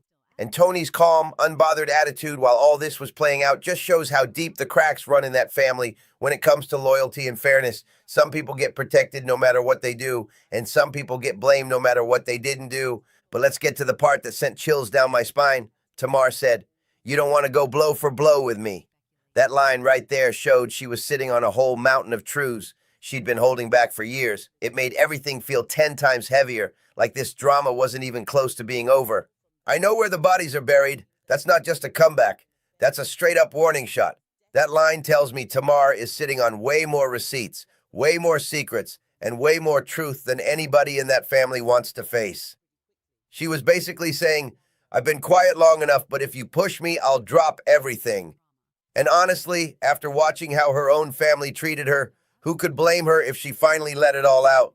Because let's keep it real. Tamar got painted as the crazy one, the liar, the problem, the dramatic sister who always made things bigger than they were. But when you actually look at the paperwork, the dates, the money trail, everything lines up with exactly what she's been saying since day one. The proof is literally sitting right there in black and white. Let's break it down one more time. Tawanda gets the house in 2018 using Tamar's $50,000, and cool. But not even a year later, in 2019, she files for bankruptcy and lists Tamar as a creditor, which wipes out the debt completely. Then you've got the credit card situation. Unauthorized spending, multiple charges, and Tamar footing the bill without even knowing it first. And still, not one sister stepped up to defend Tamar.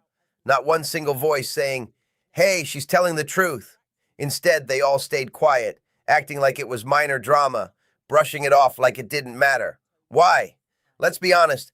It comes down to jealousy, favoritism, or maybe a messy mix of both. Whatever the reason is, it's toxic. The truth is this. The Braxton sisters, especially Tawanda, betrayed Tamar in a way that cuts deep, period. Let's call it what it is. Tawanda acted like a sister who couldn't handle Tamar shining brighter, and instead of owning her actions, she slid into shady territory. And instead of holding her accountable, the family just turned their heads and let everything slide like it was normal. And what's worse, this wasn't a one-time slip-up. This was a pattern, a whole cycle of ignoring Tamar's side and protecting the one who caused the damage. This part right here shows how twisted the family dynamics really were and how much Tamar had to swallow just to keep the peace. Every single detail from Tamar's side, the money, the documents, the public records, all of it lines up perfectly. The evidence does not lie, and yet her sisters still threw her under the bus like none of it mattered. That's the part that hits the hardest because the way they gaslighted Tamar in front of everybody was honestly sickening. Picture this. You lend your sister $50,000 out of pure love, just trying to help her get back on her feet. No drama, no pressure, just family supporting family. Then she doesn't pay you back, files bankruptcy to wipe the whole thing away, and somehow still flips the story to make you look unstable. That's not just sneaky. That's cold and calculated.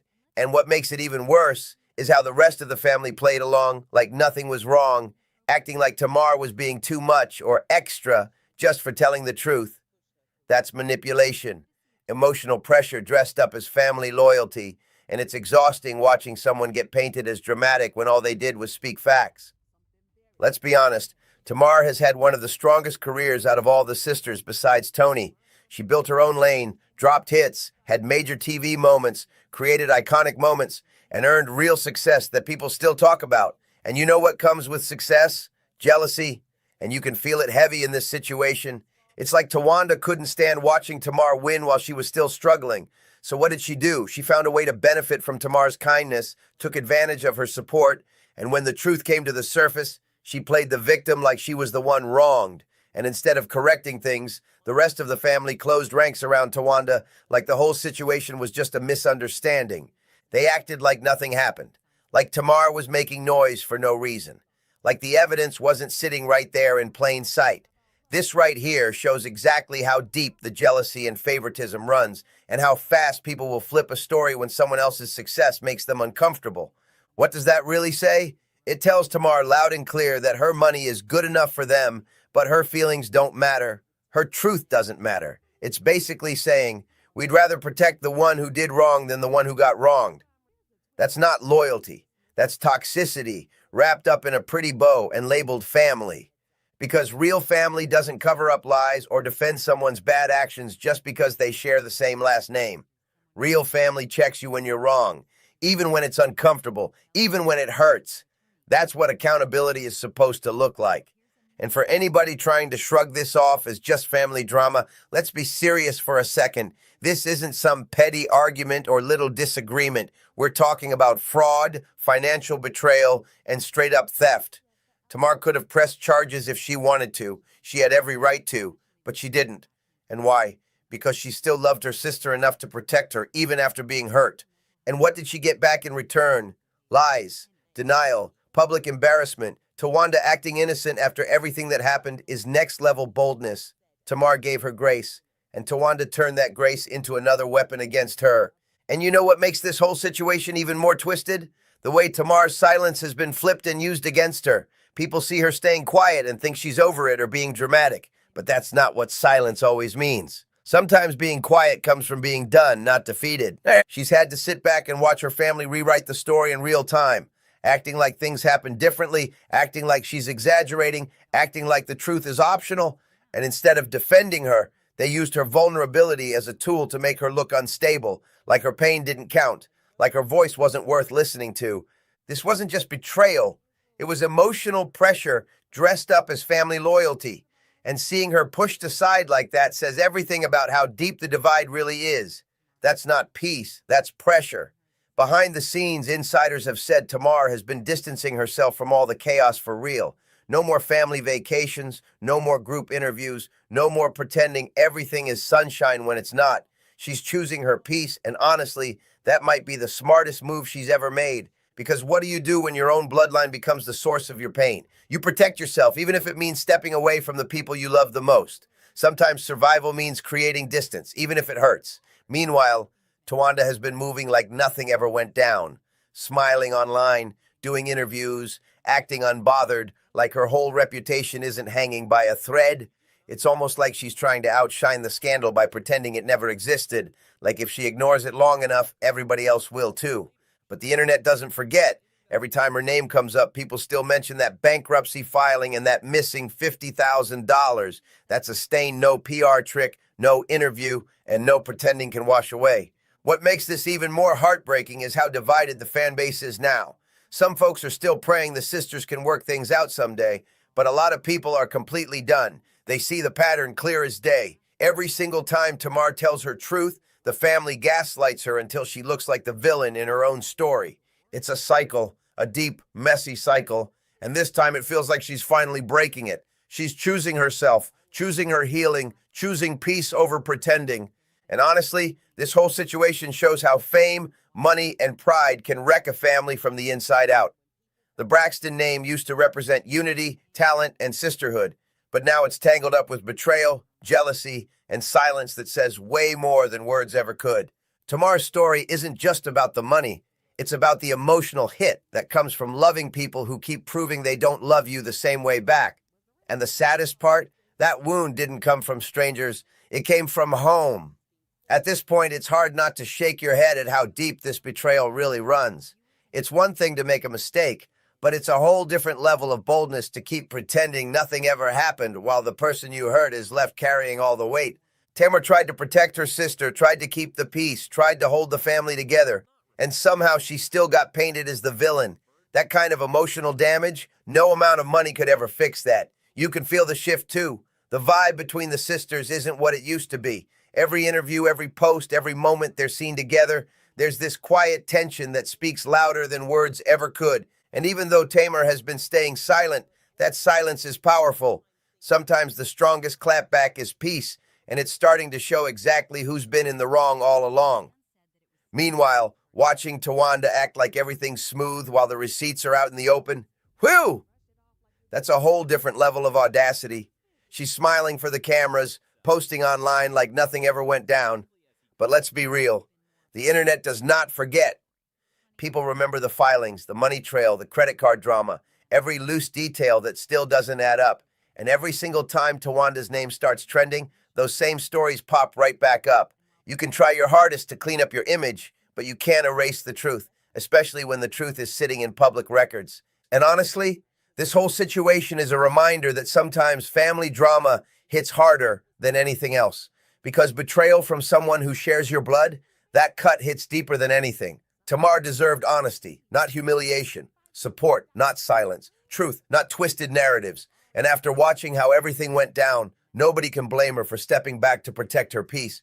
That's the full breakdown, the truth behind the Braxton chaos. So drop your thoughts in the comments because this one has the whole internet divided. Do you think Tamar should finally air everything out or let it go for good?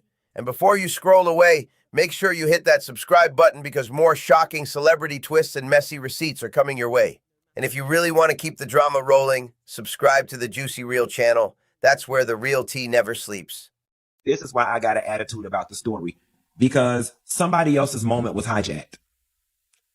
When you woke up in the morning, when all of us woke up in the morning, the story was not how great Versus was. The story was not ooh, that was a versus for the history books. The story was not, this versus was so good. The story is Tamar Braxton, Cash Money No Limit versus. That, I think that did a disservice to the whole thing. Hijacked somebody else's, and I'm not implying that it was intentional. Somebody else's moment was hijacked.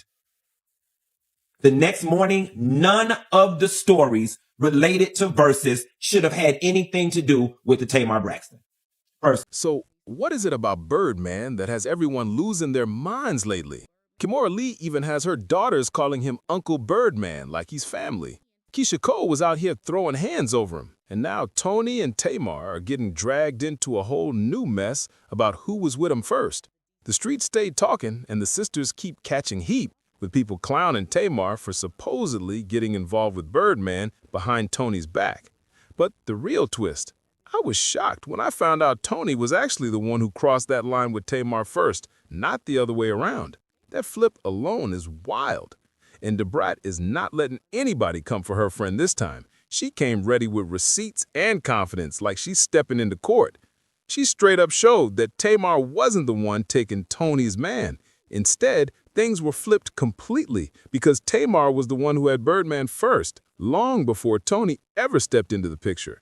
And she still tried to keep things. Y'all know how people were calling Tamar out for being all over Birdman, rubbing his head and treating him like she's his. She was moving up and down in the background like Birdman was her husband. Child, at one point, she was even wiping the sweat off of his brow with a smile on her face like he was her man too. But now the real question is hanging in the air like smoke. Is DeBrat telling the truth? Or is this just some messy talk to stir things up even more? That's the part that has everyone pacing. People keep remembering the way Tamar was seen all over Birdman, rubbing his head, putting that special soft voice energy on him, and treating him like she was the one holding the title, while Tony, the actual partner, was at home. Every clip, every picture, every little moment had folks tilting their heads like they just witnessed something they weren't supposed to see. This whole situation is layered like a soap opera that refuses to end, and every new detail is louder than the last. Tamar, girl, why are you wiping the sweat off of Birdman's head like that, sis? Now, as a married woman, I think I can grab the mic real quick and speak on this because even though it may, like, she may be innocently doing it, girl, no, you don't do that. Like, the man's been performing on stage all this time and he don't need you wiping the sweat off his head. Now, I'm hoping it was just like a gesture, but girl, y'all are all performers. Like, don't do that. She was moving around in the background like Birdman was her home partner's kid, acting real familiar in a way that had everybody staring a little too long. There was even a moment where she leaned in and wiped the sweat off his forehead with this warm smile like she was taking care of her man right in front of the whole room. That clip alone had people hitting replay with their jaws on the floor. Do I know where you live? Well, of course you don't come. So Exactly. my thing, I know where you live because I put down your down payment. Beautiful. And you've been stealing from me for the past couple years on my credit card. A video of her and Birdman on a video call with Tony to show that there was nothing to worry about. Folks definitely called her out for it because the vibe was way past friendly. But Tamar stood her ground and fired back, saying she was only there to help her sister. She even posted a video of her and Birdman on a video call with Tony, trying to prove everything was cool and nothing shady was happening. But best believe people were not buying that explanation at all. Showing support is one thing, but the way she was touching him, laughing with him, and moving like they had a whole inside connection, that looked completely different to everyone watching. Tawanda, baby, I love her to pieces. But hide your stuff when she come over, because she snatched the wig off your head when you look the other way. She's super sneaky, clever, and crafty. Then things got even hotter because the sisters were literally one breath away from a physical fight after Tawanda came out and exposed Tamar for messing with Birdman behind Tony's back. That moment sent shockwaves through the family. The whole mess kicked off after Tamar tried to get slick and embarrassed Tawanda by saying she knew where she lived only because she helped her cover the down payment on her house. And you've been stealing from me for the past couple years on my credit cards and help me. But what you steal? I don't steal anything. You don't? You stole men. Who's the man that I stole? Tony's. You slept with them a few times. Who? What man? You not get the lead. Oh, Bitch. Dirty, low-down ass bitch. Oh, you're such a liar. Such a liar. That comment had the room tightening up instantly. But Tamar didn't stop there. She kept pushing and accused Tawanda of secretly using her credit cards for years without permission.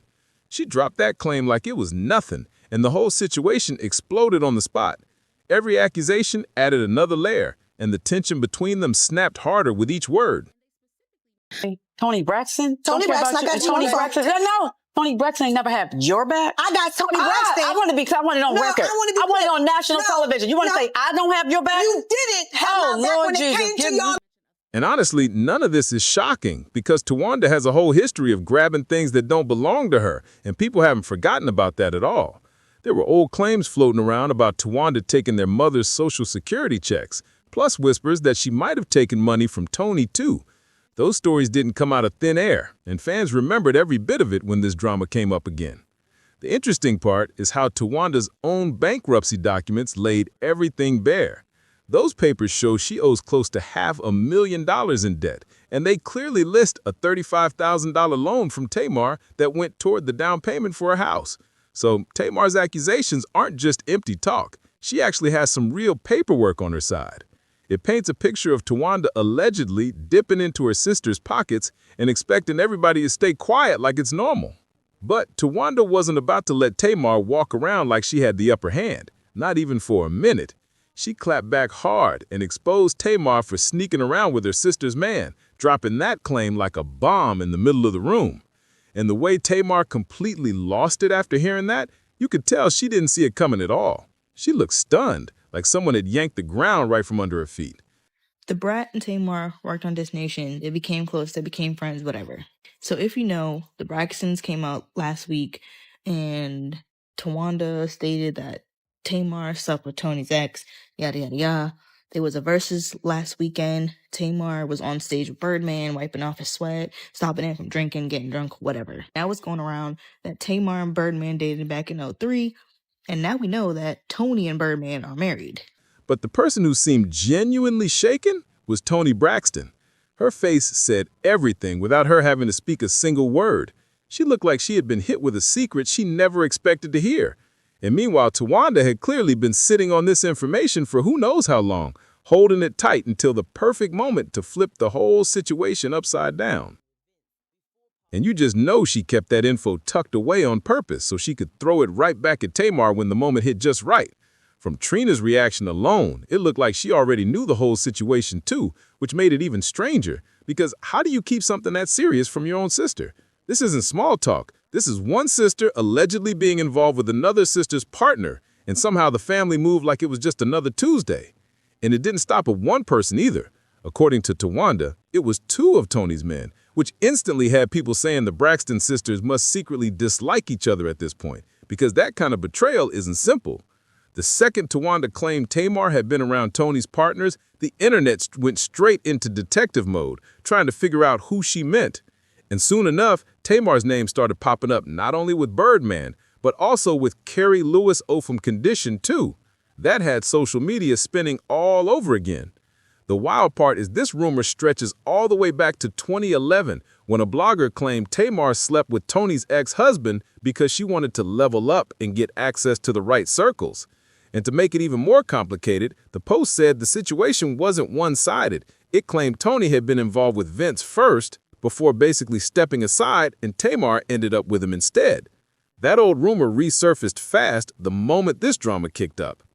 And let's not pretend this is the first time Tamar's been dragged into a situation like this. People still remember when she got heavy backlash over that situation with Michael Malden, Jermaine Dupri's father. That moment followed her for years. So when you start putting all these pieces together, the story doesn't sound impossible at all, especially if she believed being tied to the right man could boost her career or open new doors. This whole thing turned into a giant knot of accusations, old rumors, and family tension that just keeps getting louder every time someone speaks. And then Tamar started getting close with Birdman again, and their whole vibe looked way too familiar for people not to notice. It made folks wonder, why didn't Tawanda or Trina ever act excited around him at that versus battle? Because if he was supposed to be their brother-in-law, wouldn't they be showing him big love too? The energy was off, and the silence from them made everything feel even stranger. But even though Tamar has been wrapped up in plenty of messy moments with her sisters, the brat stepped in and made it clear this situation wasn't one where the family had the right to judge her at all. The brat flat out confirmed Tamar and Birdman had a real relationship way back in 2003, which is wild because that was before Tony even connected her with Vince. That part shocked everybody. And according to the brat, whatever Tony had with Birdman came way later, so the timeline people tried to push on Tamar doesn't match the truth at all. The brat also said the way people keep calling her out makes no sense, especially since Tamar stayed nothing but supportive even after her own sister married a man she once dated. That's a lot of emotional maturity for someone constantly painted as the messy one, and she really has shown support too. This wasn't even the first time she hyped up Tony and Birdman together. People still remember when she and her family dressed up as Tony and Birdman for Halloween to show love and keep everything playful. So yeah, this is exactly the type of thing Tamar does. She stands behind her sister, even when the internet tries to twist the story. And the brat is not letting anybody act like Tamar was out of line this time, because the real timeline tells a different story. The whole situation is a full-blown mess. And of course, the internet jumped in fast with their opinions flying everywhere. People were quick to say that a lot of these celebrity men are really just pass-around men, acting like they're in control, while they're actually getting played right back.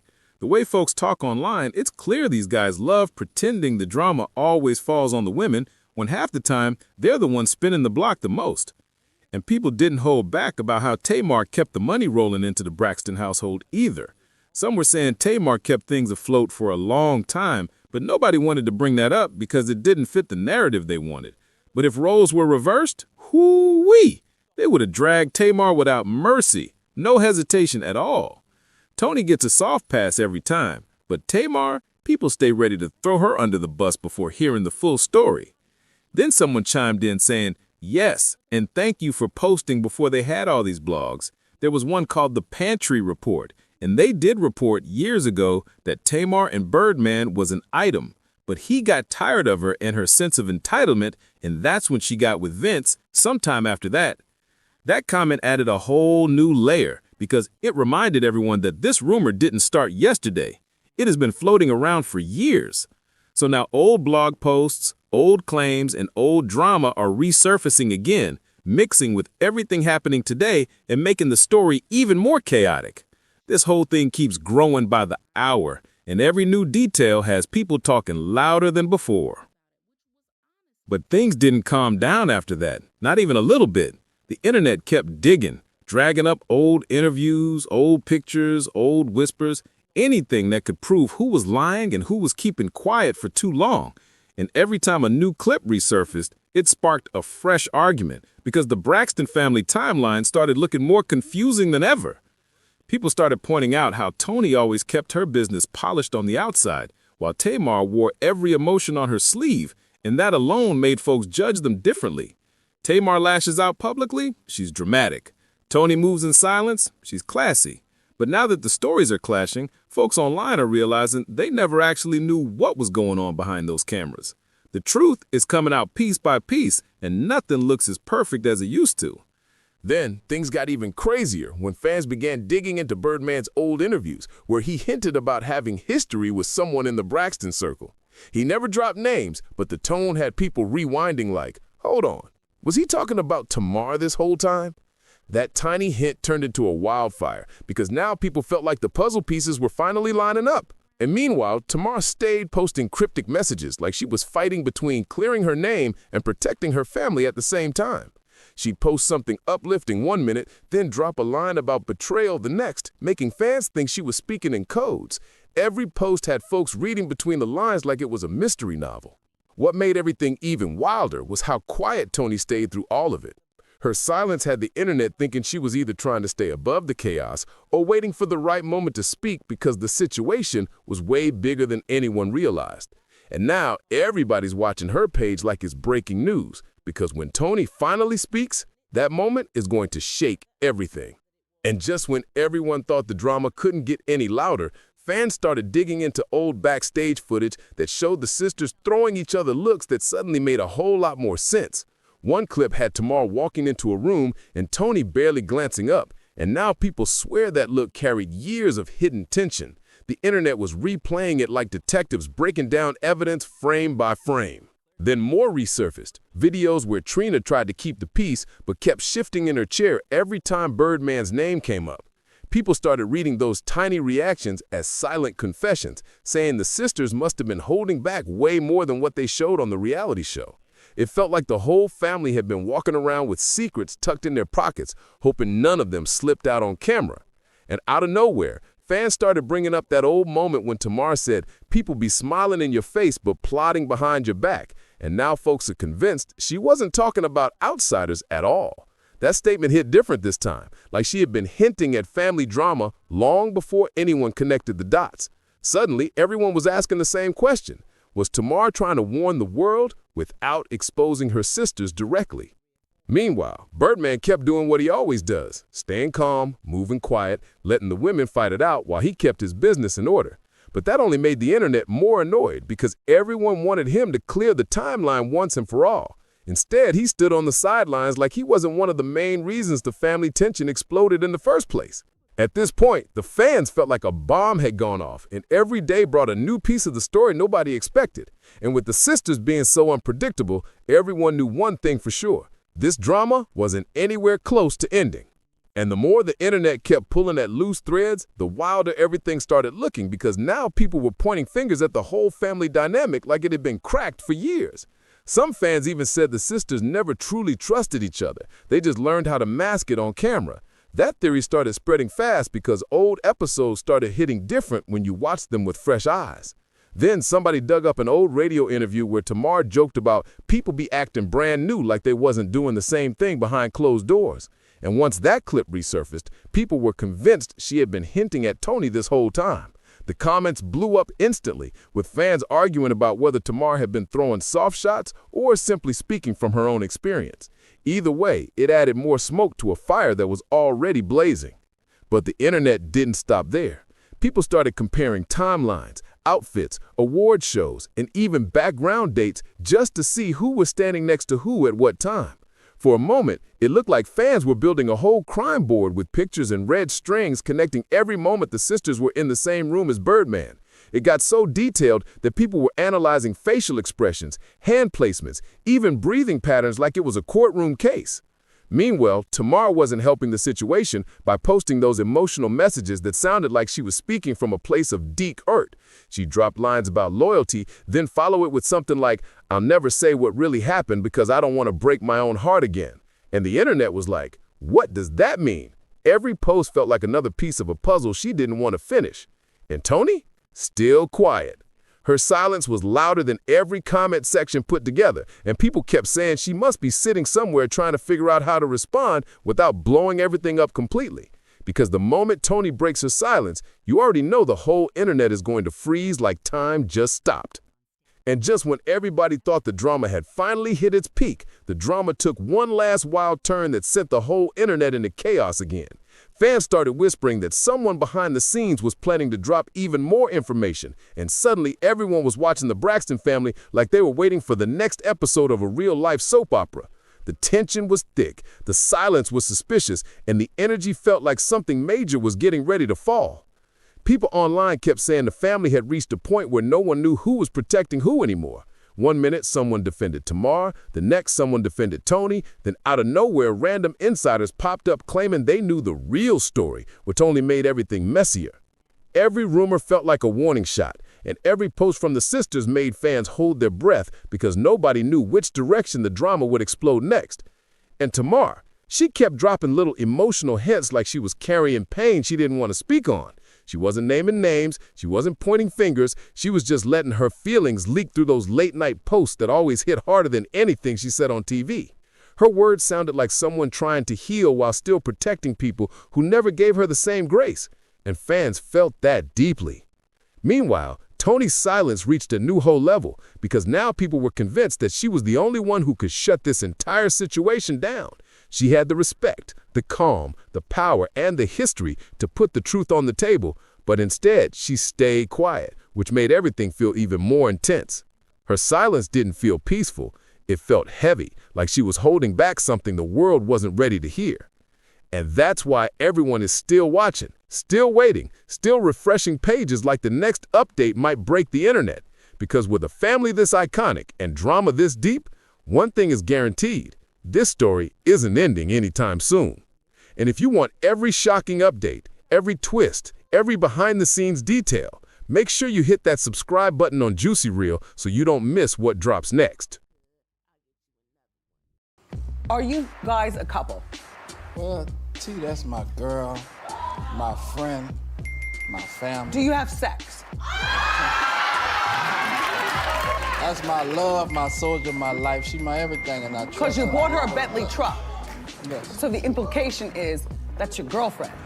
She my life. From secret weddings to sudden breakups, and from shady denials to mysteriously missing jewelry, Toni Braxton and Birdman's relationship has been a wild ride, more twisted than a Six Flags roller coaster. Saying, Birdman doesn't know if he's a blood or a Crip, or this, this gay thing and that gay thing. What do you mean? I don't understand. He was saying that you was gay. Come on, man. Come on, man. I'm a straight gangster, man. That nigga been in my hood. He know what's happening with me. You hear me? Nigga know what's happening with me, man. Google me, man. Call anything in the 504 and ask about me. Google me, man. Watch what come up. Yeah. Straight G. This love story has had everything: passion, confusion, and a touch of chaos. And today, we're diving deep into this hot, tangled mess. Back in 2001, Toni tied the knot with Carrie Lewis from mint condition. Things seemed picture perfect at first. The music, the fame, the love, but it didn't take long for cracks to show. Then, just a year later, in 2002, she crossed paths with Tracy is the one who said to me, Toni, when you make it, you can help us come on. So I always try to abide that. But the responsibility of it is so heavy for me. I feel I can never live my life, and I never used to say it. I never used to say anything to anybody, but since we've been doing this show, I've been saying. None other than Brian Birdman Williams, the big boss of Cash Money Records. That meeting right there, it changed everything. Sparks flew, rumors started swirling, and the industry began whispering about this unexpected duel. And baby, from that moment on, nothing was ever the same. Who is this mystery man, you ask? None other than Birdman, the co-founder of Cash Money Records, the same powerhouse label. Like a lot of people don't understand, my second bankruptcy is because I was sick. I have lupus, and my show in Vegas got canceled. And the insurance wouldn't cover it. The insurance didn't cover it, so I had to pay myself. Right. That's a lot. That was a lot of money. It's a lot of money. But the show people don't understand is if you see a concert, you see the lights, you see the band on stage, the artist pays the hotel rooms, the salary. So then you have nothing. That dropped the iconic hit, Baby, You Can Do It. And if you've seen that music video, then you already know. The chemistry between Toni and Birdman was straight up electric. It was wild. It was magnetic. It was giving something's going on here. Vibes for sure. But of course, they swore it was all strictly professional. She was still married at the time. And Birdman, well, he was out there doing his own thing. And only God knows what that was. Out here locking lips with Lil Wayne on camera like it was nothing. What in the Damon and Marlon Wayans parody is going on here? Toni tried to keep her personal life steady though. After having 2 beautiful children, she and Carrie Lewis decided to call it quits.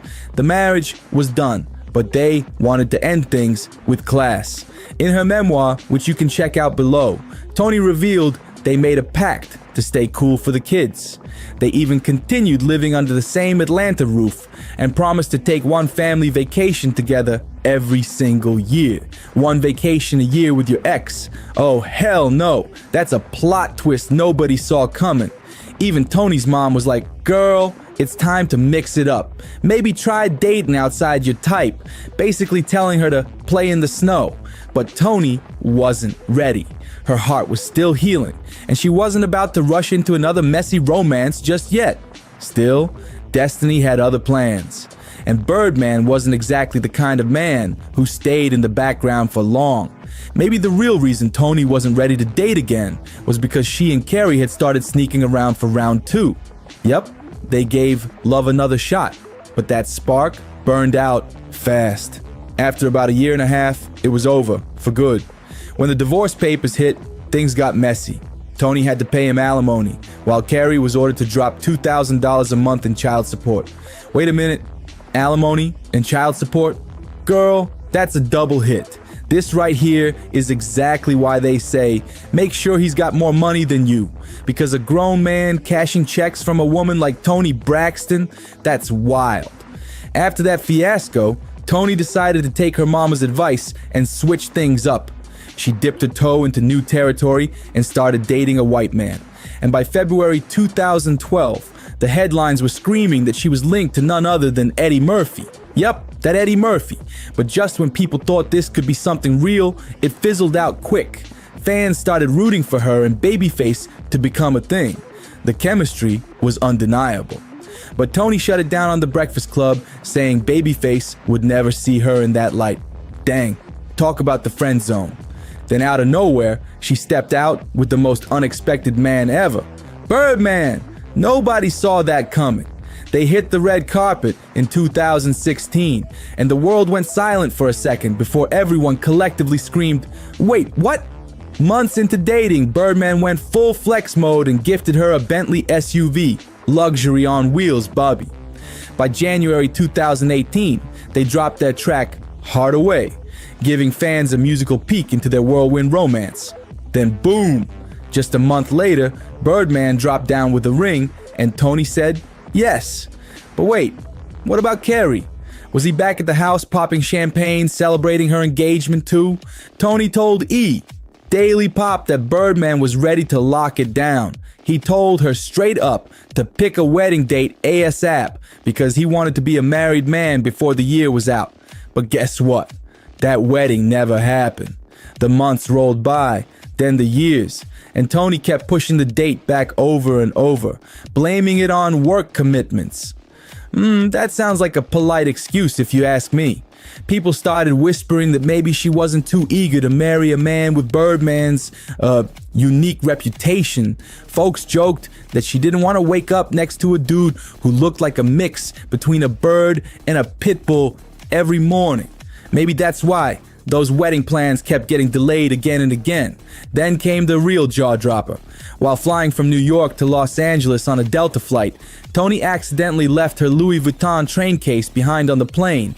Inside that fancy little box, her massive yellow diamond engagement ring, worth a staggering $5 million.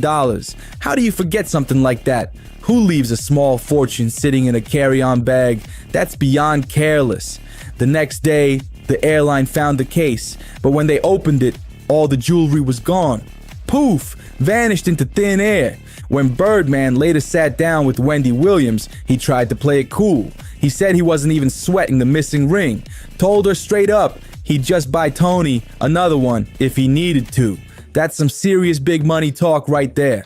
But still, that missing bling became the talk of the town, and it left a whole lot of people wondering if their relationship was starting to lose its shine too. Oh, with Lil Wayne's money that you still owe him, huh? The shade writes itself. Then came January 2019, and boom, the drama hit social media like a storm. Toni and Birdman unfollowed each other out of nowhere, and Birdman added fuel to the fire by posting "It's over" on his Instagram story. Real dramatic energy. Folks were quick to assume the engagement was dead and gone. Birdman was out here acting emotional, like a man mid-R&B heartbreak ballad. But a few months later, he tried to clean it up, telling Wendy Williams the whole breakup was just a publicity stunt. Yeah, okay. According to a source from Hollywood Life, the couple wasn't sweating the rumors. In fact, they didn't mind the public chaos one bit. Why? Because all that buzz kept Toni's reality show, Braxton Family Values, trending again. The more people talked, the more views rolled in. A little drama for ratings never hurt, right? By April 2020, during the pandemic lockdowns, fans were still waiting for wedding bells, but nothing. Toni went on the Rick and Sasha show and admitted that she and Birdman kept going back and forth about wedding plans. They'd set dates, but things always got too big. Birdman even suggested they just do a drive-through wedding.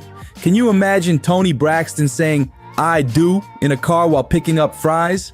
No way. She shut that down quick. Years kept slipping by, and still, no wedding, no ring replacement, no nothing. Then out of nowhere, in December 2023, a messy online source claimed Tony and Birdman had finally tied the knot. Fans lost their minds, headlines were everywhere. But before anyone could celebrate, Tony jumped on Instagram and cleared it up herself. She reposted the announcement with a sharp caption that shut it all down. My dear friend, Birdman and I are not married. Never been married. And just like that, she snatched the truth back from the rumor mill. But the damage? Oh, that was already done. We are both single now. That's what Tony said, officially putting Birdman straight into the friend zone. By April 2024, it was crystal clear that their on-again, off-again roller coaster had finally screeched to a stop. She opened up to People magazine saying she was actually enjoying the single life. Tony said, I'm looking forward to getting out there and dating. I mean, dating can be scary too. It can be a little bit, but a nice guy. Someone who will watch Lifetime with me all day long, or at least once in the week. Girl, you don't need a man for that. You can call your sisters for a Lifetime marathon. Her fans were split right down the middle. Half of them were celebrating, happy that Tony had finally left Birdman and his drama behind. But the other half, they weren't buying it for a second. They swore she'd be back with him before the year was over. And guess what? They might have been right, because in April 2025, TMZ dropped a bombshell. Just 4 months after that whole I'm single and ready to mingle interview, the outlet reported that Tony and Birdman had actually gotten married. Wait, what? I know you lying. Or maybe she's lying. Either way, somebody's out here playing with our emotions. Because just when fans started wrapping their heads around this surprise wedding news, boom, another twist hit. The happy couple didn't even last a month. According to legal documents obtained by TMZ, Tony filed for divorce a mere 2 weeks later, listing their official separation date as August 10th, 2024. 2 weeks? That's shorter than some trial subscriptions. After years of ups, downs, rumors, and million-dollar rings, it all ended in paperwork. No more maybes, no more makeups, no more mystery. Tony Braxton and Birdman's love story went from glitzy and glamorous to gone in a flash. Tony's lawyer officially called the marriage irretrievably broken, which sounded like the end of the road. But hold on tight, because it gets even messier. Somebody, please hand me my margarita. And don't forget the peach rings. You know I toss those right in the glass. It's my therapy drink for when celebrity drama gets this wild. Just when everyone thought the split was final, boom, a shocking twist dropped in January 2025. Tony suddenly dismissed the divorce petition and Birdman actually signed off on it. Wait, what? After everything, the back and forths, the emotional interviews, the $5 million ring fiasco, they're still legally married. But here's the kicker. Nobody knows what's really going on between them now. Neither one has said a word publicly. And that silence? Oh, it's loud.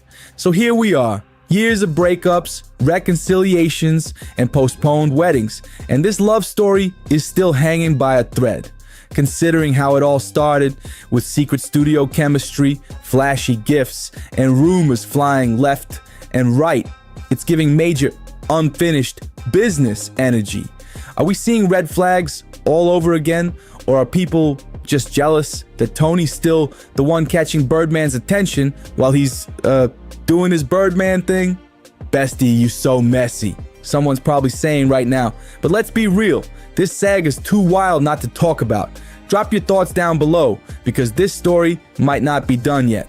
And hey, before you go, don't forget to hit that subscribe button on Juicy Reel, where the tea never stops spilling and the drama's always hot. Let me tell you something, and listen close, because I've watched every Braxton show there is. I've seen the drama, the tears, the laughter, all of it. And this right here, This is just my opinion, but I think there's way more to Toni and Birdman's situation than people realize. See, Toni's been open about her lupus for years. That illness takes a real toll on the body. On top of that, she's battled heart issues that scared her fans half to death. So maybe, just maybe, she's not marrying out of romance anymore. Maybe she's thinking about security. Here's how I see it. Toni might have tied herself to Birdman because she wanted to make sure someone powerful was in charge of her estate if anything ever happened to her. Someone who could handle her finances, protect her kids, and even look after her family, her sisters, her mama, the whole Braxton crew. Now let's be real. They all got money, but none of them got Birdman money. The man's pockets are deep. Like, never worry about another bill again. Deep. And you know what? Maybe this whole thing isn't about love in the traditional sense at all. Maybe it's more of a quiet arrangement, a mutual understanding between two people who know exactly what they're getting out of it. Some people might even call it a lavender marriage type of deal, a partnership built more on loyalty, protection, and power than passion. Whatever the truth is, one thing's for sure. This story is layered, and we might not ever know the full truth behind those wedding rings and business moves. Now, if that theory's true, it actually makes a lot of sense. Toni's a smart woman, and she's been through too much to let her legacy fall into chaos. She's been grinding in the music industry since the 90s, building her name brick by brick, hit after hit. So if she decided to make a business-type move with Birdman, that could have been her way of securing her empire and protecting her loved ones. Still, people can't help but whisper about the real dynamic between them. Because Birdman has always been, well, mysterious. He moves like a man who's got 10 different versions of the truth. One minute, he's all about love and loyalty. The next, he's out here with cryptic posts and shady smiles. Some folks swear he's hiding something, others think he's just misunderstood. Either way, Toni's no fool. She knows what kind of man she's dealing with. And you can't deny they've always had this strange magnetic pull, like they can't fully let go of each other, no matter how many times they try. And let's not forget how this whole situation looks from the outside. Toni's fans are split down the middle. Some say she's sacrificing too much just to stay connected to him, while others think she's playing chess, not checkers. They say she's keeping her cards close, setting up her future in a way only a true diva could. Still, every time we think it's over for good, something drags them right back together. A public sighting here, a cryptic emoji there, or a casual repost that sets social media on fire. It's like they can't quit each other, no matter what. So what's next for Toni and Birdman? Another reunion? Another heartbreak?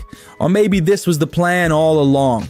A relationship built on secrets, survival, and just enough love to keep the world guessing. Whatever's really going on behind those designer shades, one thing's for sure. This story ain't done brewing yet. See, the truth is, Toni and Birdman have been good friends for a long time. That's why I think they kept everything low-key when they tied the knot, if they really did. They didn't want every camera flashing in their faces or social media turning it into a circus. Their bond runs deep, and they've been riding for each other through all the chaos and rumors. But here's the thing, maybe Toni's still got that tiny voice in her head wondering if her real forever love might still be out there somewhere. Maybe she's thinking, one day I might meet a real king or even a prince, someone I'm actually drawn to, someone I want to wake up next to every day. Still, at the same time, she knows time isn't exactly on her side anymore. She's been through heartbreak, illness, and fame. She's seen it all. So maybe she just wanted to lock something in that made sense on paper. And when I say civil, I don't mean nice, I mean legal. She might have said, you know what? Let's do this the smart way. So if anything ever happens, my kids, my estate, my legacy, all of it stays protected. It's not about romance at that point, it's about strategy. Now I can already hear folks saying she could have just set up a trust. She didn't have to marry him for that. And yeah, that's true. But who really knows what's going on behind closed doors? I'm not a lawyer. I'm not an estate planner. I'm just calling it how I see it. Maybe Toni's playing long game moves we can't even see yet. What do you think? Is this love, loyalty, or just smart business? Drop your thoughts below, and don't forget to hit that subscribe button for more wild celebrity tea, only on Juicy Reel.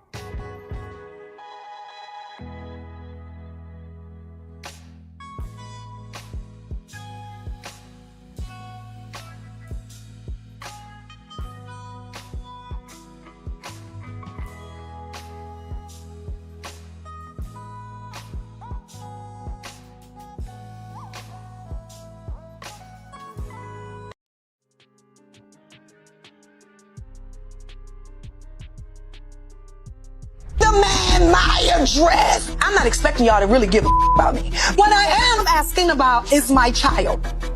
Do I know where you live? Well, of course you don't come. So Exactly. my So thing, how would I I know give where it you to live because I put down your down payment. Beautiful. And you've been stealing from me for the past couple years on my credit cards. And help But me. what you steal? I don't steal anything. You don't? You sold men. Who's the man that I stole? Tony's. You slept with them. Oh, a few times. Who? What man? Do not get the link. Oh, dirty low down ass bitch. Oh, you're such a liar. Such a liar. He said he Tawana. You know that's a lie. I swear to God. That's a lie. Which part are you trying to? Your man for? You think I too? Tomorrow. Girl, what was that? Why are you wiping sweat off Birdman's head like you his personal assistant? If it was about support, you should have been in the audience, not up there, acting like his hype woman. Baby, that was too much, especially after all those recent rumors swirling that y'all been sleeping together. People are talking and they ain't whispering either. Could Birdman actually be the same ex that Tawanda once accused Tamar of sneaking around with? Because if that's true, who? Are you guys a couple? Well, T, that's my girl, my friend, my family. Do you have... That's my love, my soldier, my life. She my everything, and I trust her. Because you bought her a Bentley truck. Yes. So the implication is that's your girlfriend.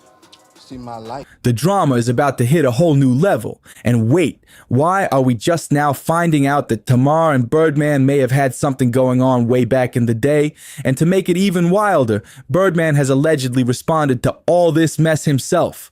If you thought this was already chaotic, buckle up, because this ride's about to spin out of control. So here's what went down.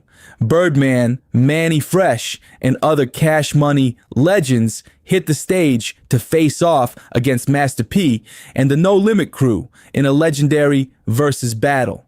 The whole showdown happened live in Las Vegas during Complex Con, and it was supposed to be all about the music, but oh no, the spotlight quickly shifted. See, Toni Braxton was nowhere to be found on that stage, but her sister Tamar. She was front and center, loud, proud, and turning up like she owned the mic. She wasn't just vibing, she was twerking, bouncing, and bopping her head like she forgot the cameras were rolling. But what really had folks' jaws dropping was how close she was getting to her so-called brother-in-law. Hey. You killed it, man. Babe, I was trying to go crazy. I wanted to call him. Was the #1 trending topic. I tried to tell him, I showed him. He don't know what that is. I'm like, I don't know that. bro, you the #1 trending topic in the world. Come on, Toni Braxton. Yeah, no, she thinks she's She look super. good, fan. Talk TV, stop acting like you are. Too close. The energy was giving old flames reignited, not family support. The crowd saw it, the internet saw it, and now everyone's asking the same question. What's really going on between Tamar and Birdman? The internet went absolutely wild. Comments were flying left and right. People saying there's no way on earth it was okay for Tamar to be up there, touching her brother-in-law like that, wiping sweat off his head like she's auditioning to be his stylist. Fans were heated, calling it out as straight up inappropriate. One user wrote, "This ain't family support. This is flirtation on stage." My address. I'm not expecting y'all to really give a about me. What I am asking about is my child. Do I know where you live? Well, of course you don't come. So Exactly. my So thing, how would I I know give where it you to live because I put down your down payment. Beautiful. And you've been stealing from me for the past couple years on my credit cards. And help But me. what you steal? I don't steal anything. You don't? You sold men. Who's the man that I stole? Tony's. You slept with them. Oh, a few times. Who? What man? delete. Oh, Dirty low down ass bitch. oh, you're such a liar. Such a liar. Man, he said he Tawanda. You know that's a lie. I swear to God. That's a lie. Which part are you trying to? Your man for? You think I too? Don't you? And honestly, the clip didn't help her case one bit. But before we dive too deep, let's rewind and get one thing straight. There's definitely a real connection between Birdman and Toni Braxton. Not just some casual fling either. We're talking about a whole public engagement. When they started dating back in 2015, both of them openly talked about the idea of getting married. It wasn't some secret situationship. They were serious. But for some reason, that wedding never seemed to happen. Toni later claimed they kept pushing the date because of work commitments. Girl, please. Fans weren't buying that for a second. Let's be honest. If she really wanted to marry the man, she could have made it happen. Something about that excuse just didn't sit right. Anyway, Birdman did eventually pop the question. And Toni even posted photos to prove it. One was captioned, "A couple minutes before we got engaged," and fans lost it. Within 24 hours, another picture surfaced, showing them hugged up tight, Toni proudly flashing a massive diamond ring that could blind the haters. Birdman wasn't shy either. He hit the Wendy Williams show and poured his heart out like a man in love. He called Toni his love, his soldier, his life, his everything, and said he loved her to death. That man sounded like he was ready to risk it all. But there's no date. There's no date. We almost had a date. Well, we had 2 dates, but we were doing Braxton Family Values and we were going through a little drama. And I was like, okay, the wedding is a good thing to get all of us sisters together. Yeah. But I couldn't get us all together. And I said, the wedding's not a good reason because it's messing up my relationship a little bit. He's like, come on, Michelle, set a date. I know. That's what he calls you? He calls me Michelle. Doesn't call me Toni at all. That's my middle name, Toni Michelle. Yeah. Set a date. He said before the year's out, so I have, what, a couple weeks. Couple weeks? Yeah. So he's 45, you're 51. He's 49. 49. So now that Tamar's on stage wiping sweat off his forehead, you can imagine how fans are losing their minds trying to figure out where the loyalty really stands. Toni eventually opened up about the whole engagement drama herself, and what she said just added more layers to the story. She revealed that they actually had wedding dates lined up. Not one, but two. Can you believe that? But according to Toni, things got complicated because they were filming Braxton Family Values. And of course, there was drama brewing behind the scenes. She said the wedding would have been a perfect way to bring all her sisters together. Sounds sweet, right? Except that reunion never happened. Apparently, Toni just couldn't get her sisters on the same page. The family tension was real. And before anyone could even pick bridesmaid dresses, everything started falling apart. Then boom, out of nowhere, in 2019, Birdman dropped a bombshell on Instagram with one simple, cold message. It's over.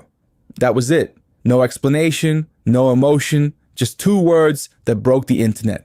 And to make it even more final, he deleted every photo of Toni from his page like she never existed. Toni didn't stay silent either. She came back swinging with a stunning picture of herself in a red gown and the caption, "Starting a new chapter isn't always an easy choice, but always choose to be chosen." Cheers to a new year. That message screamed independence and heartbreak all at once. Fans were split. Some thought she was done for good, while others swore it was just another lover's spat. And wouldn't you know it, weeks later, the two were spotted back together, reunited on stage during Toni's Atlanta tour stop at the legendary Fox Theater.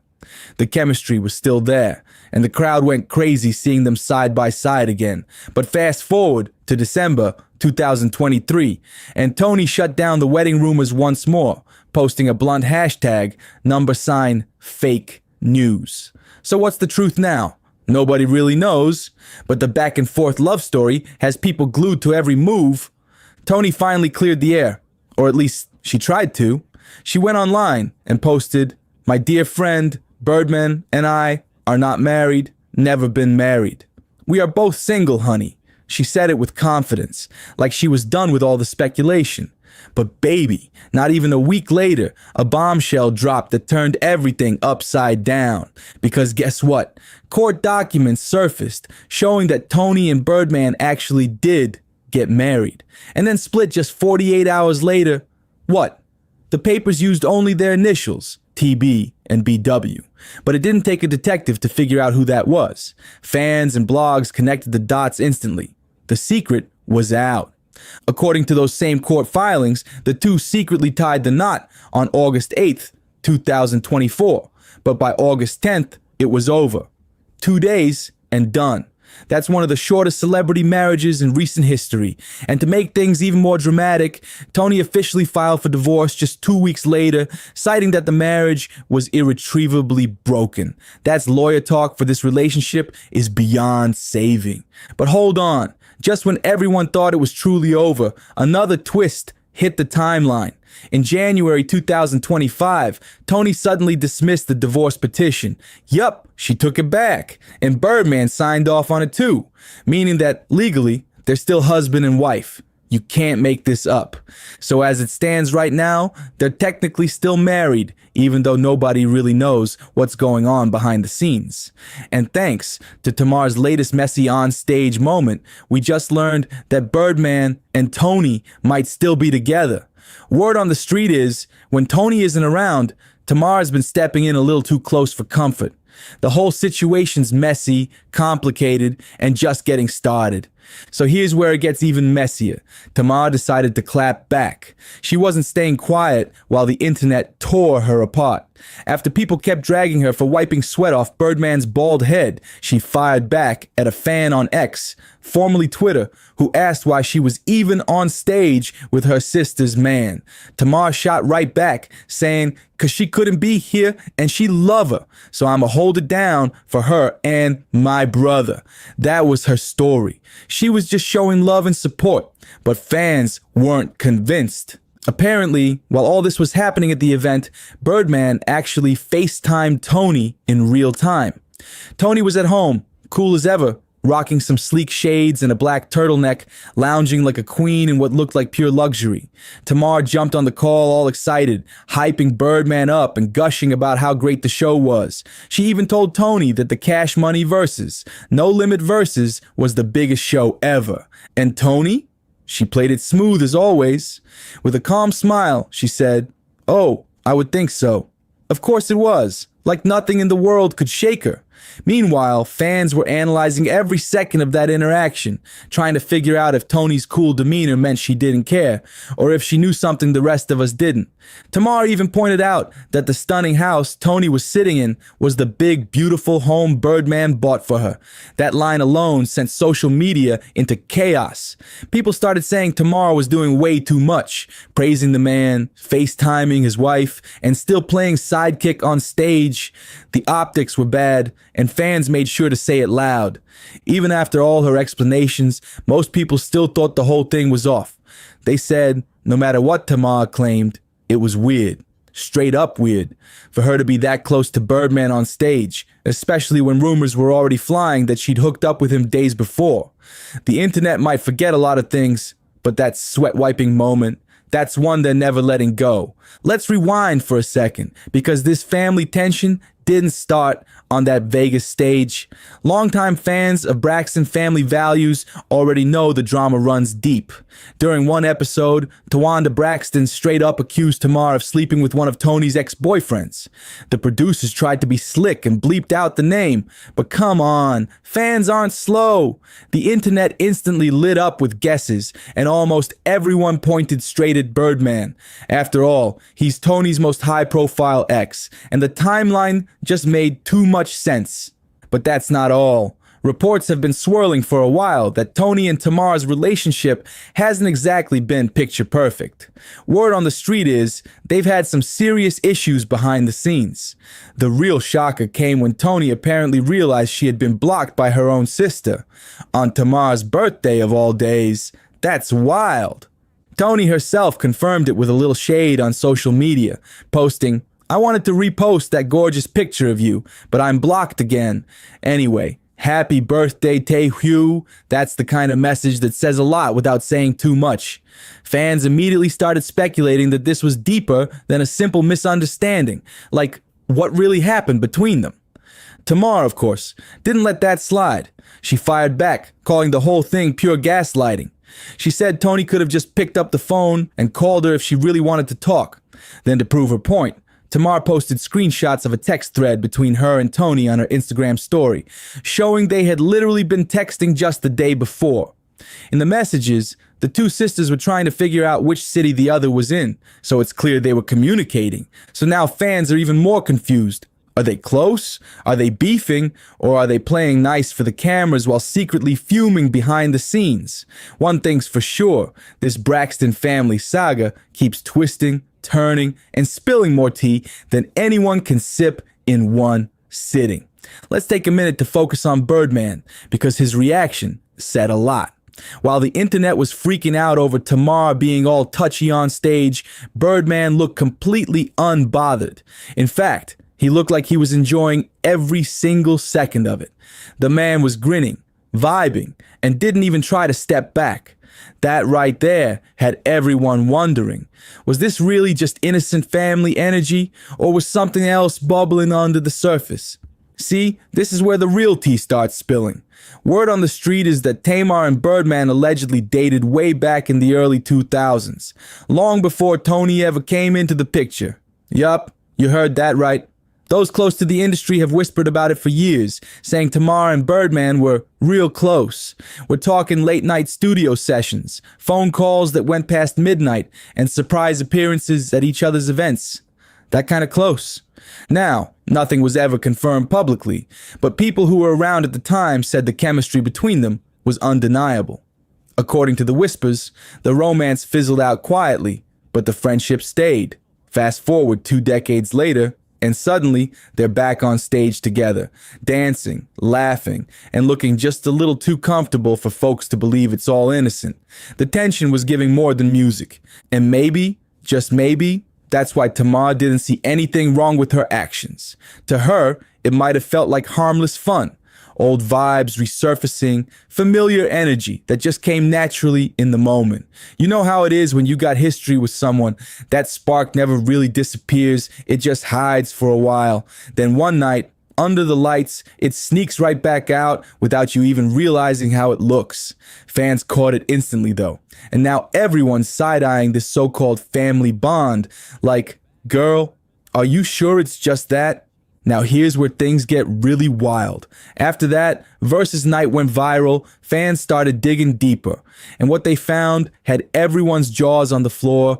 Old interviews, throwback photos, and even archive posts started resurfacing, showing Tamar and Birdman being a little too friendly over the years.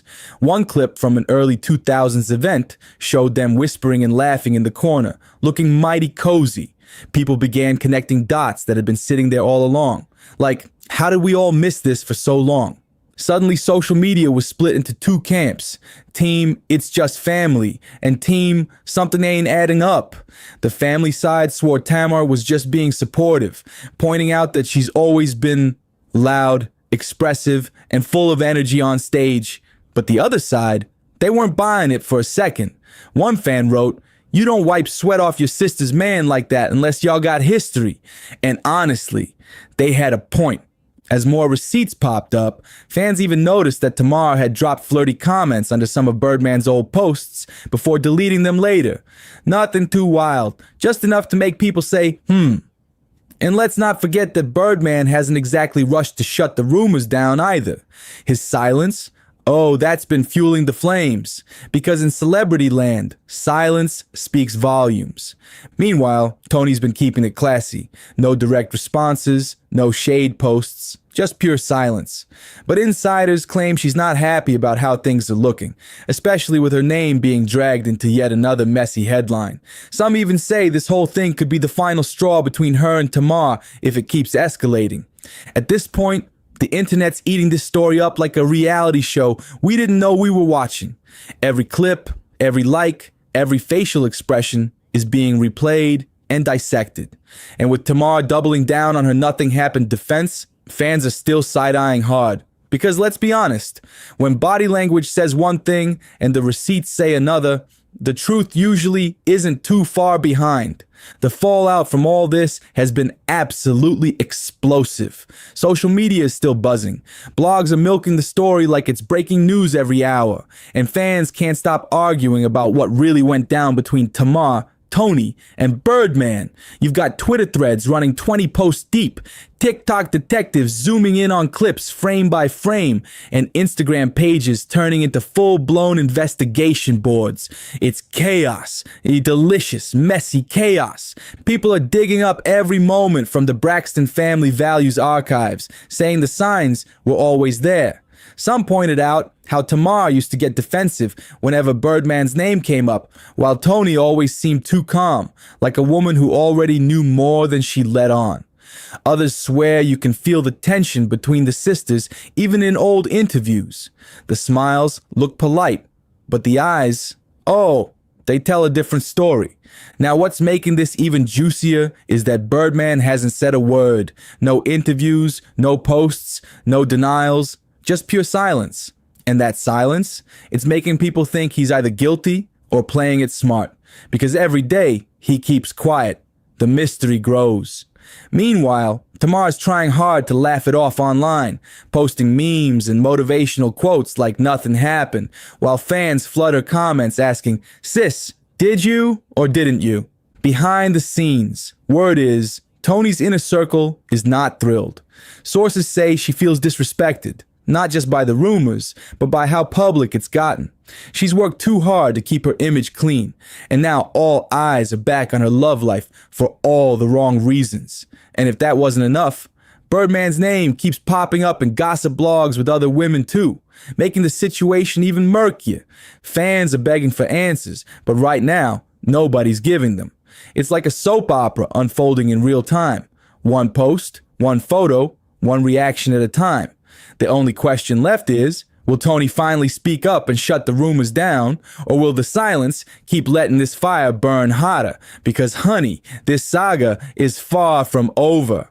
Yeah, that might just be what's really happening here. When you think about it, everything starts connecting in the wildest way, especially when you remember Tawanda once accused Tamar of hooking up with one of Tony's exes.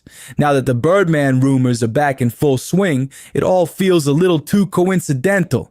Something about this whole situation just feels off.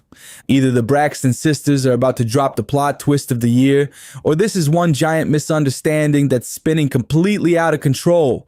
But let's be real. With social media zooming in on every frame of that stage clip, every hand movement, every glance, nobody's buying the "it's innocent" story anymore. From the outside looking in, that moment didn't scream family love. It screamed something else. Fans are saying it didn't look innocent. Not one bit. And what's really unsettling people is the timeline. If Tamar really did date Birdman first, and then he went on a date and secretly marry her sister Tony, that's not just messy, that's downright awkward. It's left fans divided, confused, and glued to their screens, waiting for someone in the Braxton camp to break their silence. Because right now, it's a mystery that keeps twisting deeper. Family loyalty, old flames, and a love triangle that nobody saw coming. So what's the truth? Was it just a misunderstood moment between close friends? Or is there way more to this than the sisters are letting on? Either way, this story isn't cooling down anytime soon. Make sure you hit that subscribe button and stay locked in with Juicy Real, where we keep every scandal sizzling and every secret on blast. Looks like the so-called #1 stunner Birdman just dropped a bombshell.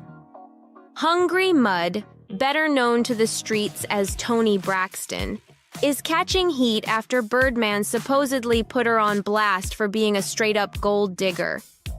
The talk going around is wild. Birdman's allegedly saying Tony bled his bank account dry, dipped the second the cash stopped flowing, and now she's creeping right back toward being broke again.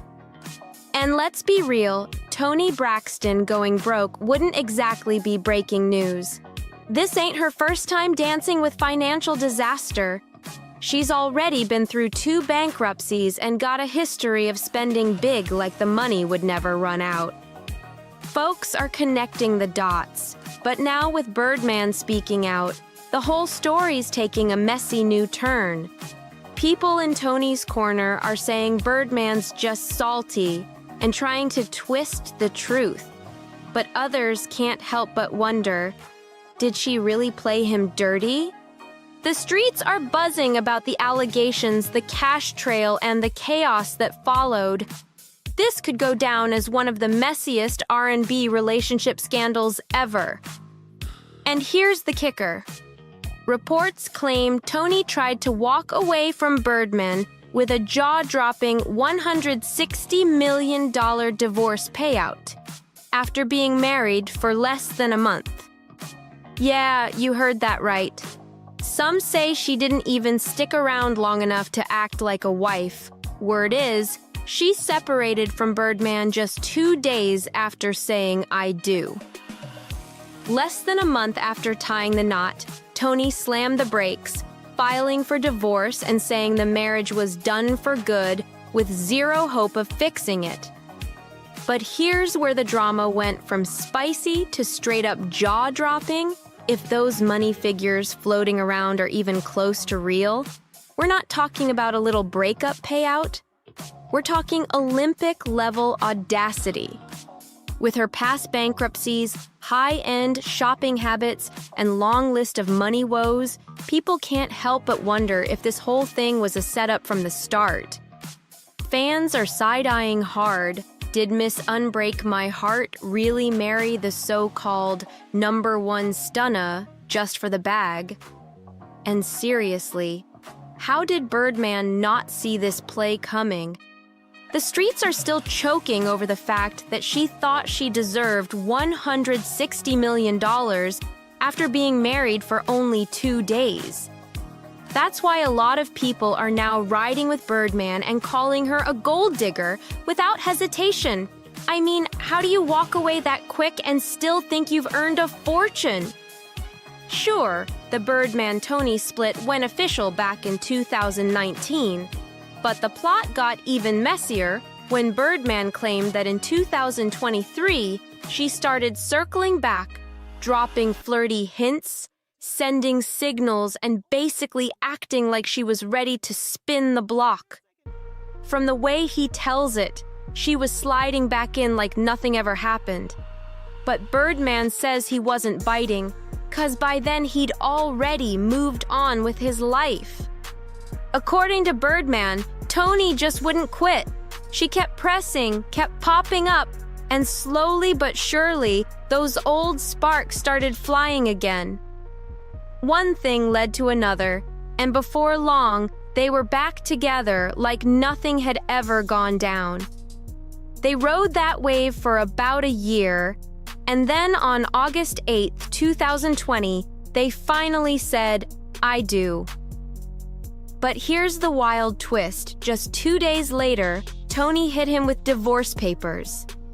In the court docs she filed that September, she even listed their separation date as August 10th, literally 48 hours after the wedding.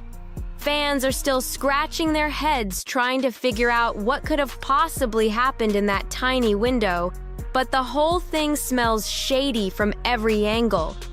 And the $160 million she's gunning for, fans are straight up shook.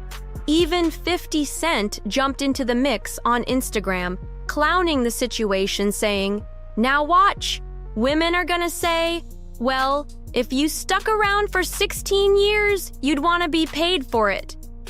Only, in this case, it wasn't 16 years, it was barely 2 days. Word on the street is Birdman now believes Tony was never about love. It was always about the money. And honestly, when you realize his net worth is sitting around $160 million, and she's allegedly trying to grab every last dime, it's not hard to see why he's heated. She didn't even make it a full week as Mrs. Birdman before calling it quits, and insiders say he's been fuming ever since, dragging her behind the scenes and telling anyone who'll listen that she's nothing but a gold digger. Birdman's not holding back. No filters, no sugarcoating. He's saying straight up that he got played, and some insiders are backing him up heavy. The whispers are that Toni didn't just try to hit him for his money through the courts. Oh no. She allegedly took it even further, trying to unload some of his jewelry when she couldn't get her hands on the cash directly. Messy? Absolutely. But should anyone really be shocked? Not if they know Toni's history with money. Back in the 90s, she was one of the biggest stars on the planet, raking in serious cash, yet somehow managed to lose it all. Not once, but twice.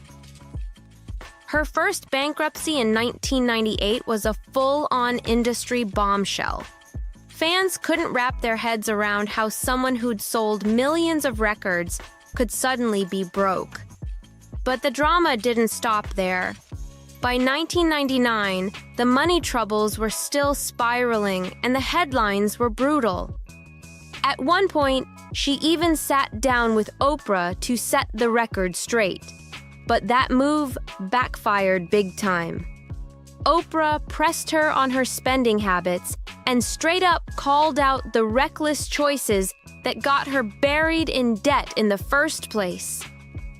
Instead of taking accountability, Toni clapped back on live TV, accusing Oprah of being mean and painting herself as the victim, saying, "People look down on me."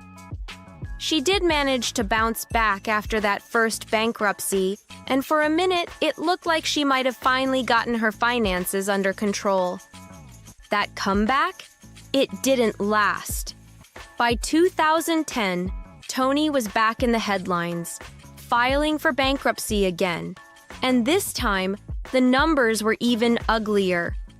Reports say she claimed her debts were somewhere between $10 million and $50 million. That's not just a money problem, that's a full-blown financial meltdown. Toni pointed the finger at the sudden collapse of her Las Vegas residency, which was canceled after she was diagnosed with a serious heart condition. But that wasn't the only storm she was facing. There were big insurance disputes, messy battles over coverage, and a mountain of unpaid taxes stacking up behind the scenes. Since then, insiders say she's been quietly fighting to keep her head above water, and the stats tell the story. The music just isn't moving like it used to. Her last album barely sold 7,000 copies and only climbed as high as number 163 on the Billboard 200. The one before that? Around 16,000 copies. For someone who once ruled the charts, those numbers scream trouble. With record sales flatlining, her main money stream shifted to the Braxton Family Values reality show. But even that fame glow has dimmed. The buzz around the show has slowed in recent years, and without constant media attention or chart-topping hits, the pressure has been building hard. The cracks in the empire are starting to show, and fast. Now fans are seriously questioning if Toni's whole Birdman comeback was about love or straight-up survival. Word was already floating around that she was just inches away from a third bankruptcy. And then, out of nowhere, she pops back up in Birdman's life after more than 4 years apart. The timing? Way too perfect for some people's liking. It's got folks thinking she was chasing that bag, not the man. Because let's be real, when they suddenly reunited in 2023, nobody could make sense of it. Toni had spent years swearing they were over for good, even saying there was no chance of a reunion. She once snapped, "Who do you think I am? Don't you know that he was my man?" Making it crystal clear she was done. So when she pulled a complete U-turn and started cozying back up to him, fans instantly smelled something fishy. Now with Birdman publicly spilling tea and airing every bit of dirty laundry, People are starting to believe the whole reunion was just a calculated move for money from day one. And honestly, the clues were already there before this latest storm even hit. Remember that super awkward 2022 interview on Tamron Hall? Toni was there to open up about her lupus diagnosis. It was supposed to be raw, heartfelt, and personal. But the second Tamron brought up Birdman's name, the energy shifted. Toni went stiff, avoided eye contact, and the tension in the room was thick enough to cut with a knife. Fans watching could feel it. Something behind the scenes was off. And when she brushed it off with, "I'm just not feeling it anymore," it spoke volumes without saying much at all. And just like that, she came back again. Yeah, this Toni and Birdman saga has been nothing but a roller coaster since way back in 2016. On again, off again, and even when they were on, the whole relationship had people scratching their heads. Flashback to 2018, Birdman drops down on one knee with a massive $5 million yellow diamond ring.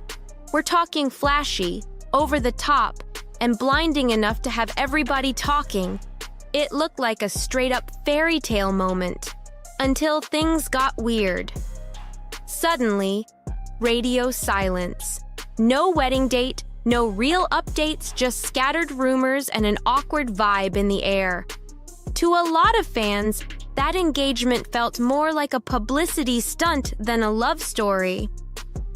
Then the wedding kept getting delayed, postponed, pushed further and further back. Toni blamed bad timing, but nobody was really buying it. And then came the red flag to end all red flags. Toni claimed she lost the $5 million engagement ring. Said she left it on a flight, the baggie it was in got returned, but the ring, gone, just vanished into thin air. Now, how do you accidentally misplace a diamond like that? The streets are whispering that she didn't lose it at all. She allegedly pawned it to cover some serious debt. And honestly, with her track record, it wouldn't exactly shock anyone. Word is, she's been desperate for cash, and that ring might have been her quickest ticket to a payday. So, according to the whispers, Toni did what some in her position might do. She sold the most valuable thing she had at the time, that $5 million engagement ring. At first, Birdman didn't trip. He really believed her story about losing it and even played it cool in an interview, brushing it off like it was nothing. But if these rumors are true, that laid-back attitude didn't last. Birdman eventually found out the real deal. The ring wasn't lost at all. She had allegedly sold it behind his back. Once the truth hit, they tried to patch things up, but the damage was done. The engagement was dead, and before long, the whole relationship came crashing down. Fast forward to now, and it's looking like Toni might be running the same playbook all over again. Only this time, Birdman's not falling for it. From the outside, it seems like he's finally spotted the pattern. And he's not about to let history repeat itself. When you connect all the dots, the missing $5 million ring, the back-to-back bankruptcies, and that jaw-dropping $160 million divorce demand after just 2 days of marriage, the picture that forms is, let's just say, not a good look. And just when people thought the Toni Birdman saga couldn't get any messier, new whispers started swirling, the kind that make fans lean all the way in. Word is, after that explosive $160 million divorce demand and the ring drama, Toni didn't exactly back off. In fact, insiders claim she started making quiet moves to win Birdman's trust again, but with a whole different angle this time. Allegedly, she began showing up at events where she knew he'd be, playing it cool in public but dropping subtle hints in private that she just wanted to talk. Some even say she floated the idea of collaborating on music again, knowing full well Birdman's business connections could open the door to quick cash. But here's where it gets even wilder. Sources close to Birdman say he's been keeping receipts this time. Literal receipts. Word is, he's got text messages, photos, and maybe even recorded calls that paint a very different picture of Tony's motives. And if those ever hit the public, whew, it could blow the lid off the whole thing. Now, with Birdman standing firm and refusing to play into what he sees as the same old game, the tension is at an all-time high. Fans are split down the middle, some calling Tony a hustler just trying to survive, others calling her out as a master manipulator who plays long-term for the payday. Either way, if these rumors keep coming, this might end up being one of the messiest celebrity relationship sagas of the decade. And it's not over yet, vicious. Birdman might have been blinded by love in the beginning, but now? He's calling it exactly how he sees it, and he's not sugarcoating a single word. If these latest whispers are true, Tony may have just fumbled the bag for good, though some say she was chasing it from the jump. Now that the truth is starting to unravel, the real question is, how deep does this rabbit hole go? Is Birdman just bitter, or is he about to be a man about it and expose the side of Tony that's been hiding in plain sight all along? One thing's for sure, two things for certain. This saga is far from over. If you want all the latest tea as it spills, make sure you hit that subscribe button on Juicy Reel, where the drama never sleeps. Tony. I think everybody was shocked when we found out that these two actually got married. I know, like, there's a lot of things we will do in order to pay our bills, but I never thought the relationship between Tony and Birdman was genuine. I just knew that he was just willing to go broke behind her. It just never fit. And so apparently in August of last year in 2024, they had a secret wedding. Finally got married in secret, even though everything else was public. And then she went and tried to annul the marriage 2 weeks later because she realized. Listen up, this situation is straight up wild. This might be one of those rare moments when Tasha K actually makes total sense because honestly, this whole relationship is beyond confusing. Toni Braxton, yes, the living legend herself, went and married Birdman, only to file for divorce just 2 days later. 2 days, that's not love, that's a headline explosion. Toni, a woman who built her career on grace and control, somehow got caught up in a whirlwind that looks more like a business deal gone wrong than a romance. Birdman, on the other hand, has been dragging his feet for years, over 6 years of we'll get married soon, while Toni waited like a queen, keeping her patience in check. For 16 years. I know you had a song like 15 years ago. Yeah, too, we've right? been like besties for a long time. People always say that. But No, this is real. Like no cross the line. Besties, like you always kept in touch and you always talked. We would keep in touch. He would come see me when I had my plays. When I had my baby shower, he would come. Like we were really friends. She played her hand carefully, never showing all her cards. And when that ring finally came, she made sure it counted. Now here's the kicker. Rumors say Birdman's about to take a major hit from that $160 million fortune of his. You was at the awards last night? Yeah, I was out there. Working? Doing my thizzle. And you were with Tony, which kind of felt like some sort of announcement. I wouldn't look at it as an announcement. Not for me, on my behalf. You know, I just wanted to come. Me and T just went to the awards, check it out. So, what's the big deal? It is a big deal.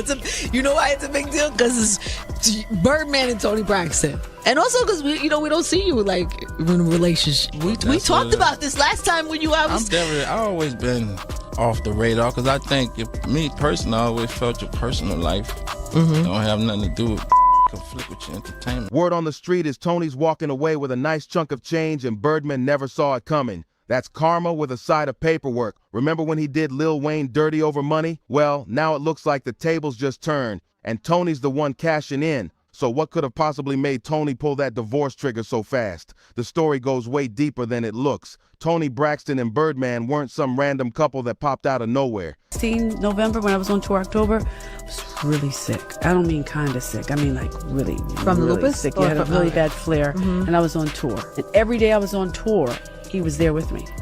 If he left out, he would come back. And this is before anybody knew or knew you We guys weren't were anything. even It was like- buddies. It was Right. nothing. Not even a day. He was my friend. And he was there. I don't know if he you ever... already loved you. He's there every day taking care of you. But you know, he really was there every day. My buddy, my friend T. You all right? You good? I'm cheering good. You know, he was just there as my Cheering. friend. I'm cheering good.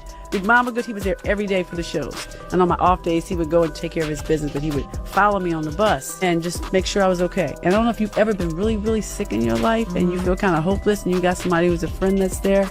That's kind of, it means just a made lot. me see him different. These two go way back, like 20 years deep. They've been friends, but let's be real, there's no way that kind of chemistry stayed friendly all that time. Tony once claimed they didn't cross any lines before they officially started dating, but come on. The energy between them had fans raising eyebrows for years. Birdman, being the ultra-private type when it comes to his love life, shocked everyone when rumors started flying in 2016 that they were officially together. Then came whispers in 2017 that they'd secretly eloped. The internet was on fire. Of course, both Tony and Birdman denied everything. They said they were just hanging out, keeping it cool and chill. Yeah, right. That's the same line people drop when they're trying to downplay something real. But then, things got juicier. A blind item popped up online claiming that a former A-list aging singer from a famous singing family had dumped her long-term man because she needed to handle her family's financial mess and cover her massive debts. Sound familiar? Fans were convinced that blind item was about Tony. The clues were all there. And if that's true, this friendship might have had a lot more to do with survival than romance. So instead of chasing love, people started saying Tony made a deal with the highest bidder, and that bidder was Birdman, a man already living like every day could be his last. He's got enemies, business rivals, and a rep that follows him everywhere. For Tony, that theory made sense to a lot of folks. Remember, she filed for her second bankruptcy back in 2010 after having to cancel her Las Vegas residency while battling lupus. Her body was shutting down and the bills were piling up fast. Tony's been open about how tough that period was. She said her family leaned on her heavy, expecting her to be the one holding it all together, the superstar sister who paid everyone's way. That pressure alone can break anyone. But when Birdman came along, he made her feel something different, safe. She said, "It's comforting to have someone tell you it's okay to be ill, that you don't have to be Wonder Woman all the time." That hit deep.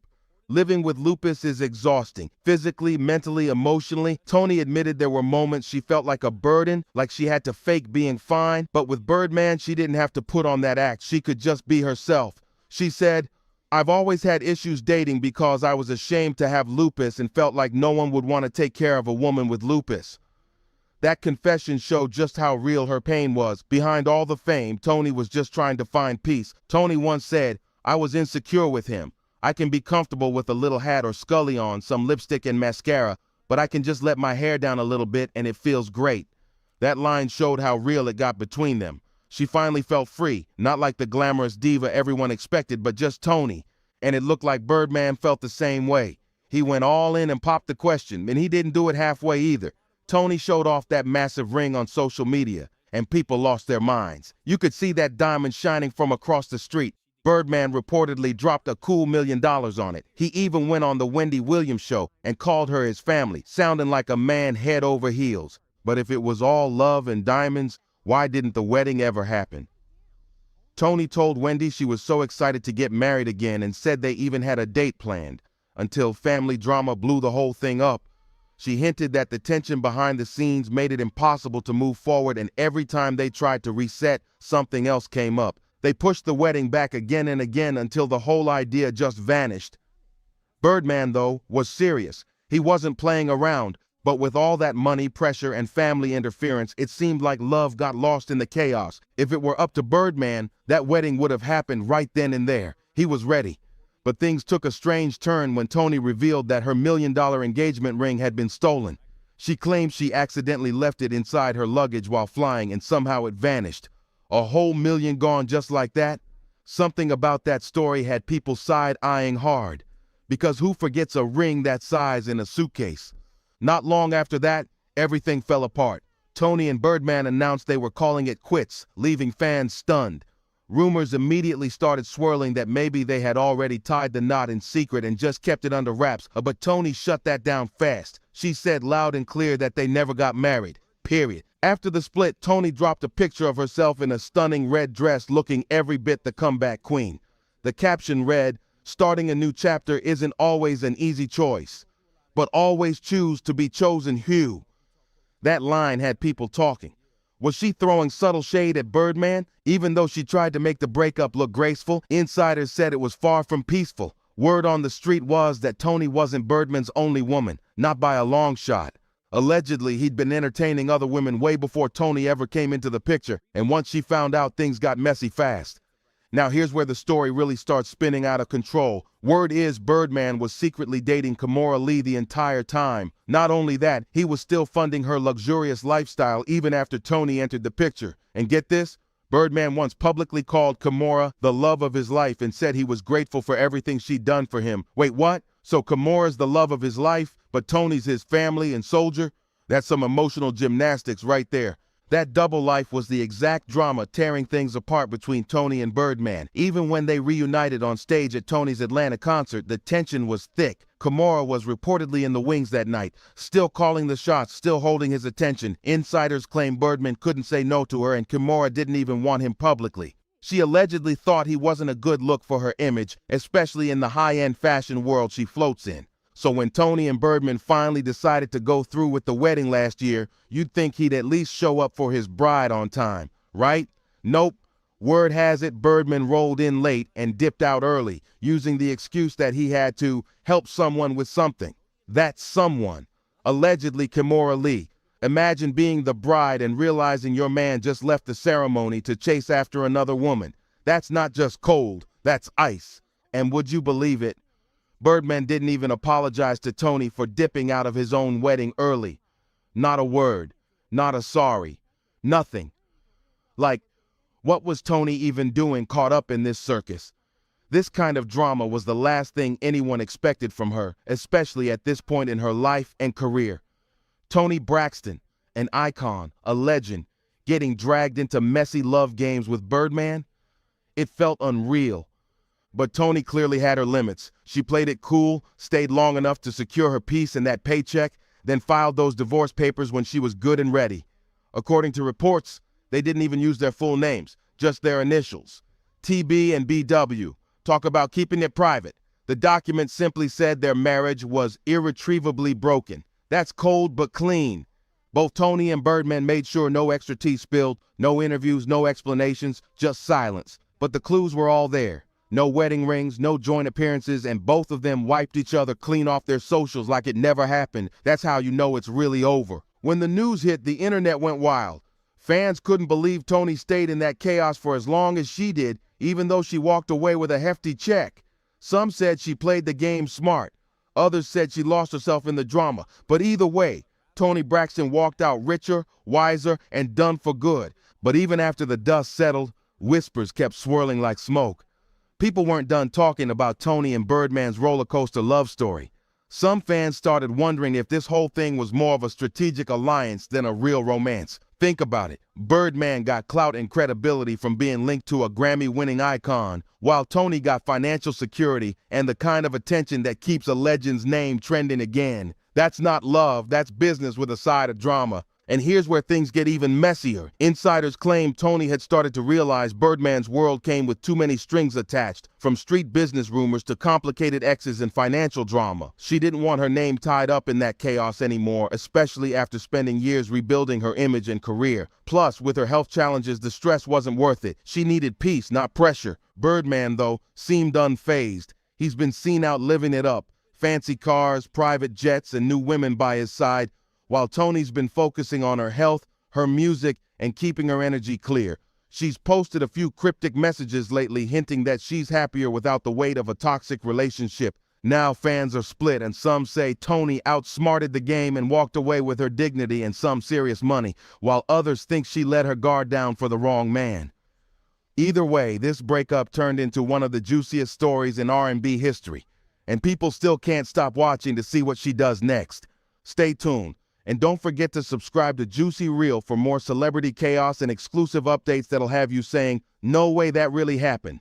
Since the split, Toni's been moving quiet, but make no mistake, she's been glowing. Her performances are back, her confidence is louder than ever, and she's serving looks that scream unbothered and unstoppable. Meanwhile, Birdman's been out here pretending like nothing happened, flexing his lifestyle online like he didn't just lose one of the most iconic women in R&B. The internet hasn't forgotten, though. Fans keep dragging him in the comments saying he fumbled a living legend. But here's the real kicker. Sources close to Toni say she's finally focusing on herself, her peace, and her purpose. She's been working on new music, pouring all that heartbreak into her art, and it's giving the world that classic Braxton soul we've been missing. Some even say her next album might spill a little tea about the relationship, not directly, but with lyrics sharp enough to cut glass. And while Birdman might be trying to move on, insiders claim he's been reaching out, trying to check in with Toni. But she's not picking up that call, she's done. Toni's living proof that sometimes walking away is the biggest win of all. This saga's got everything.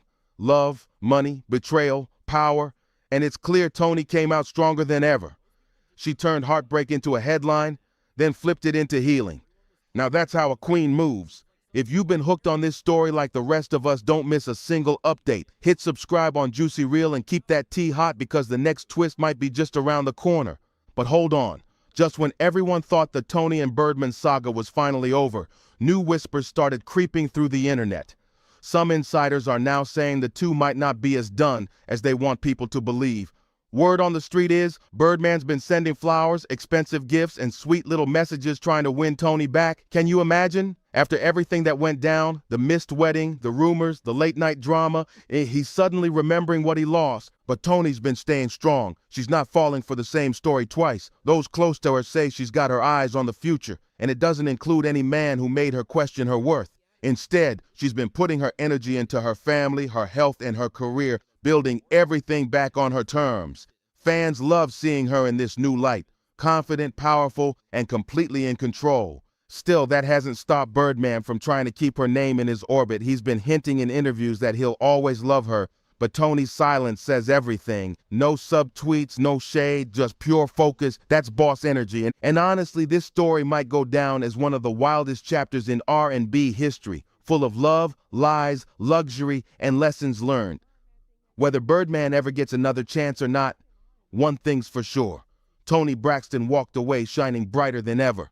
Toni Braxton and Birdman as a couple will forever be one of the wildest celebrity pairings the world's ever seen. Seriously, it still doesn't sound real. The idea that Toni Braxton, the timeless R&B icon, actually gave Birdman a shot had everyone's jaws on the floor. And then for her to turn around and file for divorce just 2 weeks after saying "I do," that's not just shocking, that's straight up unbelievable. People are still out here debating whether it was real love, a PR move, or just a high-stakes power game gone wrong. Either way, it gave us one of the craziest plot twists in celebrity history. Imagine, the queen of soulful heartbreak ballads caught up in a whirlwind marriage with a rap mogul whose life is pure chaos. Only in Hollywood could something like this happen. But what do you think really went down between Toni and Birdman? Was it passion, business, or just a bad decision that spiraled out of control? Drop your thoughts down below. We want to hear every theory. And hey, don't forget to hit that like button, subscribe, and turn on those notifications. Because Juicy Reel has more wild celebrity stories coming your way that'll have you screaming, "No way that happened." See you in the next video, where the tea's always hot and the stories just keep getting crazier. Guys, a demon just spoke through Toni Braxton, and I'm shook. Okay, I gotta call you back. I'm about to have Bible study. Why? Cause I'm saved. Well, not church. Just my Holy, faith. yeah. Because I'm a person that don't go to church. Right. You know? Guys, a demon just spoke through Toni Braxton, and I'm shook. The Braxton family always appeared like this flawless, picture-perfect squad. Same voices, same smiles, same shiny TV moments. Like everything was always sweet. But behind those bright lights was a storm nobody on the outside ever imagined. And now, Tamar Braxton is finally pulling that curtain wide open, letting people see the real mess hiding underneath.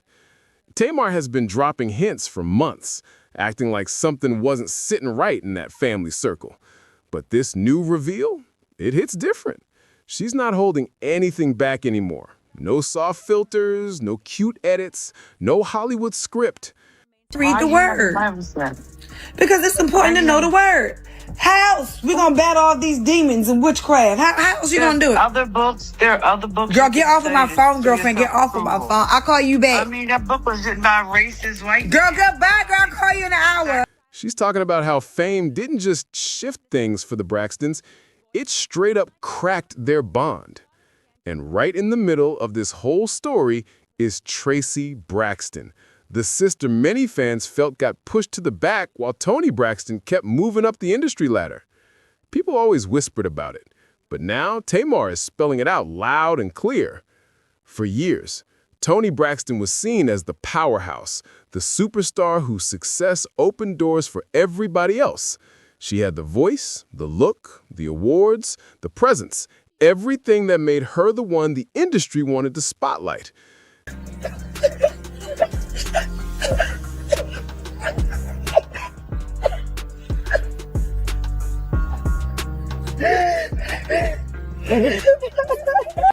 And let's be real, the music world only ever tries to crown one main star at a time. But Tamar is saying this shine came with shadows. Shadows that hit her sisters in ways the public never saw. She's claiming the family wasn't standing shoulder to shoulder like fans believed. She's calling out how certain people got pushed to the side while others got lifted up. And she's telling it all with zero fear. Everything she's dropping right now has people looking at the Braxtons in a whole new way. This isn't just family drama. This is decades of silence cracking open.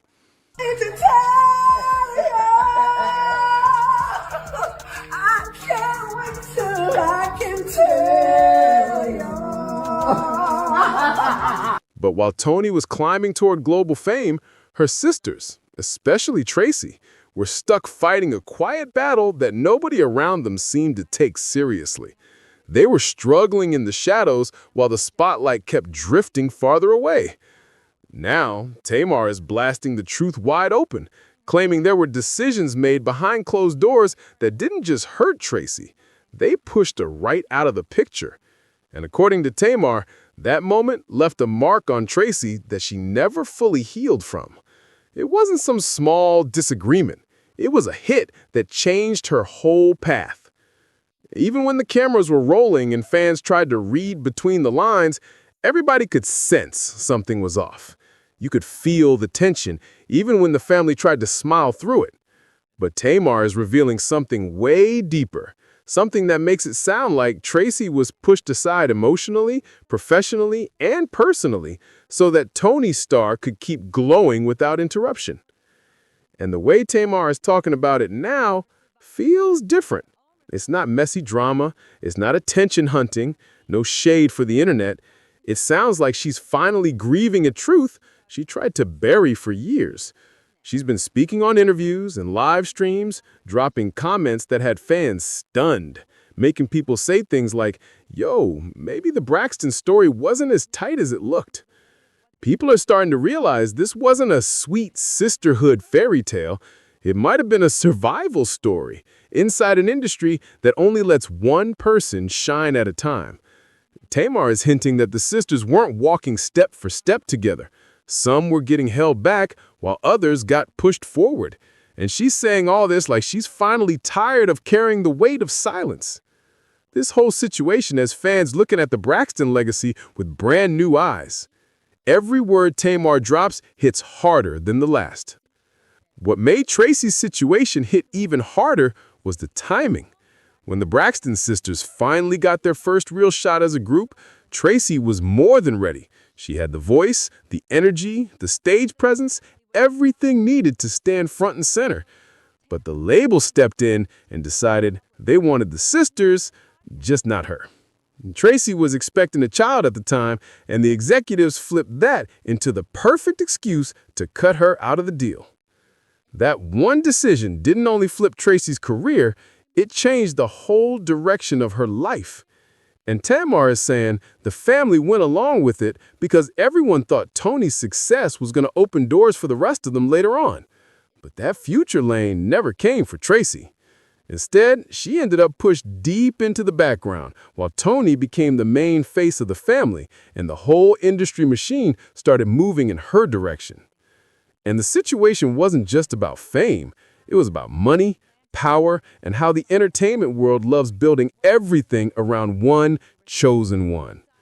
Tamar hinted that the people running things around Tony made it clear the Braxton brand had to be centered on one star if they wanted the big push. And when a system works like that, somebody always ends up left standing outside the circle. Tamar's words make it sound like Tracy got caught in the middle of pressure she never asked for. While the industry locked in on Tony, Tracy was stuck fighting for space that never opened up. Fans are now looking back at old moments with fresh eyes, realizing this wasn't just a career setback. It was a long-term wound that changed everything for her. Every detail Tamar shares paints the picture bigger, louder, and more heartbreaking. The story hits different when you realize how easily one choice behind closed doors can change a whole life. Tamar never said the word sacrifice, but she didn't need to.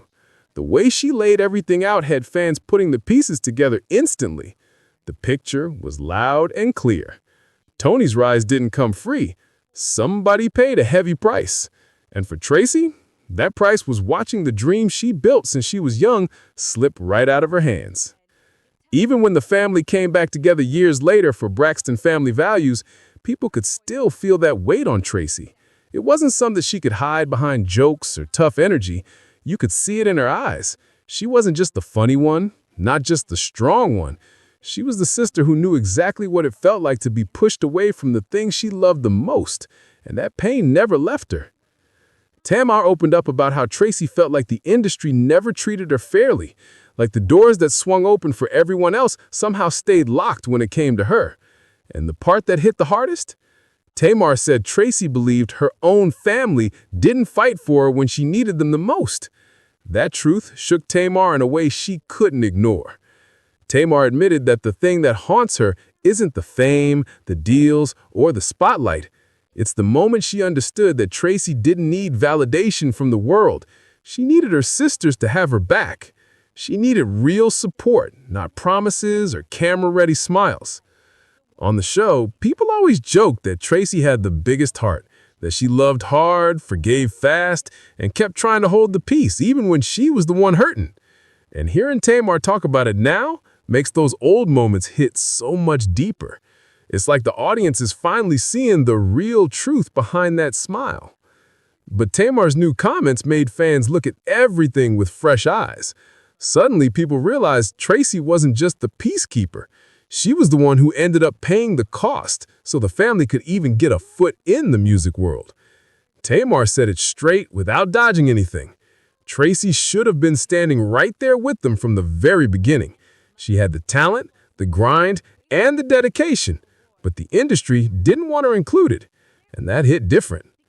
And instead of pushing back, the family went along with the plan because nobody wanted to risk losing the opportunity they were finally getting. Tamar said the guilt didn't hit her all at once. It grew heavier every year, like a truth she couldn't escape anymore. When Tracy passed away, Tamar said the world finally saw it for what it was. The sister who got pushed aside deserved so much more. And it wasn't about jealousy or personal beef, none of that. According to Tamar, it was because the industry forced the Braxtons to make a choice, and that choice wasn't fair to Tracy at all. Tamar's voice even cracked when she talked about how Tracy never got all her flowers, not because she lacked talent, but because the door was shut long before she ever had a real chance to walk through it. And now Tamar is speaking loud because, in her words, the world needs to understand that Tracy's story wasn't just some heartbreaking moment. It was a warning, a real warning about how fame can twist things inside a family, how the industry can take loyalty, flip it around, and force people to choose sides they never wanted to choose. Tamar is saying this isn't just old drama. It's about what fame can take from siblings, from love, from something that can't be replaced once it's gone. She's making sure people know Tracy wasn't forgotten by accident. She was left outside because the machine demanded it. And hearing Tamar say that now has fans shaken because it shows how real the pressure was behind the scenes. Tamar didn't hold a single thing back this time. She peeled those layers off like she was tired of carrying the weight. She said that what happened after Tracy got pushed out didn't just stay in the 90s. It followed the sisters for decades. It slid into every reunion, every studio session, every family sit-down they tried to fix like a shadow that refused to leave. Tamar explained that every time the family came together to work, there was this unspoken tension hanging in the room, a tension nobody dared to admit out loud. And here's the wildest part. Tamar claims everybody knew exactly where it came from. Everybody felt it, everybody recognized it, but nobody wanted to be the one to finally call it out. She said Tracy wasn't upset because she didn't become some huge superstar. That wasn't the issue at all. She was hurt because the people she trusted the most didn't stand up for her when it mattered the most. And Tamar is admitting that straight up for the first time, without dodging, without spinning it, just. Tamar said she remembers times when Tracy would show up excited, ready to rehearse, ready to record, ready to be part of the dream again. She came in with hope, with energy, with that fire still lit inside her. And Tamar said, looking back now, that memory hits her with a different kind of pain because she knows how much Tracy wanted to belong to something that pushed her away. And just like that, the whole vibe would switch up the moment someone from the label stepped in and made it clear that Tracy didn't fit the image they wanted. That line stuck in Tamar's mind for years, fit the image. She said that was the moment she finally understood the industry wasn't just shaping their careers, it was shaping their entire family rhythm too. Tamar revealed that Tracy carried that rejection like a shadow she couldn't shake off. Even when she tried to laugh it away or act like she was keeping the peace, the hurt stayed right under the surface. And when Braxton Family Values finally came around, fans thought this was it, the big redemption arc, the moment all the sisters would shine together like they should have from day one. It looked like the perfect chance to rewrite the past. But Tamar said filming didn't fix things. It exposed more cracks than anything else. She claims producers loved stirring up drama between her and Tracy because the tension was already sitting there waiting. It was decades old, never handled, and way too easy for TV to twist into storylines. And every argument they had on camera wasn't really about what the audience saw. Those moments were old wounds bubbling back up with no place left to hide. Tamar said the yelling, the frustration, the heated moments, they were really about years of Tracy not being heard, not being understood, and not feeling supported like everyone else. It wasn't about fame or spotlight. It was about respect and acknowledgement she never fully got. Then Tamar admitted something she had never said this clearly before. Tracy always felt like everyone else had moved on without her. She didn't get the tours. She didn't get the spotlight. She didn't get the push the others received. Tamar said once the cameras were rolling, she finally realized how deep that pain ran, and it changed the way she looked at everything they went through. Tamar explained that the show didn't reveal new problems, it just exposed the ones that were already sitting there for years. And hearing her talk about it now makes every old moment hit a lot harder. And even when Tracy did every single thing the industry asked for, the dieting, the training, the rehearsals, she still got treated like she was just an extra instead of a full Braxton sister.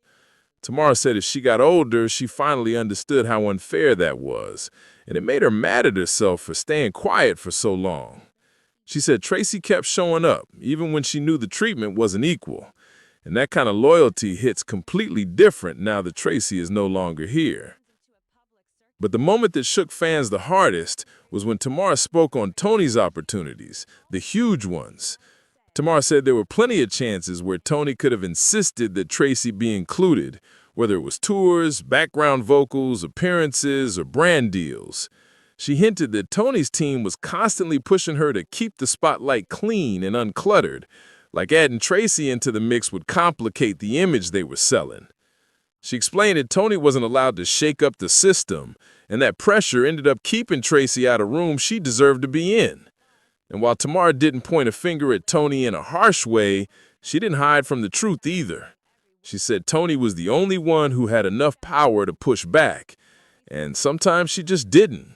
Not because she didn't care about Tracy, not because she didn't love her, but because the industry made her feel like standing up would put everything she worked for at risk. Tamar said that kind of pressure can twist anybody up.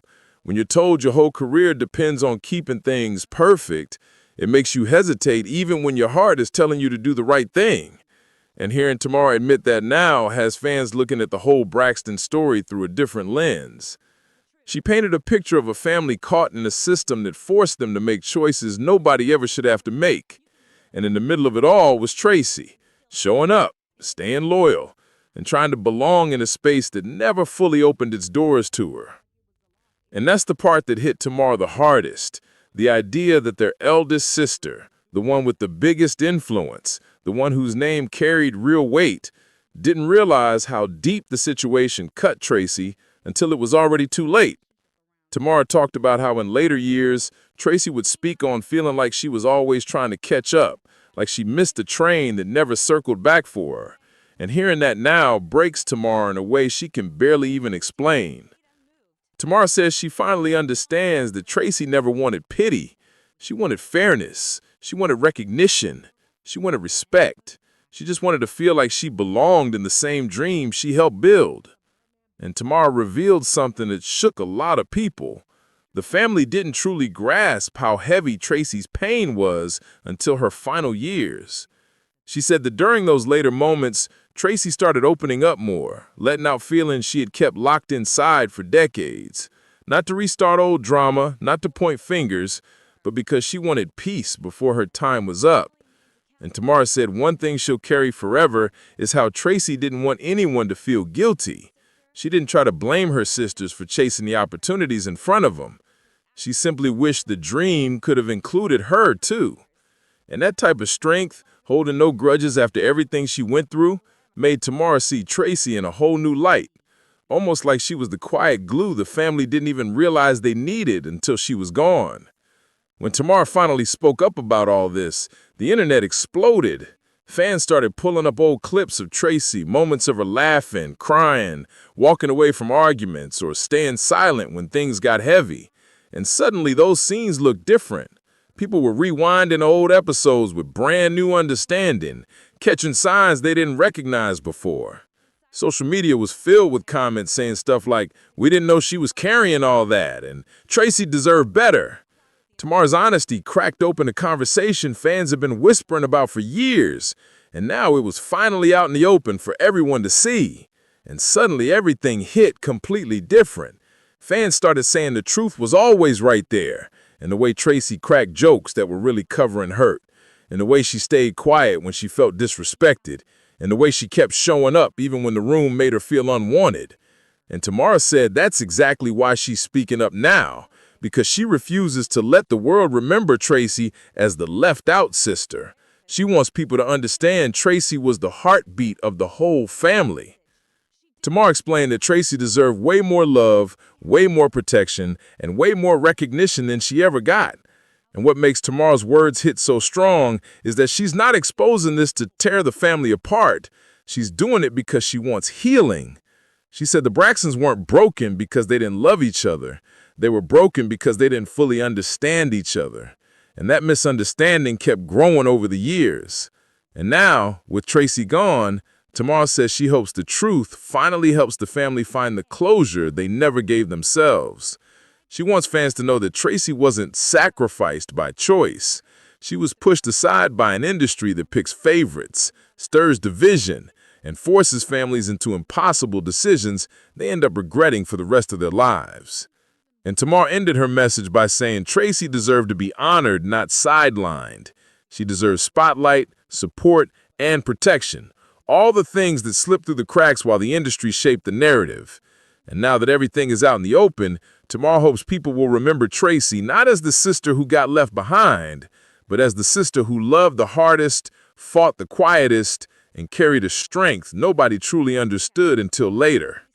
She wants the world to say her name with respect, not pity, to recognize how much she gave, how much she endured, and how much she should have received in return. Tamar said speaking the truth is the only way she can make sure Tracy's legacy shines the way it always should have. And if you're still here listening to this story, hit that support button, join the community, and make sure you subscribe to Juicy Reel for more real, raw breakdowns just like this. Tony, when you make it, you can help us come on. So I always try to abide that. But the responsibility of it is so heavy for me. I feel I can never live my life, and I never used to say it. Like a lot of people don't understand, my second bankruptcy is because I was sick. I have lupus, and my show in Vegas got canceled. And the insurance wouldn't cover it. The insurance didn't cover it, so I had to pay myself. Yeah. Right. That's a lot. That was a lot of money. It was a lot of money to put up a show. People don't understand it. So if you see a concert, you see the lights, you see the band on stage, the artist pays for all that. The hotel rooms, the salary. So then you have nothing left over. Remember when Tamar went so far as to block her own sister Tony on social media? Not only did it happen, but Tony didn't even realize until she tried to tag Tamar for her birthday shout out, and boom. Are you guys a couple? Well, T, that's my girl, my friend, my family. Do you have sex? That's my love, my soldier, my life. She my everything, and I trust her. Because you bought her a Bentley truck. Yes. So the implication is that's your girlfriend. She my life. Blocked. That's cold. But insiders claim this wasn't some random petty family spat. Word on the street says Tamar had been whispering shady things about Tony behind the scenes. And all roads allegedly led right back to Birdman. Now, we're not talking about a fairy tale romance here. Please welcome Tony Braxton. She was so freaking mean to me. I was in shock. Do you take responsibility for the situation that you're in right now? 100%. 100%. 100%. I couldn't believe it because I loved her so much. I admired her and looked up to her. And she pretty much reprimanded me. I read that you were upset about stories that your overspending caused this. She says to me, I hear you have Gucci flatware. I'm Oprah Winfrey and I don't have Gucci flatware. First of all, I didn't know Gucci made silverware. You ain't got Gucci flatware because you didn't want to buy it. It's not because you couldn't afford it. What did you mean? And immediately, she made me feel this big. This big. That moment completely changed my career. It made people look down. The gossip mill was spinning with claims that Tony's marriage and even her divorce were part of a bigger strategy to lock down the bag with Birdman. People were even saying she was broke at the time, which made the story stick harder. And here's where it gets spicy. Tamar herself has been accused of being the one spreading that Tony's broke narrative in private. If that's true, blocking her sis might have been more than a clapback. It could have been Tamar throwing shade in the middle of their already messy family drama. The Braxton family has always been a roller coaster, but lately, Tamar's chaos has gone full-blown nuclear, and fans can't stop watching. Tamar didn't just block her sister. She went all the way off with a full-blown meltdown online before pulling the plug on her social media. She started firing off wild posts straight onto her ex's page, dragging her own family and calling them toxic. In one now deleted rant, she wrote, "Y'all have no idea. The gaslighting is crazy, and I'm going back into treatment. Oh my God, I just pray my marriage can be saved and my life can be spared. My family is awful." That's heavy. And just when you thought she was done, Tamar doubled down with another post, venting, "I'm so mad at my life. My family is toxic. I should have never went back to BFI." Fans were shook reading those lines. It sounded like she was carrying the weight of every grudge and heartbreak at once. But Tamar wasn't stopping there. She later revealed that in the upcoming season of Braxton Family Values, she was asked to be Tawanda's maid of honor. But get this, she admitted the invite felt fake as ever. And here's the kicker. Tamar spilled she wasn't even included in Tawanda's bridal shower. No invite, no updates, nothing. She claimed she only got a random text a week before the wedding, asking her to step in as maid of honor, almost like she was an afterthought. That's cold-blooded.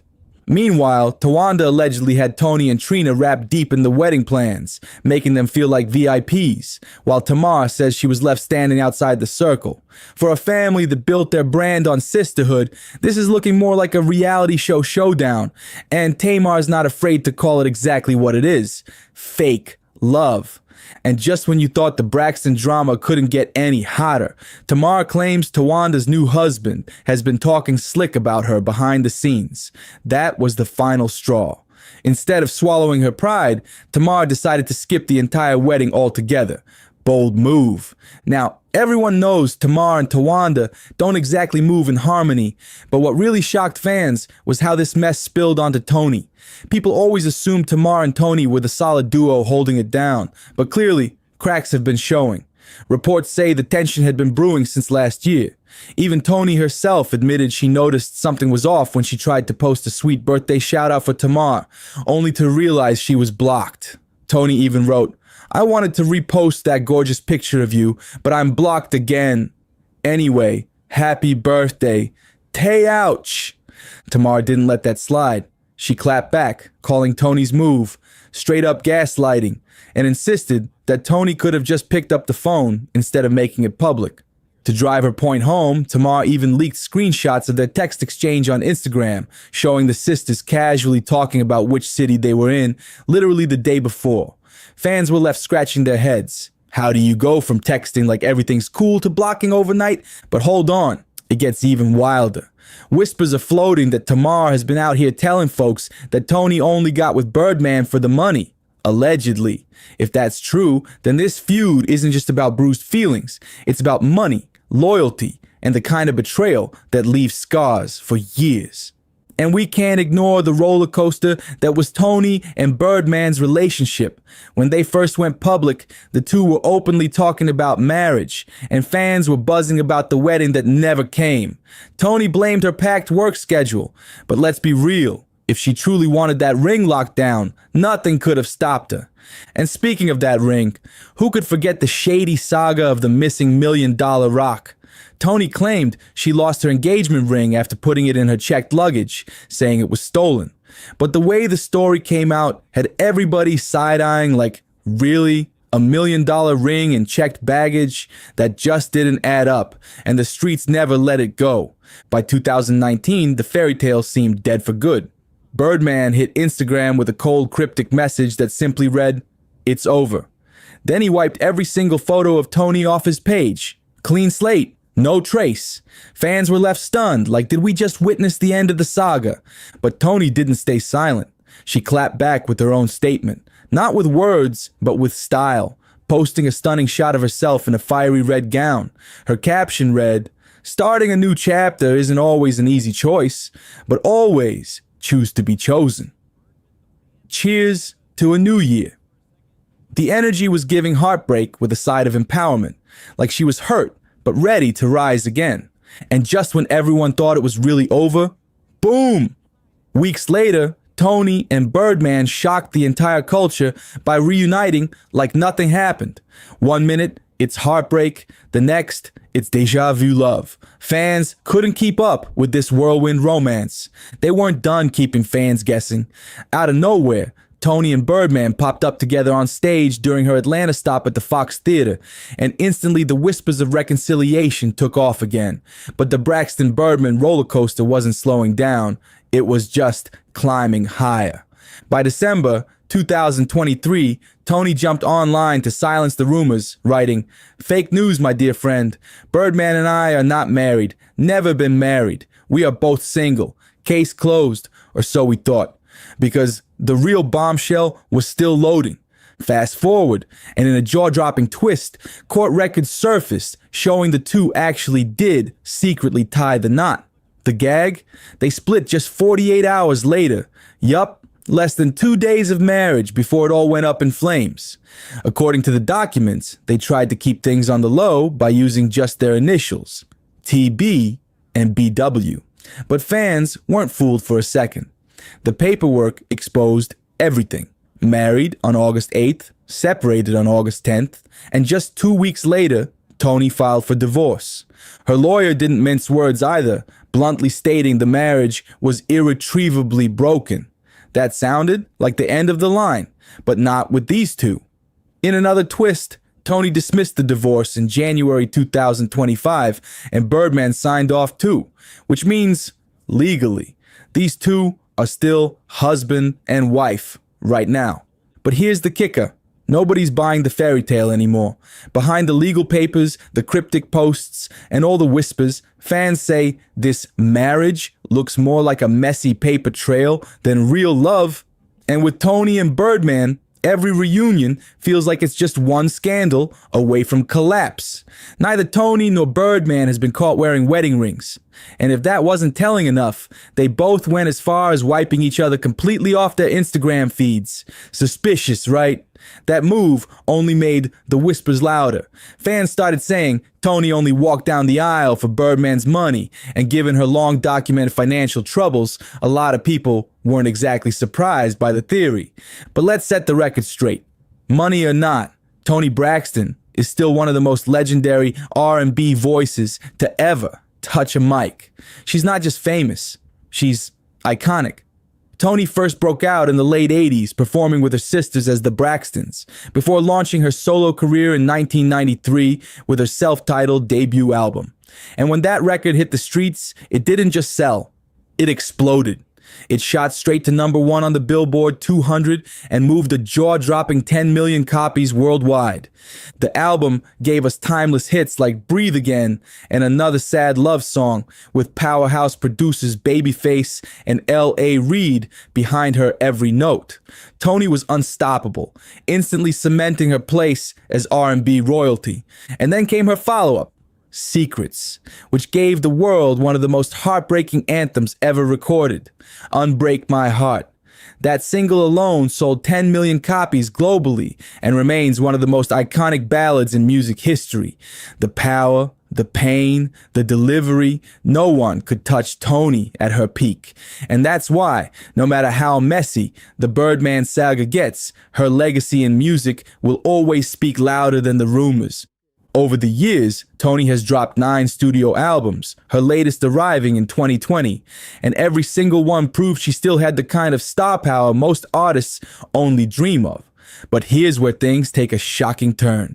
Despite selling out arenas, moving millions of records, and generating more than $170 million in sales for her label, Toni's personal earnings were scraps. We're talking less than 35 cents per album in her pocket. Fans couldn't believe it. It got so bad that Toni eventually sued Arista/LaFace, demanding her fair share. But just 8 weeks after filing that lawsuit in 1998, she was forced to file for bankruptcy. And when she later spoke out, she revealed the ugly truth. Her contracts were set up so unfairly that she walked away with under $2,000 in royalties. Meanwhile, she was expected to pay the label back for everything. Clothes, travel, studio time, even her music videos. Imagine being a global superstar, your songs topping charts worldwide, and still going home with pocket change. It's mind-blowing. And that's exactly why so many people keep side-eyeing her relationship with Birdman, claiming it looked more like a business move than a love story. Because truth be told, her money struggles ran deep. At one point, Toni was even accused of secretly transferring $53,490 to her then husband, Carrie Lewis, to keep it hidden from creditors during her bankruptcy case. Whether true or not, it added another layer of suspicion to her financial roller coaster and made the whispers about Birdman's money hit even harder. All this financial drama came to a head when Toni sat down with Oprah, hoping the interview would paint her in a sympathetic light. But instead of compassion, the moment turned into pure humiliation.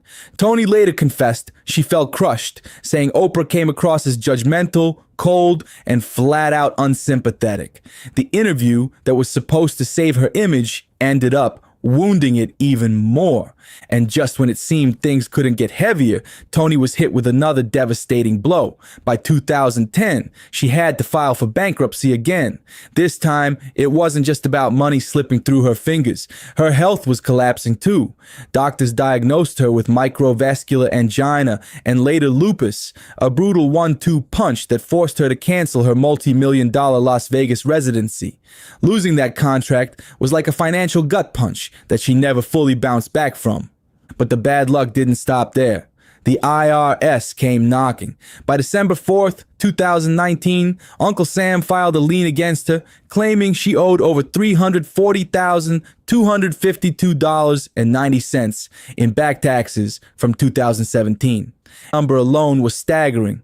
The California Franchise Tax Board piled on days later, hitting her with another lien for $116,154.64.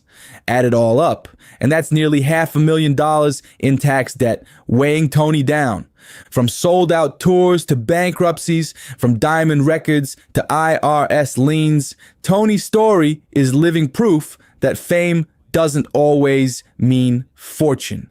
And with Birdman tangled in her love life and money struggles in the spotlight, this saga is still unfolding, and fans can't stop watching every messy twist.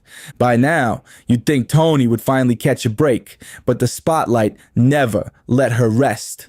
After the tax lines and health battles, whispers started floating that she was leaning on Birdman more than ever.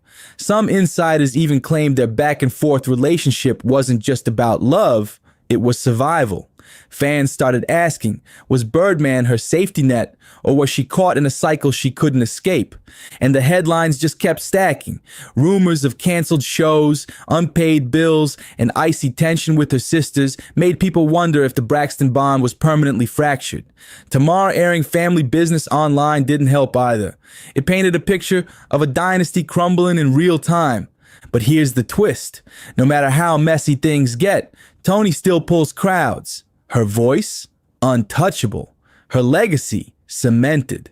That's the part that makes all this drama so wild.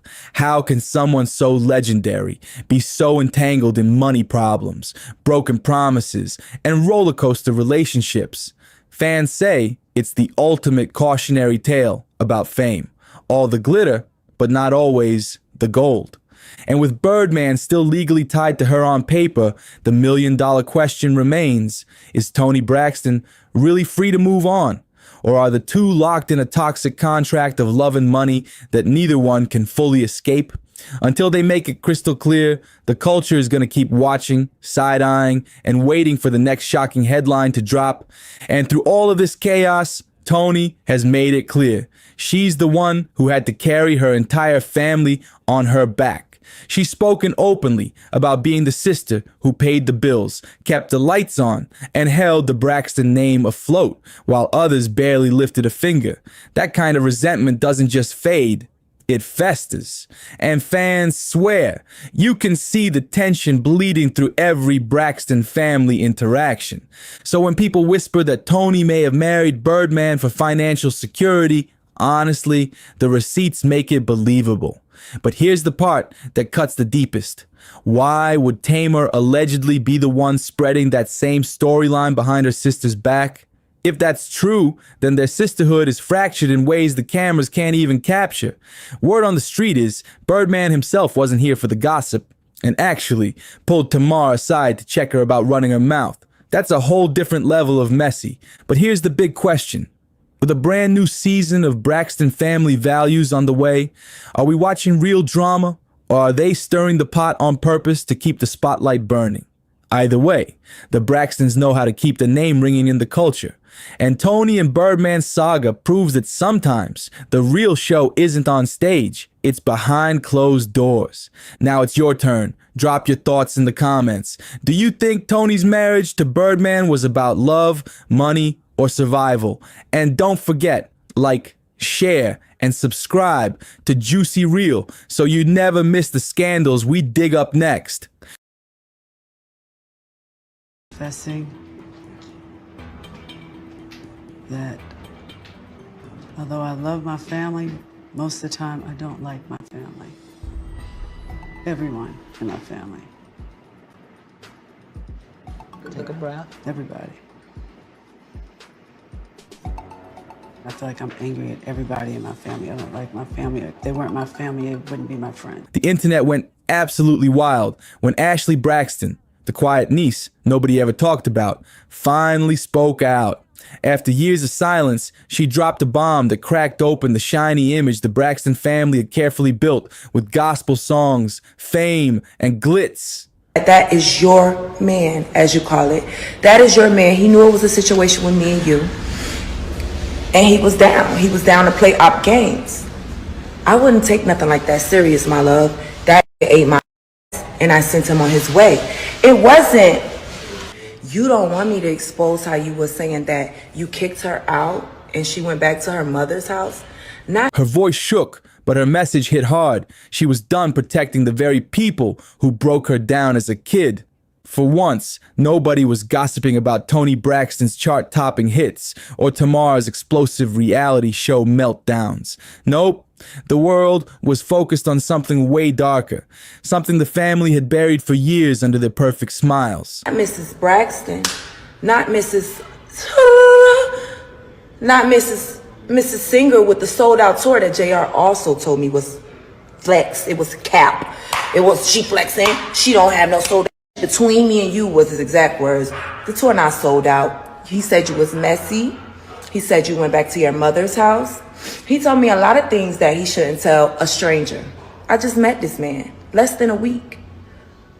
Ashley wasn't chasing clout, she said. She was chasing closure, and the way she said it sent chills down everybody's spine. She showed up on camera with that calm look you only get after years of crying behind closed doors. She told the world how being 16 and spending one summer with one of her aunts turned into the worst nightmare of her life. Something went down, or almost did, with her aunt's partner, and though Ashley never said any names, fans didn't need her to. The clues were all right there. The timeline, her tone, her trembling voice, it all lined up too perfectly to ignore. But you can't be thinking you're gonna go have plastic surgery on a Groupon. Exactly. Like you, The ain't no plastic surgery on sale. Yeah, exactly. Like that's not gonna happen. Yeah. And if it's on sale, 9 times out of 10, you're not supposed to get it from the person that's having a sale on liposuction. Don't do that. And the worst part, instead of helping her heal, the family decided to hide it. They didn't want drama. They wanted silence. No police, no confrontation, no headlines. They just wanted the world to keep seeing them as gospel royalty while Ashley was left carrying the pain alone. That's when she said enough was enough. She was taking her story back, and no Braxton was going to shut her up this time. That's the part that broke everyone's heart. Ashley said that instead of wrapping her in love, her own family turned their backs on her. The calls stopped, the invites vanished, and even her father, Michael Braxton Jr., told her to keep quiet. She remembered the moment he looked her in the eye and said, "Zip it up tight." Those words haunted her for years, like a ghost she could never escape. Decades later, she revealed that the same father who once preached loyalty and unity actually threatened her with legal action if she ever dared to speak her truth. Can you imagine? The man who taught her about family first was the same one trying to silence her. The betrayal in her voice was impossible to miss when she said, "I just wanted to be heard, not hushed behind a screen." It sent chills through everyone watching. That's when fans started connecting the dots. The aunt who suddenly cut her off, the partner who made her feel unsafe, and those old whispers about Trina Braxton's messy past marriage that fans always said had way too much chaos. Nothing was officially confirmed, but wow, everything lined up a little too perfectly to ignore. Still, Ashley wasn't out here naming names or trying to destroy anyone's life. She just wanted people to understand how powerful and painful silence can be. Because when a family chooses to protect their image instead of the truth, someone always ends up broken. And this time, it was Ashley. Ashley said the worst part wasn't what happened. It was being blamed for surviving it. That line alone broke the internet's heart. Then came the twist nobody saw coming. Tamar Braxton saw the video, and everything flipped upside down. Tamar, the sister known for speaking her mind loud and proud. Couldn't stay silent this time. She reached out to Ashley in private, and before anyone could blink, she invited her niece to appear on her live podcast. It was the first time in decades that any Braxton had publicly given Ashley a voice, and that move sent shockwaves through the family. Fans were stunned. Insiders were buzzing, and according to those close to the situation, Toni Braxton was furious. To Toni, family business was supposed to stay behind closed doors. No social media, no public talk, no exposure. But Tamar had a different mindset. She believed that healing needed sunlight, not shadows. The moment Ashley showed up on Tamar's podcast, the energy shifted. It wasn't about fame, music, or TV drama this time. It was about truth. Ashley opened up like never before, talking about what it was like growing up in a home where love always came with conditions. She revealed how her mother once removed her name from her birth certificate, how her father stayed distant, and how her stepmother turned their home into a battlefield of emotional pain. Every adult who should have protected her ended up teaching her one painful lesson: to stay silent. I learned that being quiet kept the peace, she whispered, but it also killed me inside. Those words hit like a punch to the gut, especially for fans who still remember Tracy Braxton's lonely final years before she passed. Another woman in the family silenced by the same cycle. And while fans were praising Tamar for finally shining light on the truth, Toni's reaction, according to close sources, was nothing short of rage. She allegedly called Tamar's podcast reckless, saying her younger sister was using family pain for clout and ratings. The family feud that started decades ago suddenly roared back to life, and everyone watching knew this was only the beginning of something explosive. Toni Braxton, the calm, collected matriarch who always kept the family looking polished, was terrified of the headlines that were about to drop. Imagine it splashed everywhere. Braxton niece accuses family of a cover-up. That's every PR nightmare rolled into one. Toni wanted it buried fast, craving damage control before things spiraled out of hand. But Tamar, she wasn't backing down. She wanted honesty, raw and unfiltered. Their private phone calls reportedly got so heated that Toni completely stopped answering. One insider even claimed Toni told a producer, "If Tamar wants to run her mouth, let her live with the consequences." That one line said it all. The Braxton house was officially divided. But here's the twist. The public wasn't siding with Toni this time. Everyone was rallying behind Ashley. Viewers saw a woman who had been pushed out by her own family, but still spoke with grace and strength. She didn't shout, didn't throw shade, didn't curse. She just told the truth with trembling hands and a steady heart. Ashley shared how therapy sessions in Europe helped her rebuild herself piece by piece. "I left the country to save my mind," she confessed, and you could feel the pain in every word. Living abroad had become her safe place, far from the noise, far from the whispers. But when tragedy struck and her sister, the one the Braxtons rarely spoke about, passed away, Ashley knew she couldn't stay silent any longer. She had to speak up, not just for herself, but for the sister who never got that same chance. So when Tamar officially announced that Ashley would appear live on her show in Atlanta, the fandom went into a frenzy. Social media exploded, fans were divided, and even longtime supporters couldn't believe that the Braxton family secrets were finally being dragged into the spotlight. Live for the whole world to see. This wasn't just another wild tabloid rumor. It was real, and it was happening in public. Ashley was finally telling her story, and one of the Braxtons, Tamar, was standing right there beside her. In that single powerful moment, the family known for their gospel harmony turned into a courtroom of truth. The internet couldn't look away. Everyone was watching history unfold right before their eyes. Fans went into detective mode, pulling up old interviews of Toni and Trina, dissecting every gesture, every pause, every blink. Was Toni's silence a sign of guilt? Or was it just grief from watching her family fall apart? Nobody could agree, but one thing was crystal clear. This was the most explosive Braxton family drama since Braxton Family Values went off the air.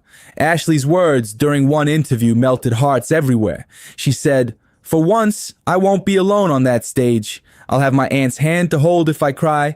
That single line hit like a thunderclap, raw, real, and full of years of pain and longing. Within hours, it went viral across every platform. TikTok, X, Instagram, everyone was talking about it. Tamar responded with a simple red heart emoji under Ashley's post, confirming her support without even saying a word. Meanwhile, Tony didn't post anything.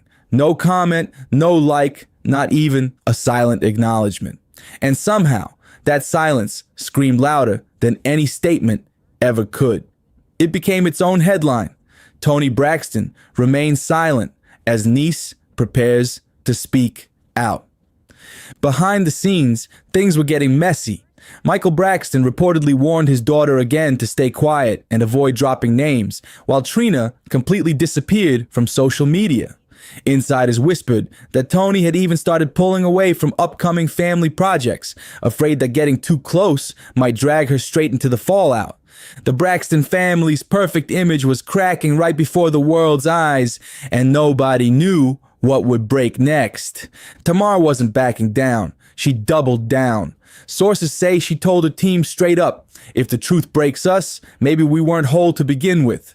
That line leaked online through fan pages and instantly went viral.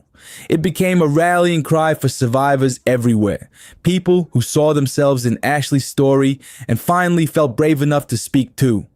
By the end of that week, what started as a quiet confession had turned into a national conversation about abuse, silence, and the power of forgiveness.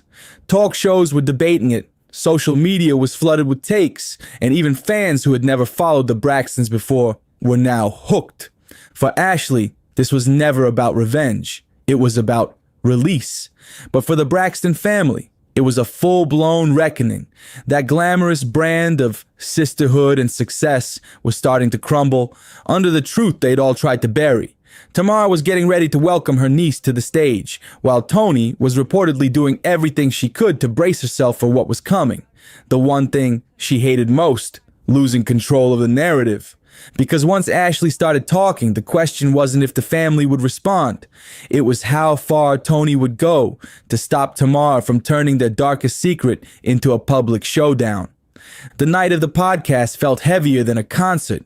Cameras flashed like crazy outside the Atlanta theater, and fans lined up down the block, whispering wild theories about what Ashley might finally reveal. Inside, the stage lights were dim, golden and soft, but the tension in the air was thick. Tamar walked out first, sleek hair, sharp outfit, radiating confidence wrapped in compassion. The crowd screamed as she took the mic. "Tonight isn't about gossip," she said. "It's about truth, healing, and courage." The audience roared with applause, but everyone could feel it. This wasn't just another podcast episode. This was a family reckoning dressed up as a live show. When Ashley finally stepped out, the whole room went silent. Her eyes glistened like she had been carrying years of pain, guilt, and silence inside her chest. And in that moment, you could tell something powerful was about to break loose. And this time, Ashley was finally ready to let it all out. Tamar reached for her hand, and that single, quiet gesture said everything. It was loyalty, rebellion, and sisterhood all rolled into one powerful moment. You could feel the love and the defiance bursting through the screen. Ashley took a deep breath, steady but trembling, and began to speak. She never said any names, but the pain in her pauses told the whole story louder than any headline ever could. She spoke about feeling unsafe, unheard, and unseen, about being blamed for things she never did, punished just for being a kid caught in the wrong place at the wrong time. And then came the line that broke everyone's heart. "I just wanted someone to believe me." The audience went completely silent. No whispers, no phones clicking, just heavy, aching quiet. Even Tamar's eyes filled with tears she couldn't hold back. It was one of those moments where the truth hit like lightning, raw, painful, and impossible to ignore. Meanwhile, behind the scenes, chaos was exploding inside the Braxton circle. Tony Braxton, according to insiders, was livid. Sources said she felt Tamar had turned the family's wounds into a public circus. To Tony, this wasn't bravery.